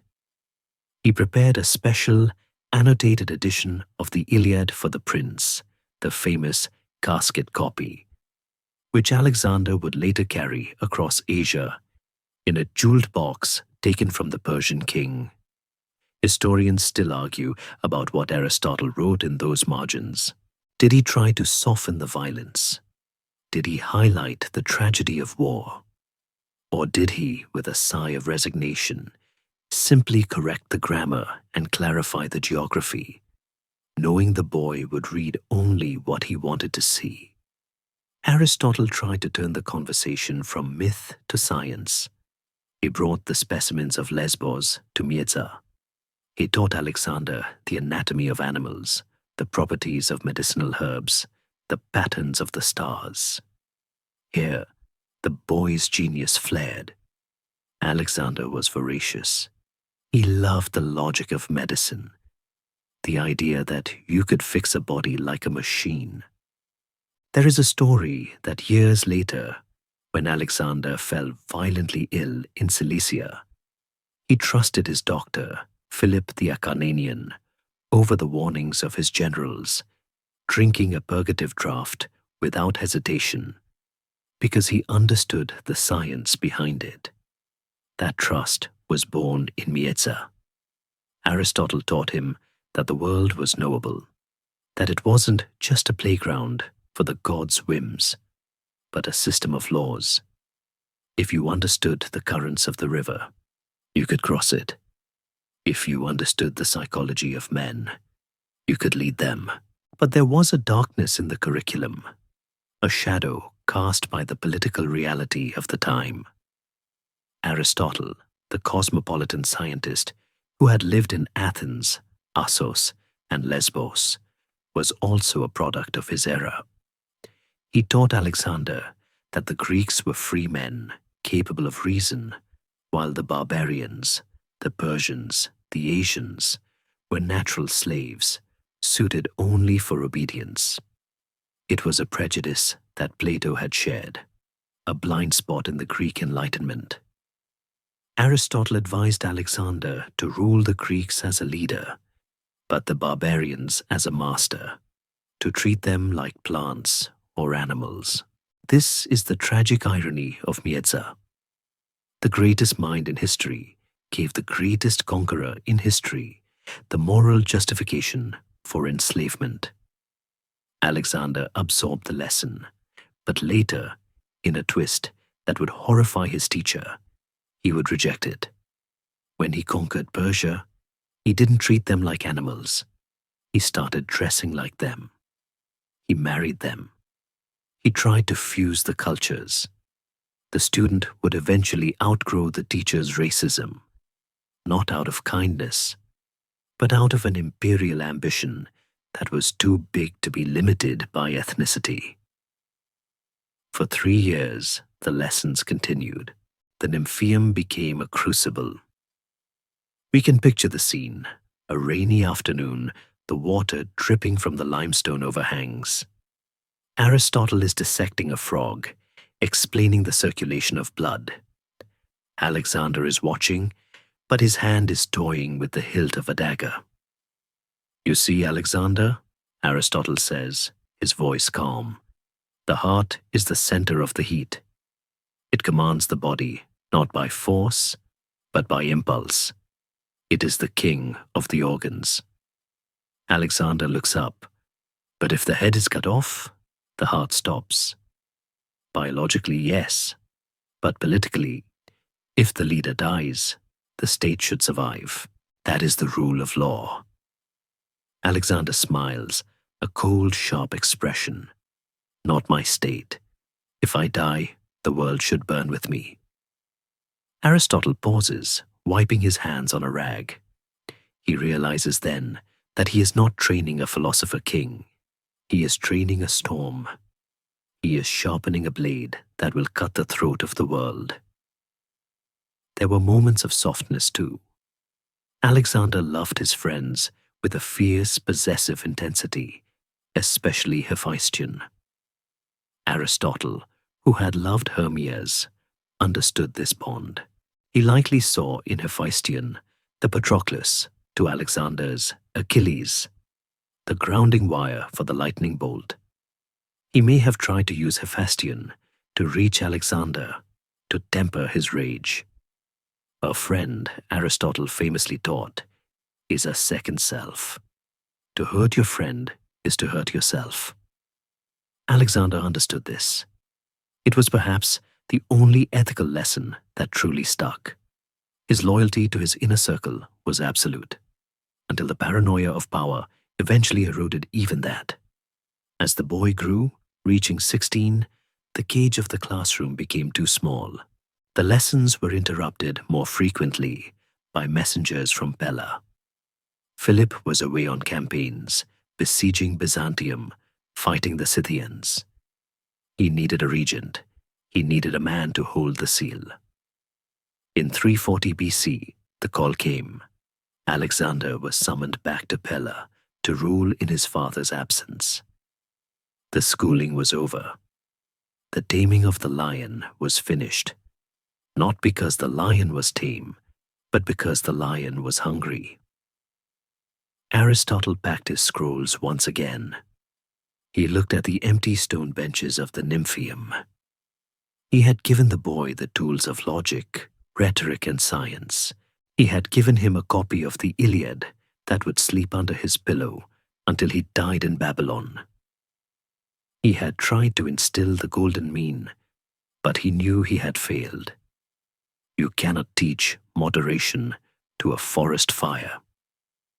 As he watched Alexander ride away, surrounded by his laughing, shouting companions, Aristotle must have felt a profound sense of foreboding. He had created a monster of efficiency. He had armed a conqueror with the intellect of a scientist. Alexander wouldn't just defeat armies. He would dismantle them. He wouldn't just take cities. He would engineer their surrender. The world was about to face a new kind of warlord, one who could quote Homer while burning a city to the ground. Aristotle turned back to his specimens. the experiment was done. The results would be written in blood across 3 continents. The silence that followed Alexander's departure was not the silence of peace. It was the silence of a held breath before a scream. Aristotle did not follow the young prince to the battlefield. He was a man of the study, not the saddle, and he knew that his role as the architect of the boy's mind was finished. The scaffolding had been removed, and the structure was now standing on its own, terrifyingly tall and unstable. Aristotle retreated to his hometown of Stagira. It was a ghostly return. Philip, true to his word, had rebuilt the city he had once burned. The walls were new, the roofs were fresh, and the citizens, many of whom had been bought back from slavery by royal decree, were returning to houses that smelled of raw timber and royal charity. Aristotle spent these years acting as a legislator for this zombie city, drafting laws for a population that was still blinking in the sunlight of sudden freedom. It was a strange, small task for the man who had just tutored the future master of the world. He was writing municipal codes for a village while his student was rewriting the map of the earth. From the quiet coast of the Chalcidice, Aristotle watched the news from the south arrive like thunderclaps. In 338 BC, the storm broke at Chaeronea. It was the battle that ended the independence of Greece forever. The armies of Athens and Thebes, the 2 great pillars of the old world, met the Macedonian phalanx on a dusty plain in Boeotia. Aristotle must have read the reports with a sickening sense of recognition. The Macedonian victory was total, and the hammer blow, the cavalry charge that shattered the legendary sacred band of Thebes, was led by an 18-year-old boy. Alexander, the student, had applied the lessons of Mieza. He had used the logic of the phalanx, the anvil, and the passion of the cavalry, the hammer, to crush the liberty of the city-states. The golden mean had not produced a balanced ruler. It had produced a ruthless efficiency. Aristotle realized then that he had not taught Alexander to be good. He had taught him to be effective. 2 years later, the tragedy deepened into melodrama. In 336 BC, at a wedding feast in the ancient capital of Oikai, King Philip was assassinated. It was a scene straight out of a chaotic tragedy. A jealous lover, Pausanias, rushing forward with a Celtic dagger, the king falling in his white robes, the uproar, the blood. In a heartbeat, the 20-year-old Alexander was king. The transition was instant and violent. Alexander moved with the speed of a predator. He executed his rivals. He secured the army. He forced the terrified Greek states to bow down. And then, when the city of Thebes dared to rebel, believing the rumor that Alexander was dead, the young king showed the world exactly what kind of philosopher he was. He didn't debate Thebes. He erased it. He burned the city to the ground, slaughtering thousands and selling the rest into slavery. He spared only one house amidst the flames, the house of Pindar, the poet. It was a terrifying gesture of intellectual vanity, a signal that he respected art, but had no patience for human life. Aristotle, sitting in his rebuilt house in Stagira, must have felt the chill of that fire all the way in the north. The destruction of Thebes was a violation of every Greek norm, a horror that shocked the conscience of the world. This was his student. This was the boy who had slept with the Iliad. Aristotle realized that the divergence between them was no longer just theoretical. It was moral. Plato had failed to turn a tyrant into a philosopher. Aristotle had succeeded in turning a prince into a god of war. The limit of instruction had been reached.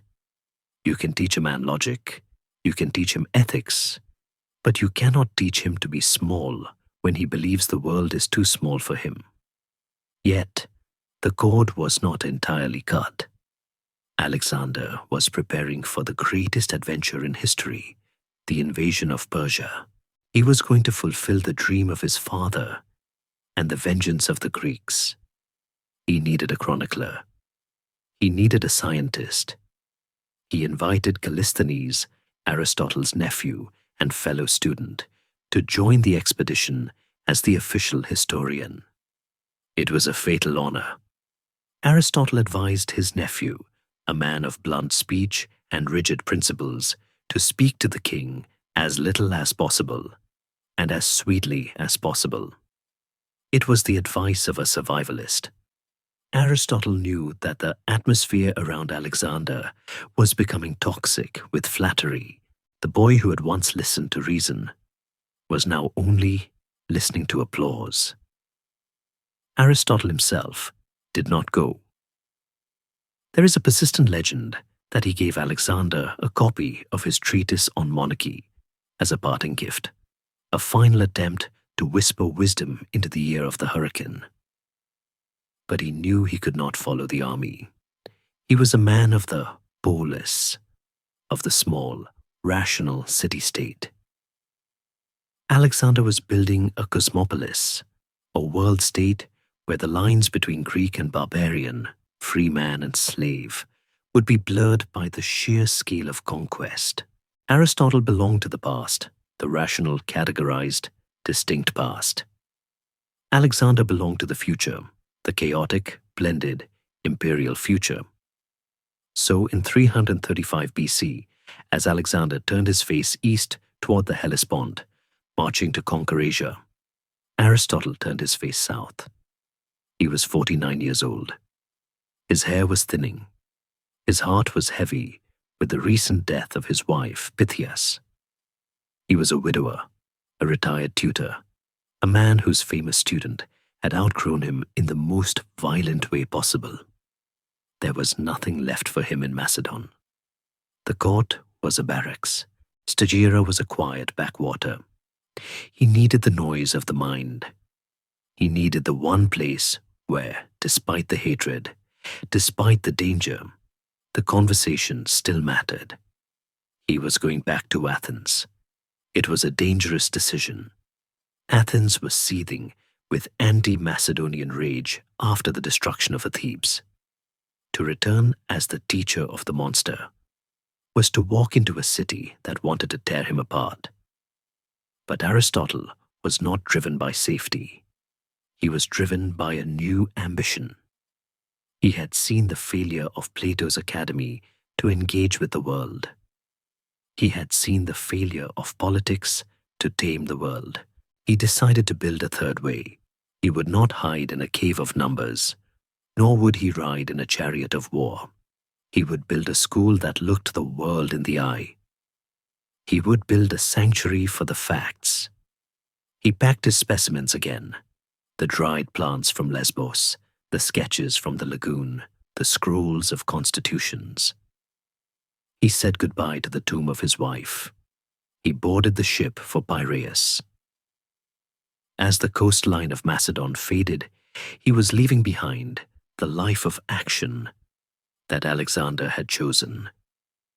He was returning to the life of contemplation. But it would not be the contemplation of a monk. It would be the contemplation of a scientist. He was going to organize the universe before Alexander could destroy it.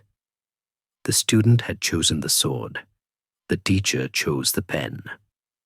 And as history would eventually prove, the pen would have the longer memory. The sword would rust in the sands of Babylon. But the books Aristotle was about to write in Athens would outlast the empire, the dynasty, and the very gods they both worshipped. The Athens that Aristotle returned to in 335 BC was a city holding its breath, a place where the air was thick with the dust of anxiety and the unspoken fear of the young king who was currently rampaging through Asia. Aristotle walked through the gates not as a conquering hero, but as a man bearing the heavy, complicated mark of the Macedonian. He was 50 years old now. The flashiness of his youth, the rings, the fashionable tunics, had settled into the quiet, impeccable dignity of a man who no longer needed to prove his brilliance, only to organize it. He found the academy close to him, both politically and philosophically. Xenocrates was now the scholarch, a man of profound moral rectitude, but whose mind moved with the glacial slowness of a tectonic plate, and the school had retreated fully into the mystical worship of numbers. Aristotle did not weep for the loss. He did not try to force his way back in. He understood, with the dispassionate clarity of a biologist, that a new species requires a new habitat. He needed a place where the mind could stretch its legs, literally and metaphorically.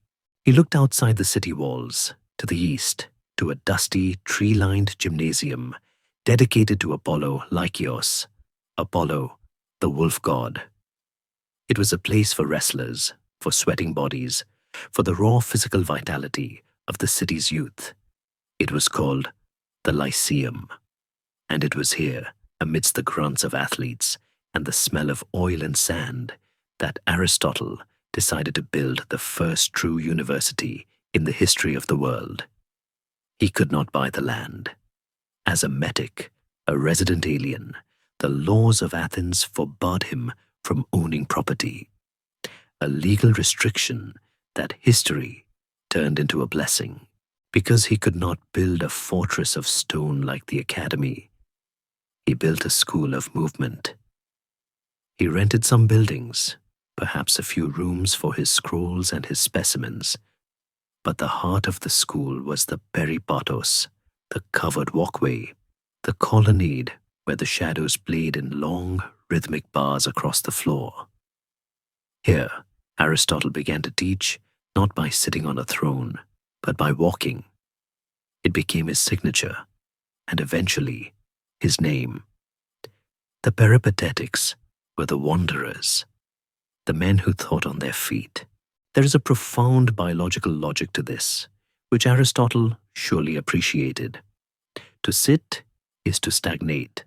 To walk is to pump blood to the brain, to match the rhythm of the thought to the rhythm of the step. The Lyceum was not a place of static truths. It was a place of kinetic inquiry. The atmosphere of the Lyceum was radically different from the hushed, semi-religious twilight of the academy.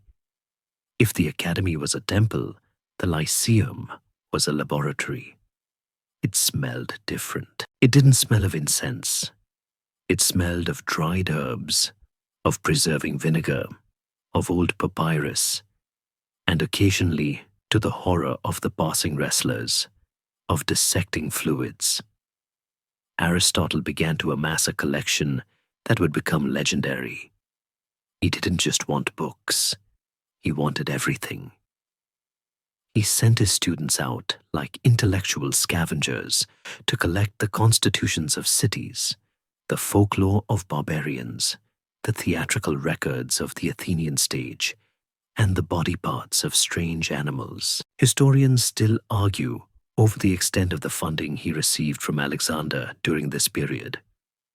Some ancient sources claim the king sent him 800 talents, a sum so staggering it would be like a modern university receiving $1 billion grant overnight.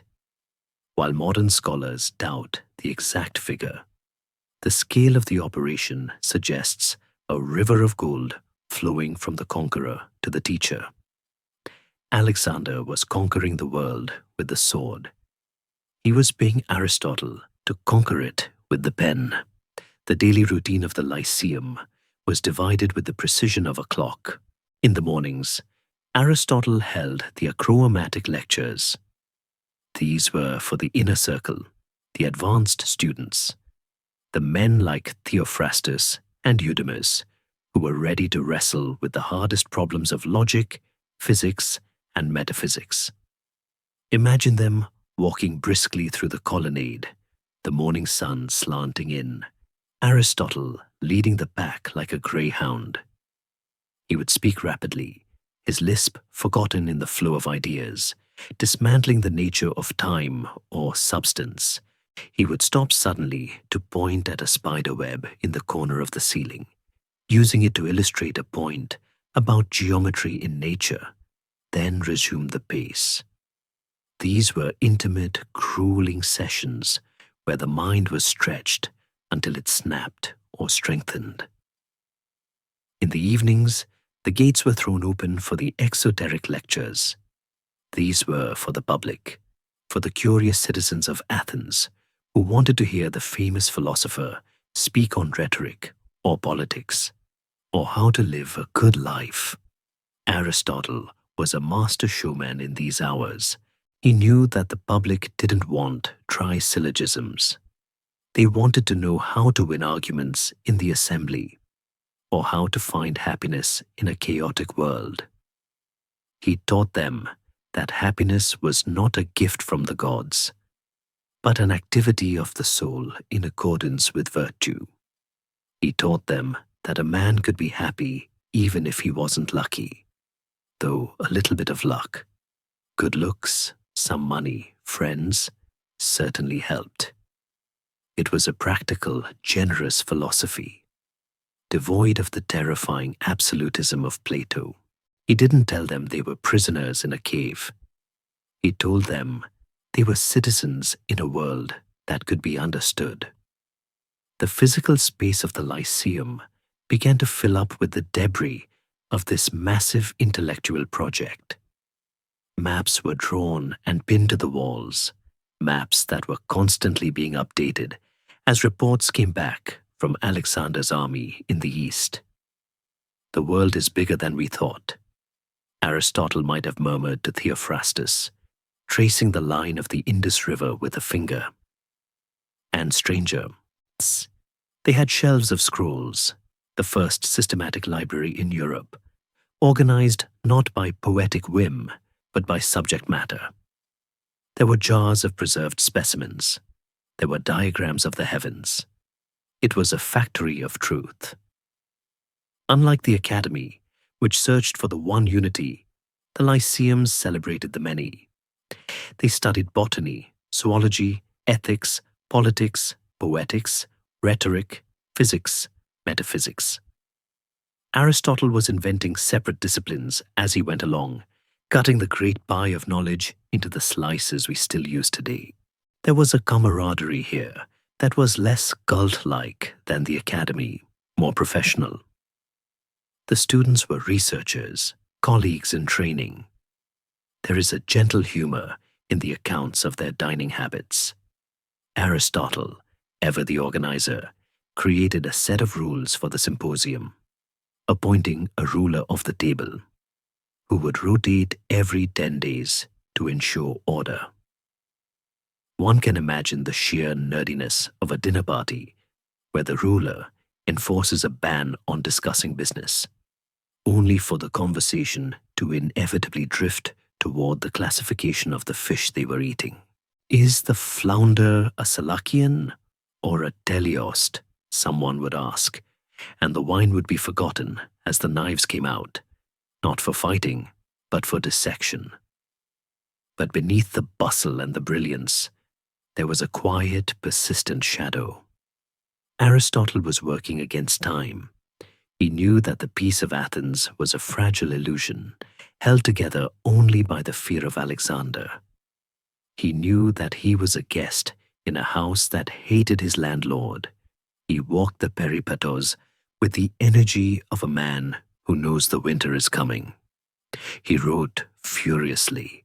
This is the period where the great treatises were compiled: the Nicomachean Ethics, the Politics, the Metaphysics.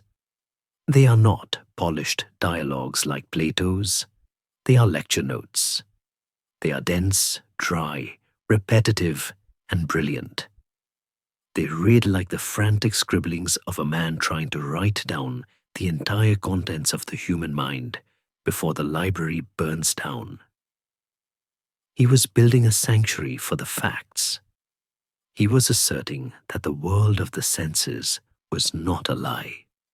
The wolf god Apollo was a fitting patron.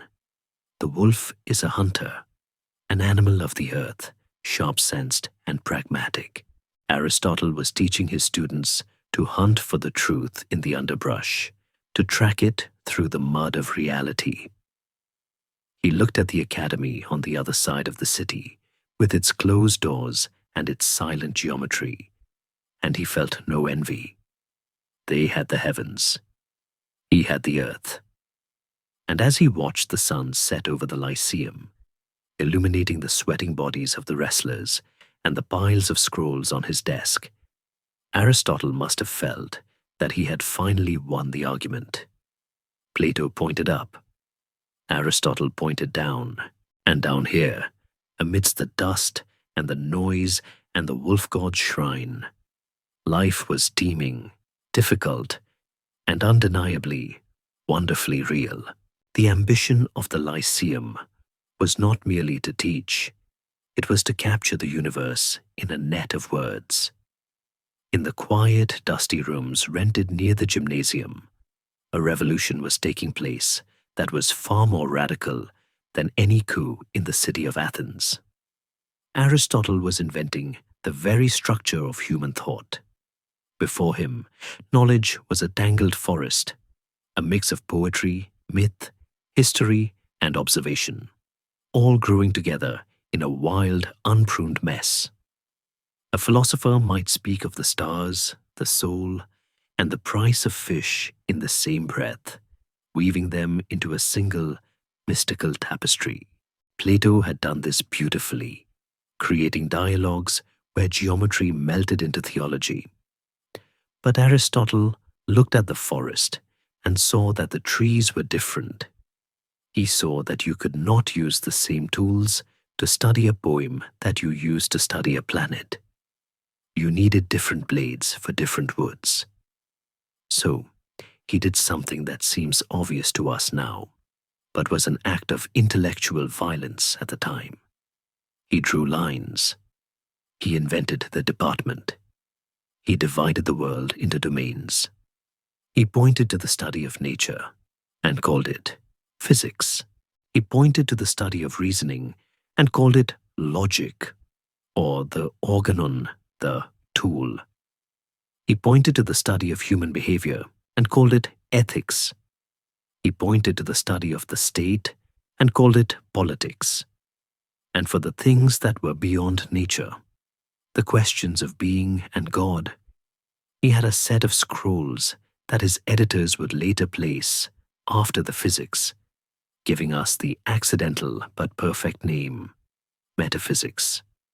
This was the great classification. It was the moment the Western mind stopped being a poet and started being a librarian. Aristotle was building a chest of drawers for reality, ensuring that every fact, every observation, and every syllogism had a specific labeled place where it could be found.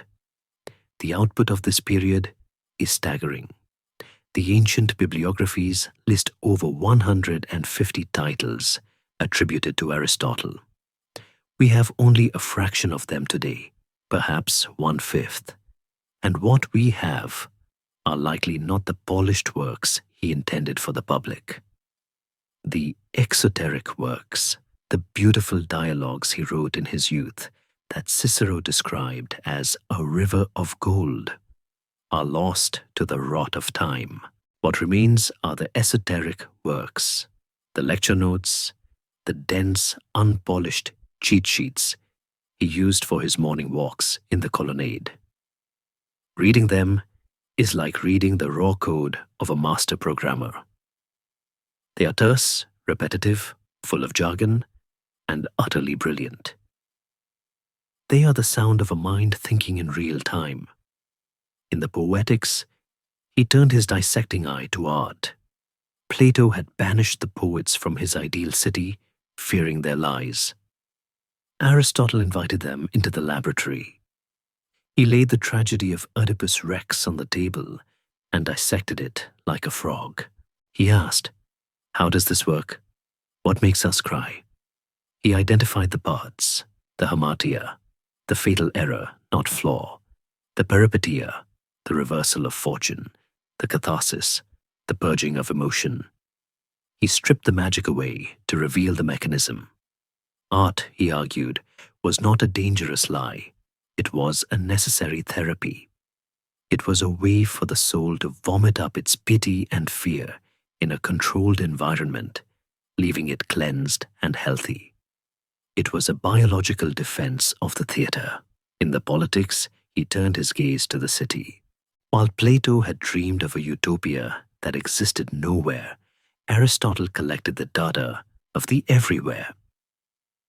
He sent his students to the corners of the Greek world to bring back the constitutions of 158 different states. He wanted to see how Carthage elected its generals, how Crete managed its common meals, how Sparta trained its boys. He laid these constitutions side by side and looked for patterns. He didn't look for the perfect state. He looked for the stable state. He realized that the best government for a specific city depended on its climate, its geography, and the character of its people. There was no one-size-fits-all. There was only the polity, the messy, boring, moderate rule of the middle class, which he grudgingly admitted was the safest bet for keeping the streets from running with blood. But the sheer physical labor of this library is what arrests the imagination. Imagine the Lyceum at night. The students are gone. The wrestlers have washed the oil from their bodies and gone home. The only light comes from the oil lamps in the scriptorium. Aristotle is there, surrounded by mountains of papyrus. He is inventing a new language. The Greek of the streets was not precise enough for his needs, so he forged new words, like a blacksmith. He gave us energia, energy, or being at work, dynamis, potential or power, ousia, substance or essence.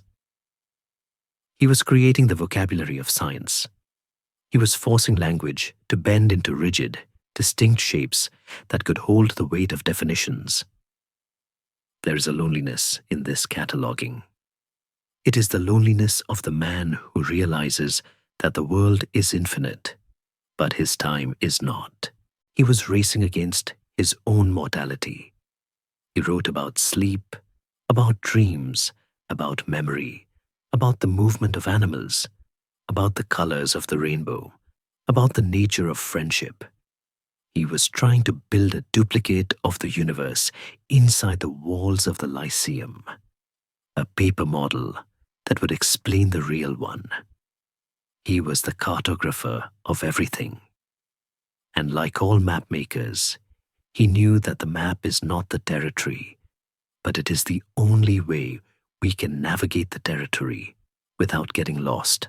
Yet while Aristotle was organizing the world into neat, logical categories, the actual world was descending into a chaos that defied all logic.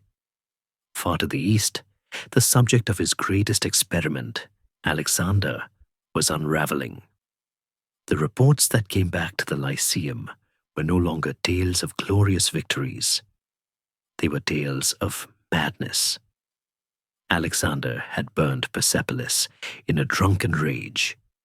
He had murdered his friend Clytus, the man who had saved his life at the Granicus, driving a spear through his chest at a dinner party over a perceived insult. He was demanding proskynesis, the Persian ritual of bowing to the ground, from his freeborn Macedonian companions. The philosopher Callisthenes, Aristotle's nephew, the man sent to chronicle the glory, had refused to bow. He had spoken out, using the very logic Aristotle had taught him, arguing that a man is not a god. The result was horrific. Callisthenes was implicated in a page's conspiracy, arrested, and thrown into a cage. He was dragged behind the army in chains, gathering dust and filth, until he died of disease or was executed. The news of his nephew's death must have hit Aristotle like a physical blow. It was the final proof that philosophy had failed to tame the lion. The golden mean had been trampled by the boots of a megalomaniac. The tension in Athens tightened. Aristotle was no longer just the teacher of a hero.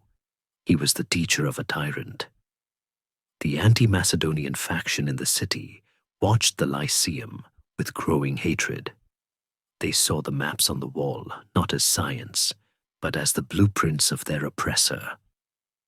They saw the specimens from Asia not as biology, but as loot.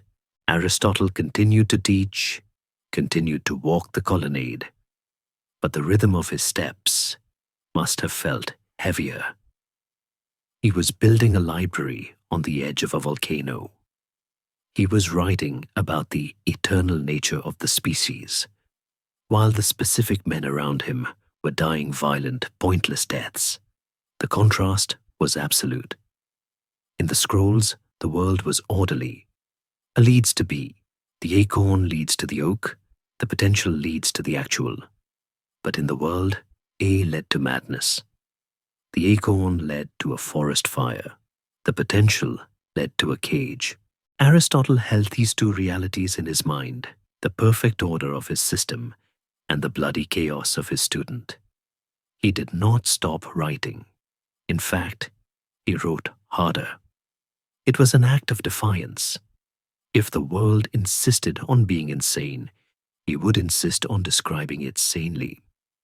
If history was a slaughterhouse, he would make sure the slaughterhouse was at least well organized. He was completing the Nicomachean Ethics now, his tribute to his son, Nicomachus. In it, he wrote that the highest life is the life of theoria, contemplation. It is the life of the god, a life of pure thinking. It was a retreat from the blood and the mud. He was building a fortress of the mind where Alexander could not reach him, where the death of Callisthenes could not hurt him, where the only thing that mattered was the beautiful, silent, indestructible necessity of the truth. He was preparing his legacy. He was binding the world into books, stacking them on the shelves of the Lyceum, a wall of paper against the coming dark.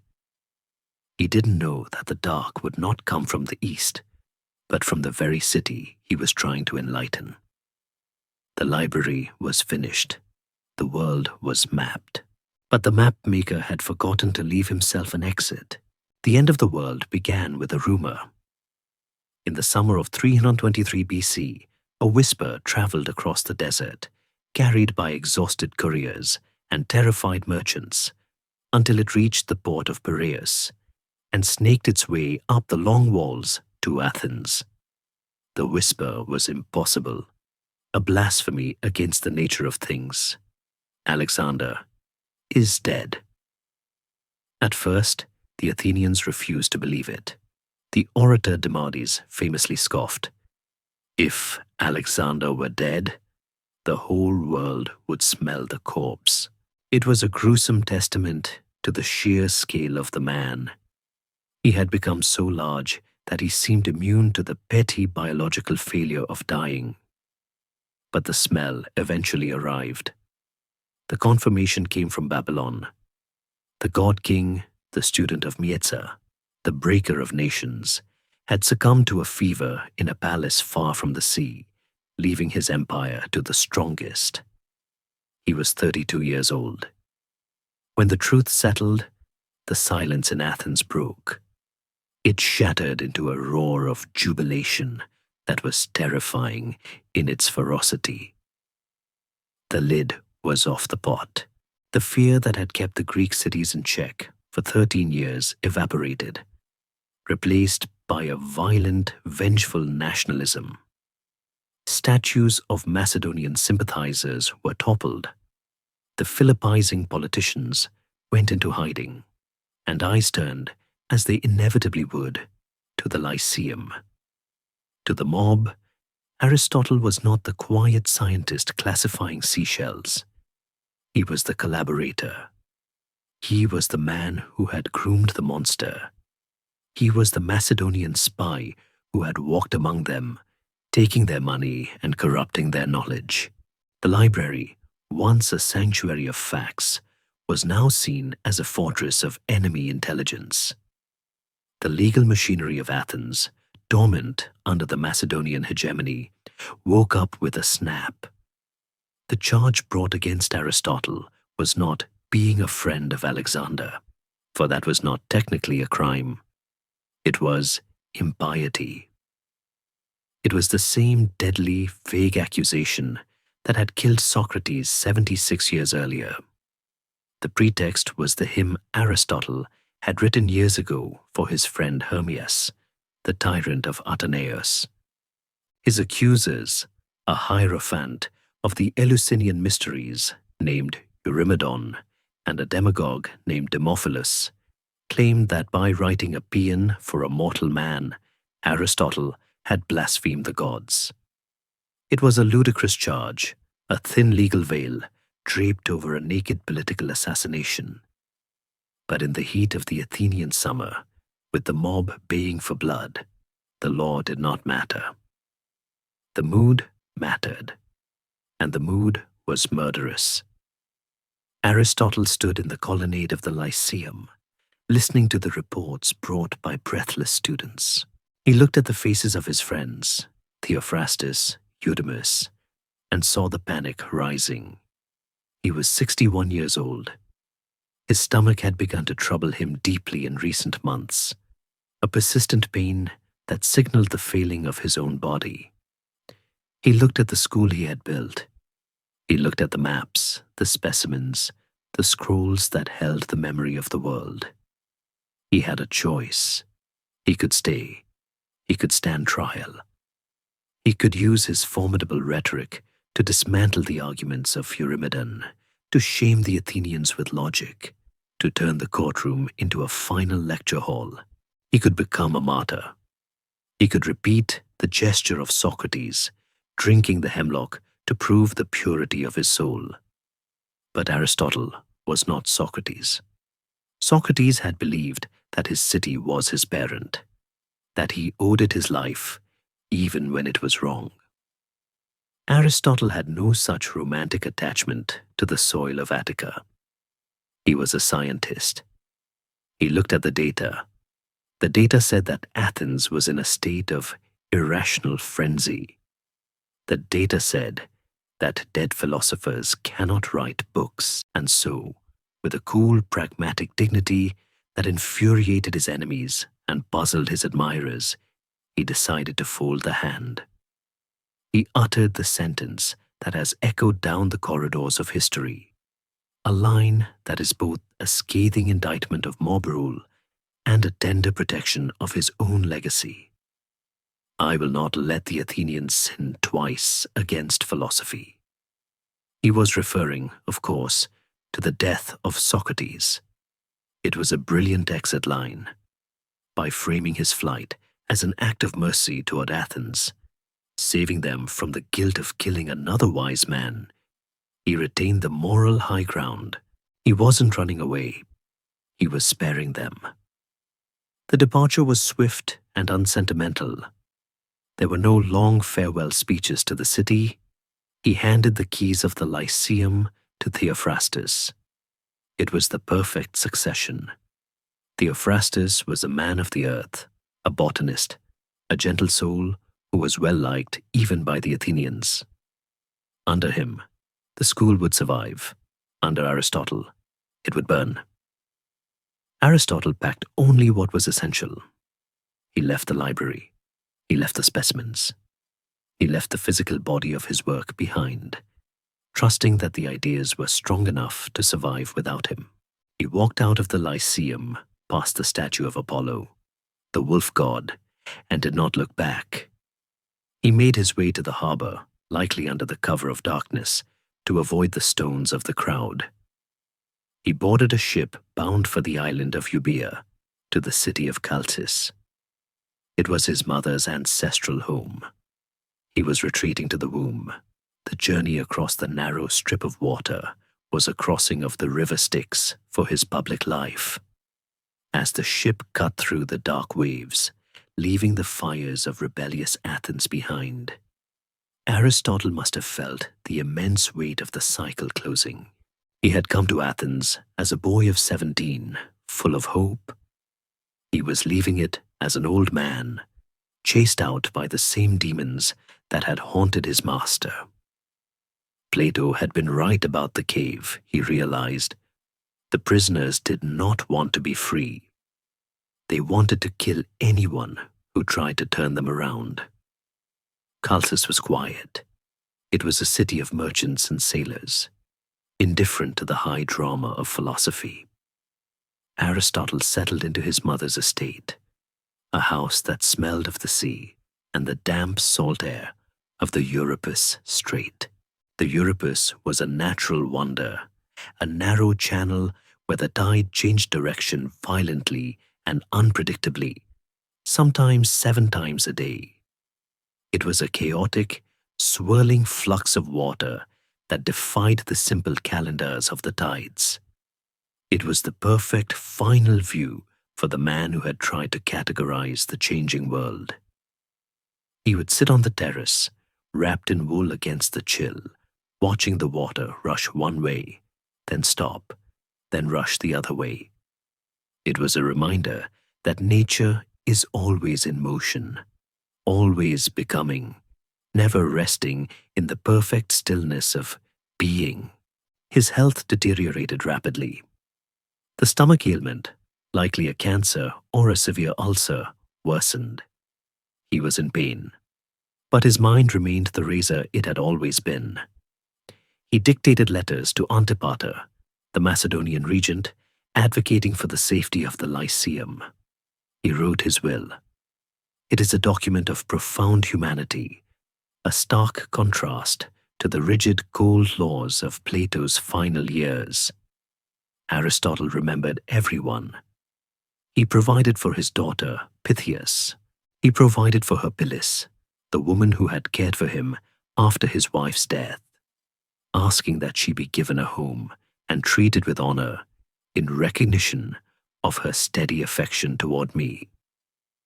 He freed his slaves, not just Diana, as Plato had, but several of them, asking that they be looked after until they reached adulthood.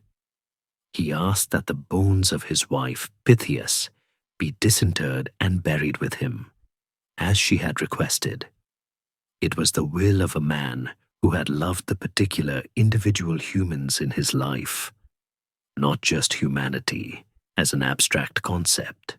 In the quiet of Chalcis, far from the shouting of the assembly and the tramp of armies, the reader finally put down the scroll. He had categorized the stars, the animals, the cities, and the arguments of men.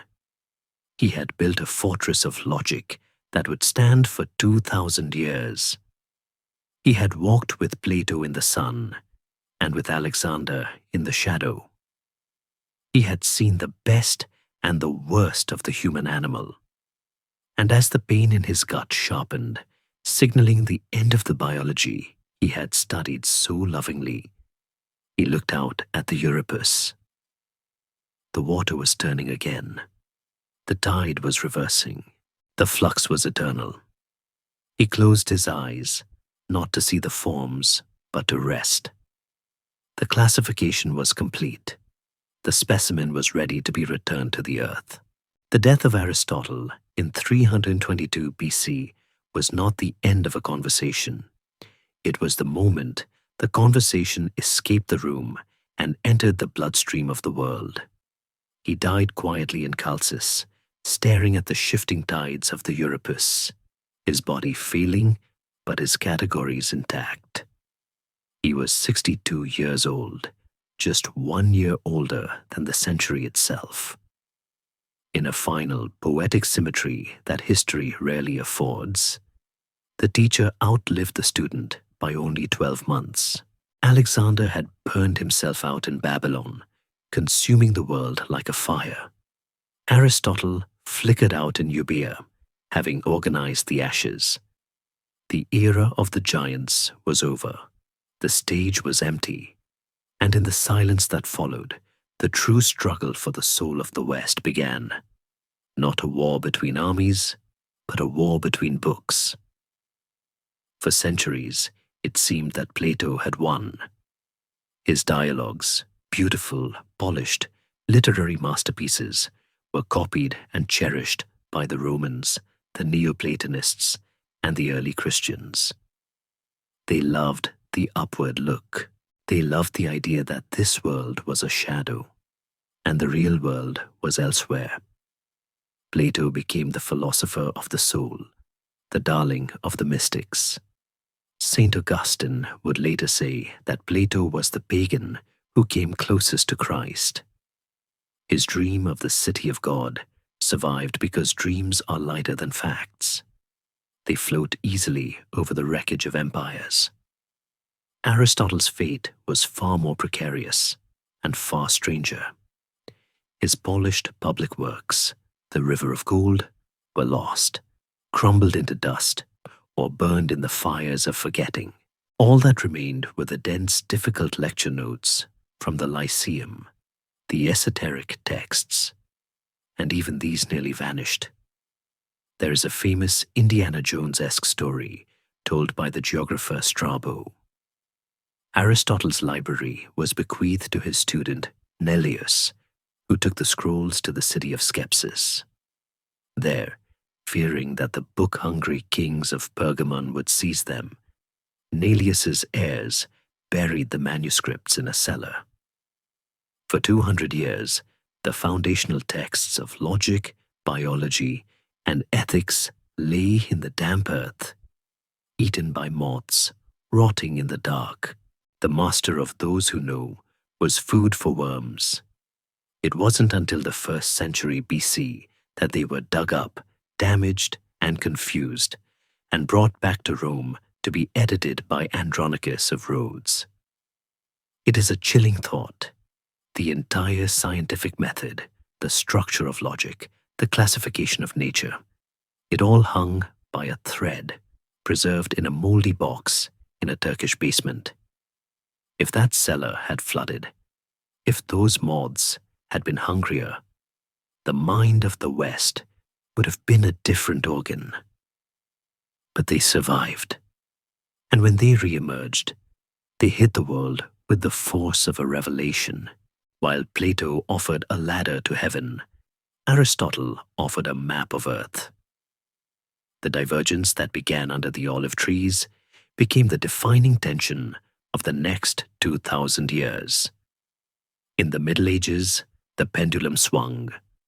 Aristotle became the philosopher, so singular he needed no name. The great classifier conquered the universities of Europe. Aquinas baptized him. Dante placed him in the highest circle of hell's nobility, the master of those who know. For centuries, if you wanted to know why a stone fell or why a heart beat, you didn't look at the stone or the heart. You looked at Aristotle. He became the authority he never wanted to be. The man who taught that we must look at the evidence became the evidence itself.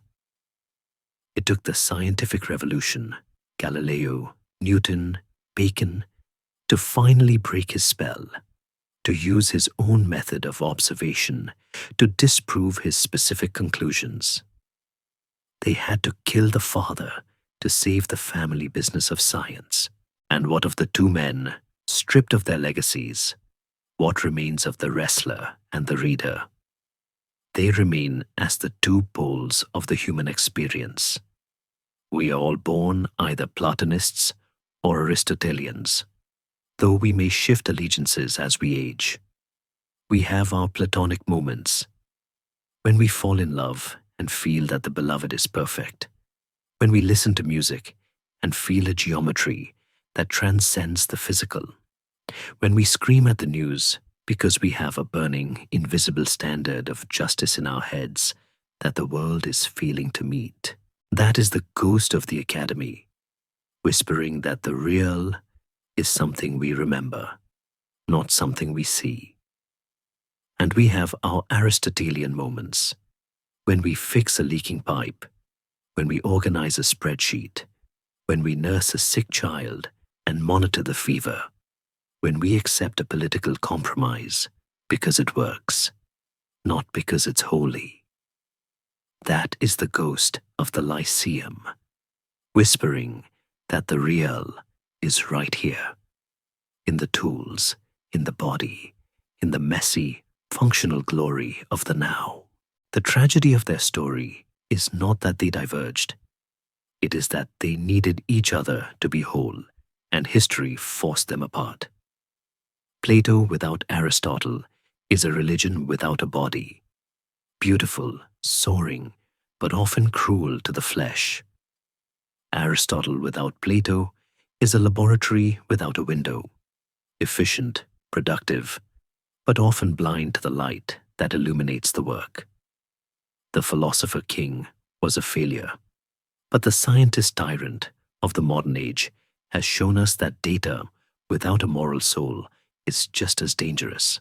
Perhaps the reconciliation is found not in their books, but in the image of them walking. If you close your eyes and drift back to the olive grove in 360 BC, you can see them. The sun is setting, casting the long shadows that both men loved for different reasons. Plato is pointing to the horizon, talking about the sun that never sets. Aristotle is nodding, but he is picking up a leaf as he walks, tracing the veins, marveling at the engineering of the photosynthesis that drinks that sun. They are talking, they are disagreeing, they are laughing. The teacher wanted to save the soul. The student wanted to understand the body. In the end, they divided the kingdom of wisdom between them. Plato took the eternal, Aristotle took the actual.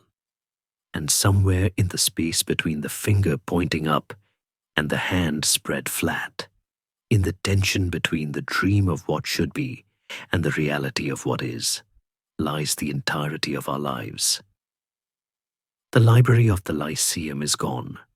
The olive trees of the academy were cut down by the Roman general Sulla to build siege engines. The city of Athens is now a sprawling metropolis of concrete and noise. But the conversation continues.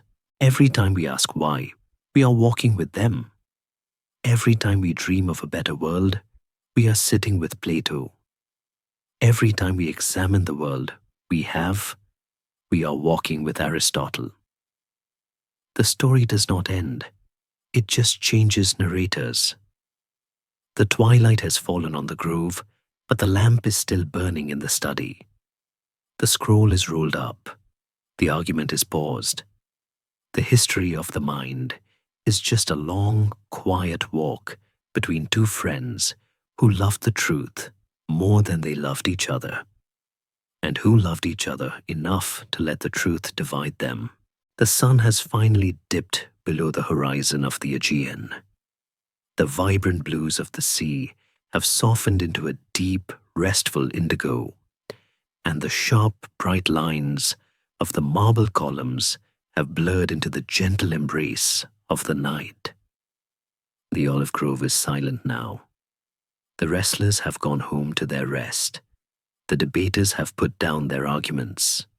The scrolls are shelved in the quiet dark. There is no more need to choose between the earth and the sky. In the dark, they are one.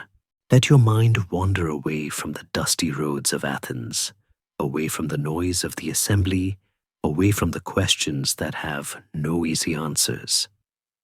Feel the cool air of the evening on your skin. Smell the scent of the pine and the sea salt. The tension of the history we have walked through is fading, dissolving like mist over the water. The kings are asleep. The philosophers are asleep. The ideas that shape the world have softened into dreams. You don't need to analyze the world tonight. You don't need to categorize it or perfect it. You only need to rest in it. Let the rhythm of the Euripus tide rock you gently in and out, breathing in and breathing out. The world is vast, and it will be there tomorrow, waiting for your curiosity. But for now, the library is closed. The lesson is over. The stars are coming out, not as problems to be solved, but as small, comforting lights to watch over you. Drift into the quiet. The past is safe. The future is waiting. And you are here in the peaceful, silent now. Sweet dreams.